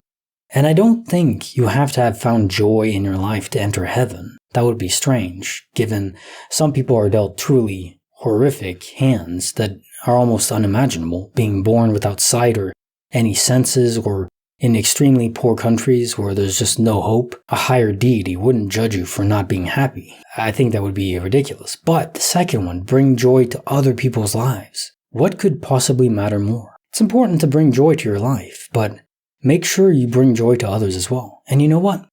In doing so, it's the most miraculous thing. You get more joy in return. Not even transactionally. It just tends to happen. I don't know if it's karma. Karma's an interesting idea. I don't know if it's exactly karma, but something along those lines is very valid and true.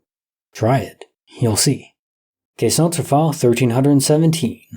The night the sky caught fire. You know what this reminded me of? Back in the day, I think it was 1930s, maybe 1940s. There was a radio broadcast, War of the Worlds, probably most people know about it, where there was a broadcast that was meant to be a joke. I think, was it a promotional material? Anyways, on the radio, they simulated an actual alien invasion, and people at the time didn't know it was a joke. They thought there was an actual alien invasion going on and the military was fighting against aliens. This has similar vibes, where maybe the radio station was doing some sort of prank, and they were corroborating whatever people were seeing, and maybe even there were other people involved with the radio station to jumble this together with lights in the sky. Maybe some kind of firework system that didn't explode and just sent a large streak across the sky. Something like that. Because if it was a real UFO incident, you would think there would be more reports. The other possibility is there were others, but they were suppressed by the government. Which they do tend to do that pretty often, don't they? So that could be possible too. Okay, so let's file 1318. A day of disquiet when reality unraveled. What if it was your own mind that was sending out tendrils of energy that were making things fall over? Maybe it wasn't some other spirit, and I go to that place because in the future, you started having visions through your mind that was interpreting future information.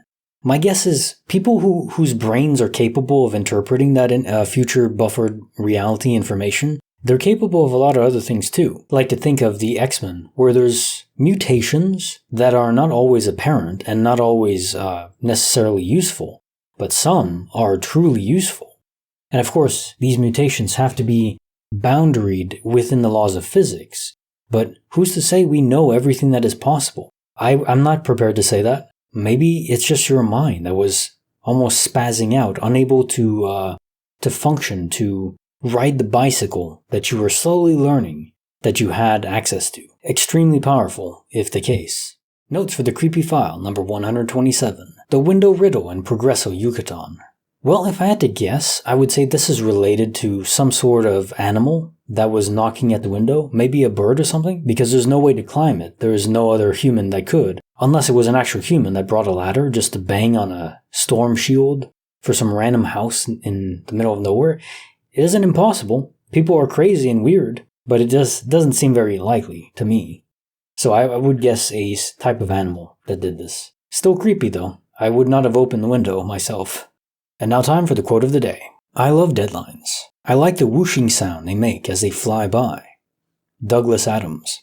I actually connect a lot with this quote because while I am a meticulous person, and I do set my own schedule, it's one thing where people who work from home or are their own boss or run a YouTube channel in this case, technically I can work whenever I want. There's no necessary, as long as I follow my own self-imposed schedule where I upload 5 times a week, and also the horror story on Sundays and the weekly compilation. As long as I get all of that done, I just work whenever I want to, but I still tend to confine myself in specific blocks, which days I work, which days I don't. Otherwise it feels like I work every day, which is weird, but still, I'm human like everyone, and I have days where I procrastinate. I just say, I don't want to do anything at all. I don't want to edit, I don't want to record, I don't want to do anything.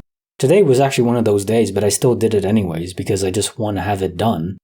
It's funny because I love what I do, but no matter what it is you do, even if you enjoy doing it, if you feel like you have to do it, there's a little rebel in your mind that says, I don't want to. It's like a brat that just says, no, just because. You have to fight against that part of your mind sometimes, that little brat, lock it up. Say it, no, you're not the boss of me, I'm the boss of me. Seems to work, I guess. Case notes for file 1319. A nighttime drive like no other. So it was almost like you were indeed in a maze of roads that were not cleared, not paved, not known. It reminds me of, in Harry Potter and the Goblet of Fire, towards the end, the maze test, where the maze itself was changing. Now, I don't think the physical reality of the maze was changing, but maybe you were switching between universes where in different universes, roads were there where in others they weren't, and then eventually you came back to your real universe, but you moved through space itself too. And I think in these transition points where we are traveling between universes, this is accomplished via space-time portals, and sometimes those portals just take us in the same universe. If we traverse back and forth, then we have to deal with the fact that we are getting transported, and time itself can be messed with too. So I think that would explain how you had this discombobulating experience where you were in a different place, where you exited a road that wasn't even there the next day when you went back to check. It was in a different universe. You couldn't find it here. But no matter the explanation, it would never feel safe to drive in that area again. Case notes for the bonus file. The mysterious ancestral estate. So someone took physical possession of your cousin. There's no way he could have done it himself, and even more evidence is towards the end of the story where he says that he heard some voice calling to him, at least later in life when he thought about it. Isn't it crazy that we can be possessed this way? Then you think about how this could potentially connect to people who sleepwalk. Maybe they're being possessed by spirits, and it's easier when someone is sleeping to take control of their body. But maybe not full control. When people sleepwalk, they tend to repeat a certain pattern, and it usually relates to their own personality, but not always. Maybe they find themselves doing something weird, like flipping a light switch, or looking at themselves in the mirror, or even doing more advanced tasks that shouldn't be possible in a sleep-like state. A possession event from a spirit. I wonder if that spirit had jumped from the high-up ledge there in their own life, and now, again, just repeating that pattern as spirits tend to do. That would be very sad. At least you got him down, though. Happy ending as it goes. And now time for the quote of the day. You can fool some of the people all the time, and all of the people some of the time. but you cannot fool all the people all of the time. Abraham Lincoln. So the first thing I want to say to this is no one is immune to propaganda or lies or being tricked. So if you are tricked or fooled and later on in life you realize, yeah, I messed up, I believed something that wasn't true, I was led by emotion or any other thing like that, it's okay, as long as you admit it to yourself and to others. If you mess up, just admit to it, own it, and then improve and try to not fall for it again later on. You see a lot of this in politics, of course, but not just politics itself, but events that push us into, and like 9/11 and the war that, came after that.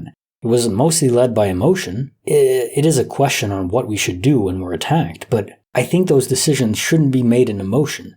And now with more recent events that I don't even want to mention, just inevitably it just ends with a lot of innocent people dying, and I just find that very sad. But the silver lining is, in the long term, you can't fool everyone all the time. The truth will out eventually. That's something good to rest on.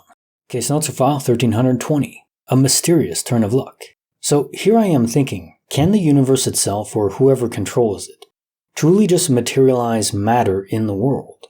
Or was this some guardian angel event where the guardian angel actually took money from someone else to put it in that little bundle of water there? Or maybe someone was walking across it and the guardian angel thought, okay, this person, you, need it more than them. So they just disconnected it from their wallet or something. You said it was like a wad of money. So somehow maybe it fell from their backpack or a briefcase or something they were carrying, but not by accident. Is it just pure chance and luck? I cannot say no. Can never just say no to that. But I do it is more fun to think that something else is intervening. But if that is the case, it makes you wonder, are they intervening at the expense of someone else? Did someone else really lose, $580? Especially, did they need it? Maybe if they didn't need it at all, like they were a millionaire, it's not so bad then. But it is sad, to think, okay, I was helped, but at the expense of someone else. I hope that isn't the case. But damn, it really did save you. That's amazing. Universe, guardian angel, or pure chance. Props to you for trying to return it anyways, even though there was no ID or anything. If there was ID, then I would always try to return it. I know who it belongs to, no matter how much money it is. $10,000, $100,000, a briefcase full of money. Then you have to wonder, is this crime money or something?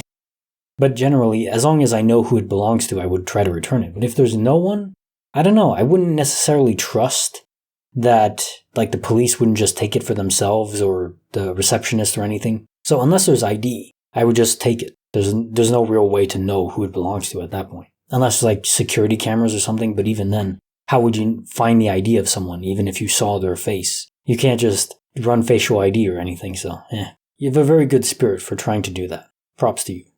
Case notes for the bonus file. Eerie encounters in the Ardeen forest. So I'm thinking of two possibilities here.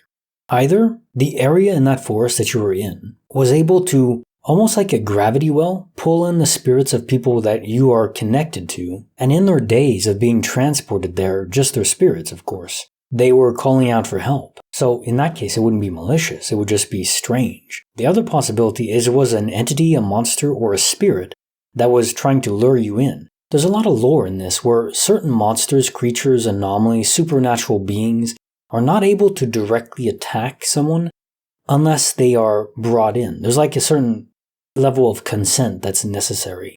So unless you provide that, like the vampire crossing the threshold or other such things where you're being lured in, not attacked or chased, you have to make the choice to go and follow the voice. Good thing you didn't. Do not follow random voices in the forest. Definitely good sound advice, yes. And now time for the quote of the day. A fool's brain digests philosophy into folly, science into superstition, and art into pedantry. Hence, university education. George Bernard Shaw. It is interesting how you can take something pure, like art and science and philosophy, and distill it down, or rather corrupt it down, burn it down, into something that is not meant to be. Have you ever seen modern art now? I've seen some videos where people are just poking a hole in a bucket of sand and letting this, there's multiple buckets and just let it fall over. $50 million for that. I'm not going to say you can't do that. I don't get it, and I don't think it's real art. I don't think it's expressing anything. I think it's just people doing wacky things. That's something I would do as a kid on the beach. And okay, it's fun. But I'm not going to ask $50 million from someone for doing that. What are you expressing? And it's not just expression, too. There's really no talent in it. There's no, like, paintings. I can connect with that because I'm not a painter. I'm not an artist. I can't paint. I can draw a stick figure. That's pretty much the extent of my artistic capabilities. And then I see someone that is able to paint this incredible, lifelike face, or a mountain range, or the people that go out into the wild and just bring an art stool and just canvas away and recreate what they see in nature. I find that incredibly captivating and impressive. And that is expressing the beauty of the world through skill and talent. Or if you're expressing something purely creative, you're using skill to do it too. There's something to be cherished and prized in that. And this applies in philosophy as well. And if you try to get a philosophy paper published, or it's gobbledygook. They have an AI generator or something that they ran through, and they created a paper. You get this in the social sciences and other loose fields like that, where they submitted it to an actual publication and had it published. And it means nothing at all. There's no value in that. Philosophy is supposed to be simple and connect to people and, tell them how to live. What is the ideal way to live? I think we've lost track. I think if we have a perfect life, a perfect society, where, our basic needs are met, and there's no danger, we kind of lose track of our minds. We go a bit insane. You see that in modern society now, I think. I think a lot of people will be very well suited in just going back to nature, at least for a bit, have a retreat, and just do some gardening or fishing if you want to, and just enjoy the natural world and connect with it and get your hands dirty and do some physical work. If there's anything that is good for you, it's to use your body. Your mind too, but your body. You need to use your body, because if not, you're going to be lost in your mind, and your mind's going to go into a feedback loop that is not healthy. We're kind of stuck in that. Anyways, case notes for file 1321. The service station stop that saved us. Okay, so this story reminds me a lot of another one that I recently narrated, where there was a mother that came home and didn't want to put her baby or her kid to sleep in the upstairs crib. And then she didn't know why. She just had this feeling of watching TV. No rhyme or reason at all. But then the actual ceiling in that room just collapsed randomly. No way to know. Was it like a subconscious piece of nugget of information, like she saw in the periphery of her vision one day that the ceiling was cracked, and it's like the mind connected and processed that, yeah, in the next hour it's going to collapse. That doesn't seem possible to me, but maybe. One thing is absolutely abundantly clear is that the mind has a lot of power, and some minds especially are able to predict with great accuracy future events. In this case, I don't think there's any possible way it was just pure extra information in your subconscious, just from the natural world. It was some information drawn from a future, not far in the future, but still from the future. But wherever the information came from, it was real information, and damn. It is interesting how sometimes minds are not able to consciously process that. Like, you didn't get a vision of it happening. You're just like, yeah, I gotta go pee, even though I don't. Your subconscious wasn't able to translate that information consciously into something clear. But I guess if you listen to your gut, it doesn't have to be clear. Case notes for the bonus file. When a dream unravels a tragic detail. Man, that is very sad. To go out that way. To drive distracted in that sense, love is potent, and I get it, but obviously it didn't end well for the girl. At least the guy survived, and then you have this firefighter that dreamt this was going to happen.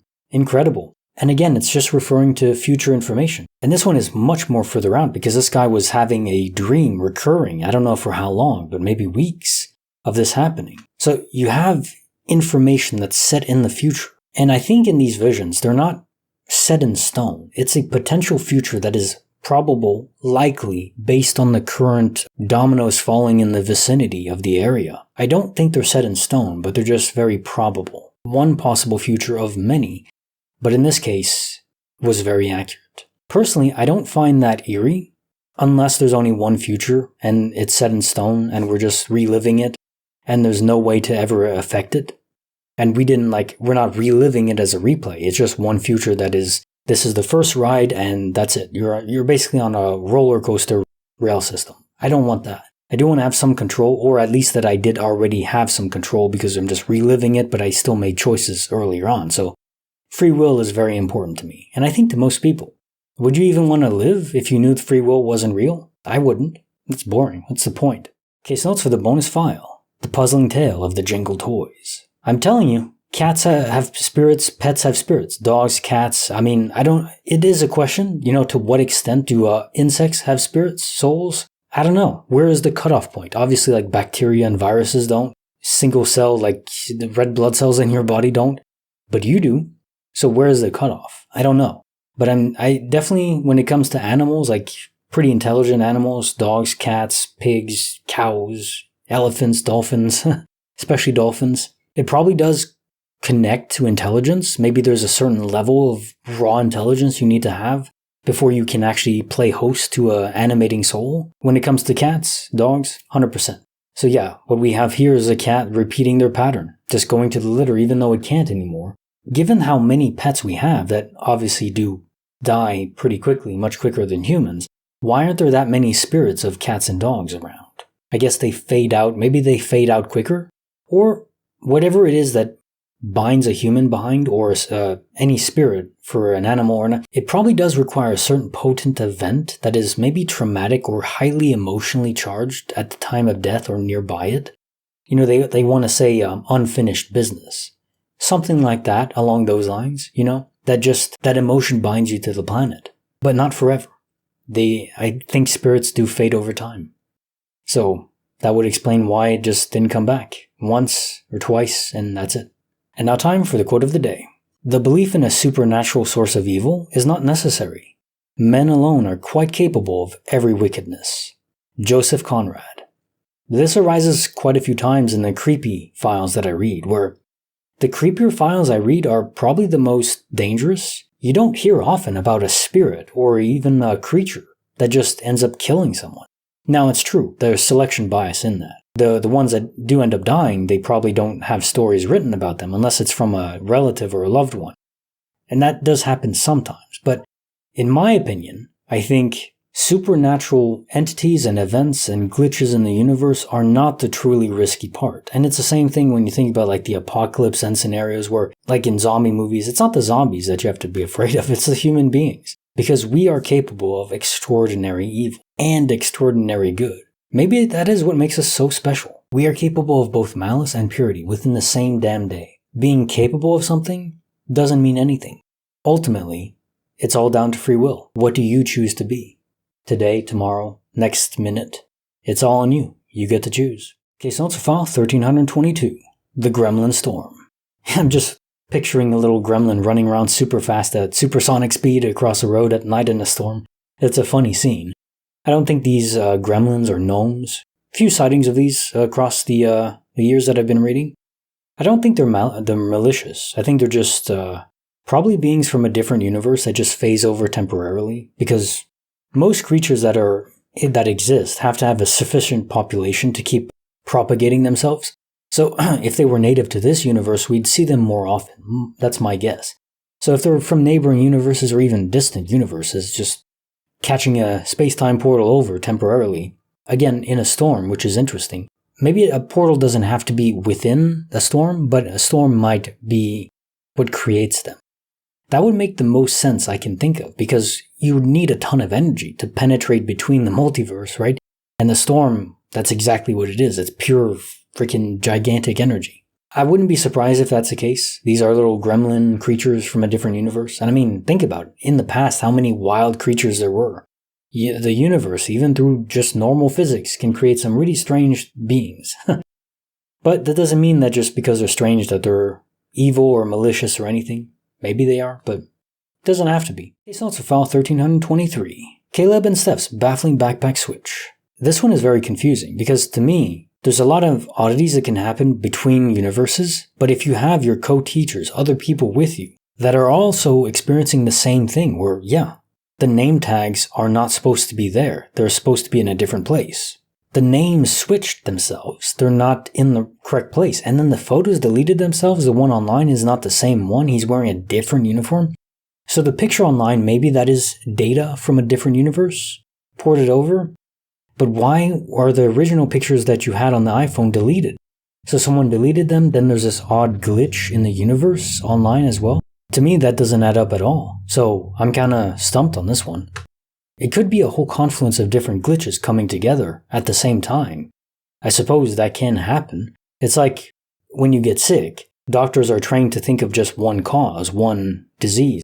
But that doesn't mean that technically, even though they're not really supposed to look for multiple diseases, that it couldn't happen. You could have multiple things happen to you, and if you think of the local universe that you're in as a host body, maybe you could have multiple diseases at the same time. You had a universal switcheroo, data loss as well, and all happening within a small amount of time. That would be trippy, but at least you did have other people to corroborate this story with you. It's always better with other witnesses, because then you feel, yeah, I'm not totally crazy. Woohoo! It's a good thing. Case on file 1324. The nights the skies danced. Okay, so my gut now, even though I think aliens are real, and I obviously really want them to be here, maybe it's all just government experimentation. If you think about how advanced their technology is, that they don't reveal to the public, and maybe it is even reverse engineered from crashed alien spacecraft, from, maybe Roswell, New Mexico, or a different place. It's probably not Roswell, New Mexico. If alien craft really did crash, it would just be, that would be the cover story to make fun of people who even consider it as a possibility. Same thing with Area 51, probably nothing important goes on there. Just, standard military stuff. Maybe some general experimentation, experimental aircraft and stuff, but nothing alien tech. And certainly, they wouldn't tell us if that was the case. There's also a strange conspiracy about Project Bluebeam, where the basic idea is that it's kind of a false flag or a distraction of the public, where the government would try to falsify an alien invasion. And if you wanted to do that, what would you do first? Well, you would add little signs in the sky. You would try to make it seem to have enough accounts of, alien reports that, yeah, okay, maybe this is plausible. Because I'm reasonably pragmatic. I have an open mind, but I don't just accept things on pure blind faith. So you have to have some data points over time. And I think there's enough events where a reasonable person can look at them and think, okay, yeah, maybe aliens are here. It's hard not to be fooled, right? You have to consider the possibility that maybe someone wants you to think that there are aliens here when there aren't. So that's another angle. And these lights in the sky, could a military create that? Maybe with holograms or drones in the sky? I think so. And drones aren't some new technology. They've had them for a long time now. You look at what they're doing in China with drones. I think here too, you can have entire, almost realistic looking images in the sky, 3D holographic, just from drones flying in unison, programmed together. It's really incredible. But obviously can be used to fool people. So keep an open mind. Maybe it's an alien event, but maybe it's just meant to look like one. And now time for the quote of the day. Comedy is simply a funny way of being serious. Peter Ustinov. Comedy is a way, or sometimes can be a way, to tell the truth without having daggers thrown at you, and instead having laughter tossed at you. Much preferable, I would say. And the first stand-up comic I ever listened to, back when I was a teenager, like 16 or something, was George Carlin. Damn, he's good.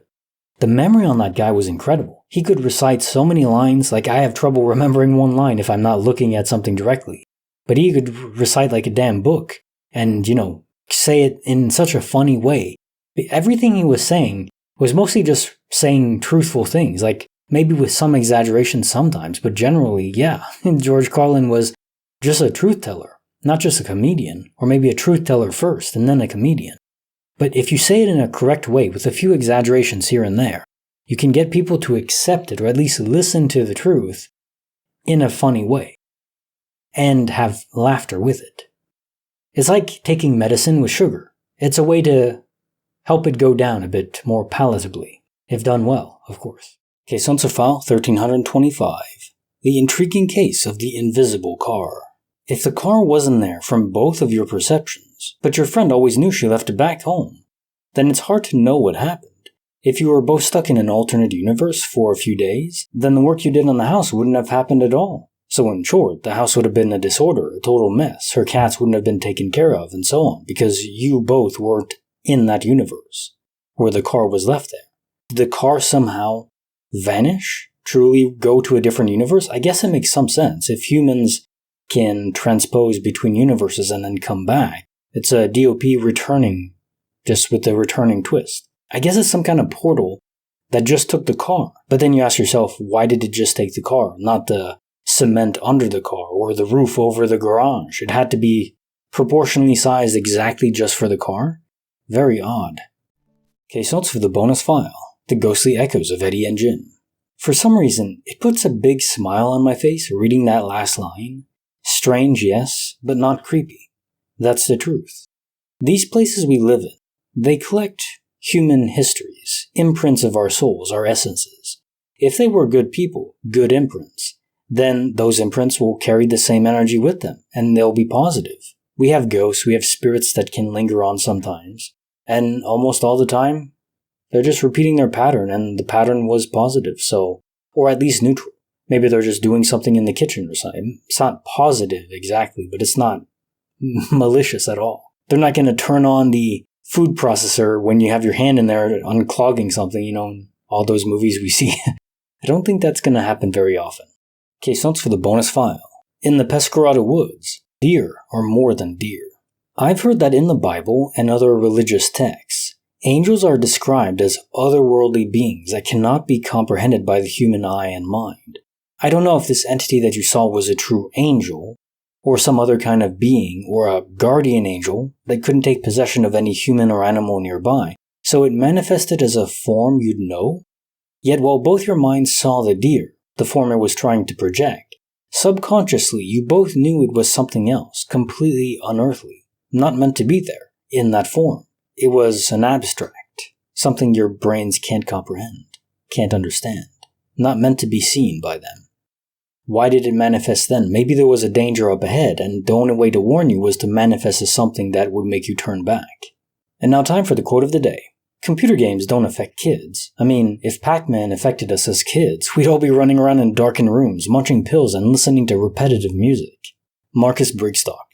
I think everything we do affects us to some degree. And obviously, we don't take after a game exactly. Kids can play violent games and they're not going to go out and it's not going to trigger them into violence necessarily. In fact, there's an argument that it could release some violent tendencies. And of course, games aren't just violent. There's other things. Sometimes games can be educational, just in their application. As a lucky accident. For instance, when I was playing old school RuneScape as a teenager, it's basically how I learned English, just at least typing it out. I didn't speak it while typing it, but that's how I learned the grammar and syntax and everything. And the words themselves. But I also learned a bit about economics, because in that game it was an MMORPG where it's always a persistent world and people can trade what they mine and create and craft.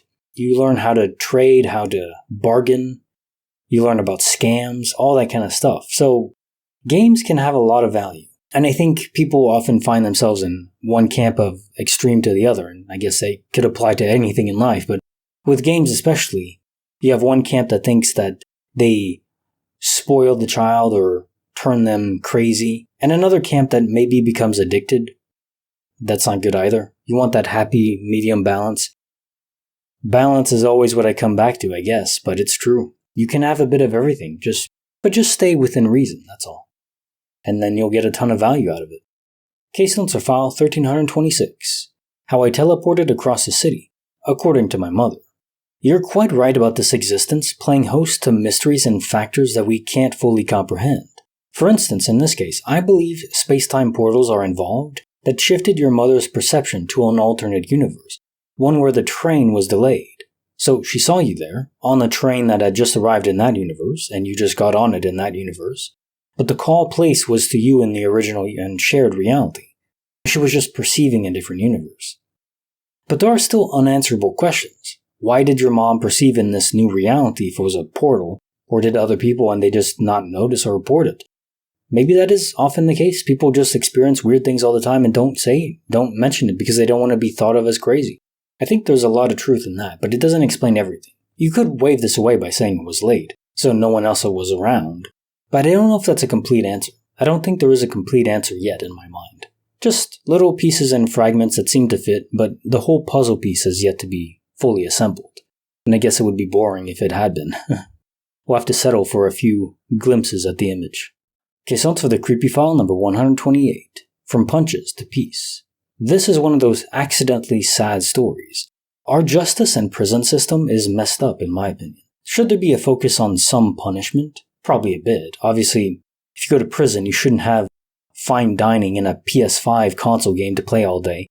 The main focus, in my opinion, should be rehabilitation, if we intend to let them out. If someone is in for life with no possibility of parole, what they did was probably so atrocious that I don't really care what happens to them then. But if the intent is to rehabilitate them, to release them later on, then our focus should be on that, because they're going to come back into society. If we have any intent on letting convicted criminals back into our society, we need to be sure they're well adjusted to life in civil society.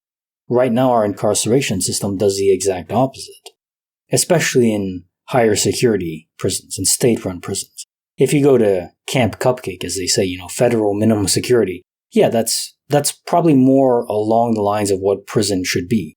Kind of boring and everything, but safe and not violent. Not a place that instills those violent tendencies and amplifies them. Anyways, sorry you had to deal with the aftermath of such a failed system, but you played it as well as you could. Okay, so for the bonus file. A supernatural visit by the fire. Spirits require energy to reanimate themselves, restart the holographic echo of their past existence.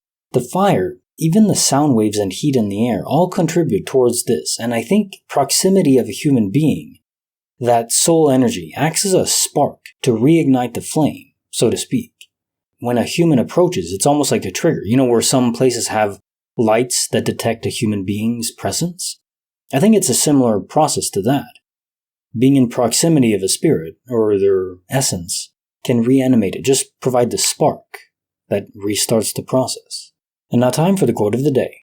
The men the American public admire most extravagantly are the most daring liars. The men they detest most violently are those who try to tell them the truth. H.L. Mencken. They want to be told positive lies because it feels better.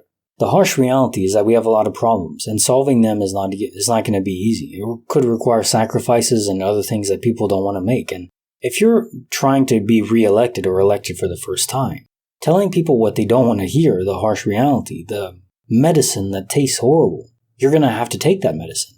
No one wants to hear that, right? So it doesn't matter. They tell them lies, they get elected, nothing changes, nothing improves, things get worse, in fact. The can is kicked down the road until eventually the bill comes due. I don't know when the bill is going to come due, but it is a problem. And on that somber note, like the video, subscribe, hit the bell. Kinetic Symphony signing off.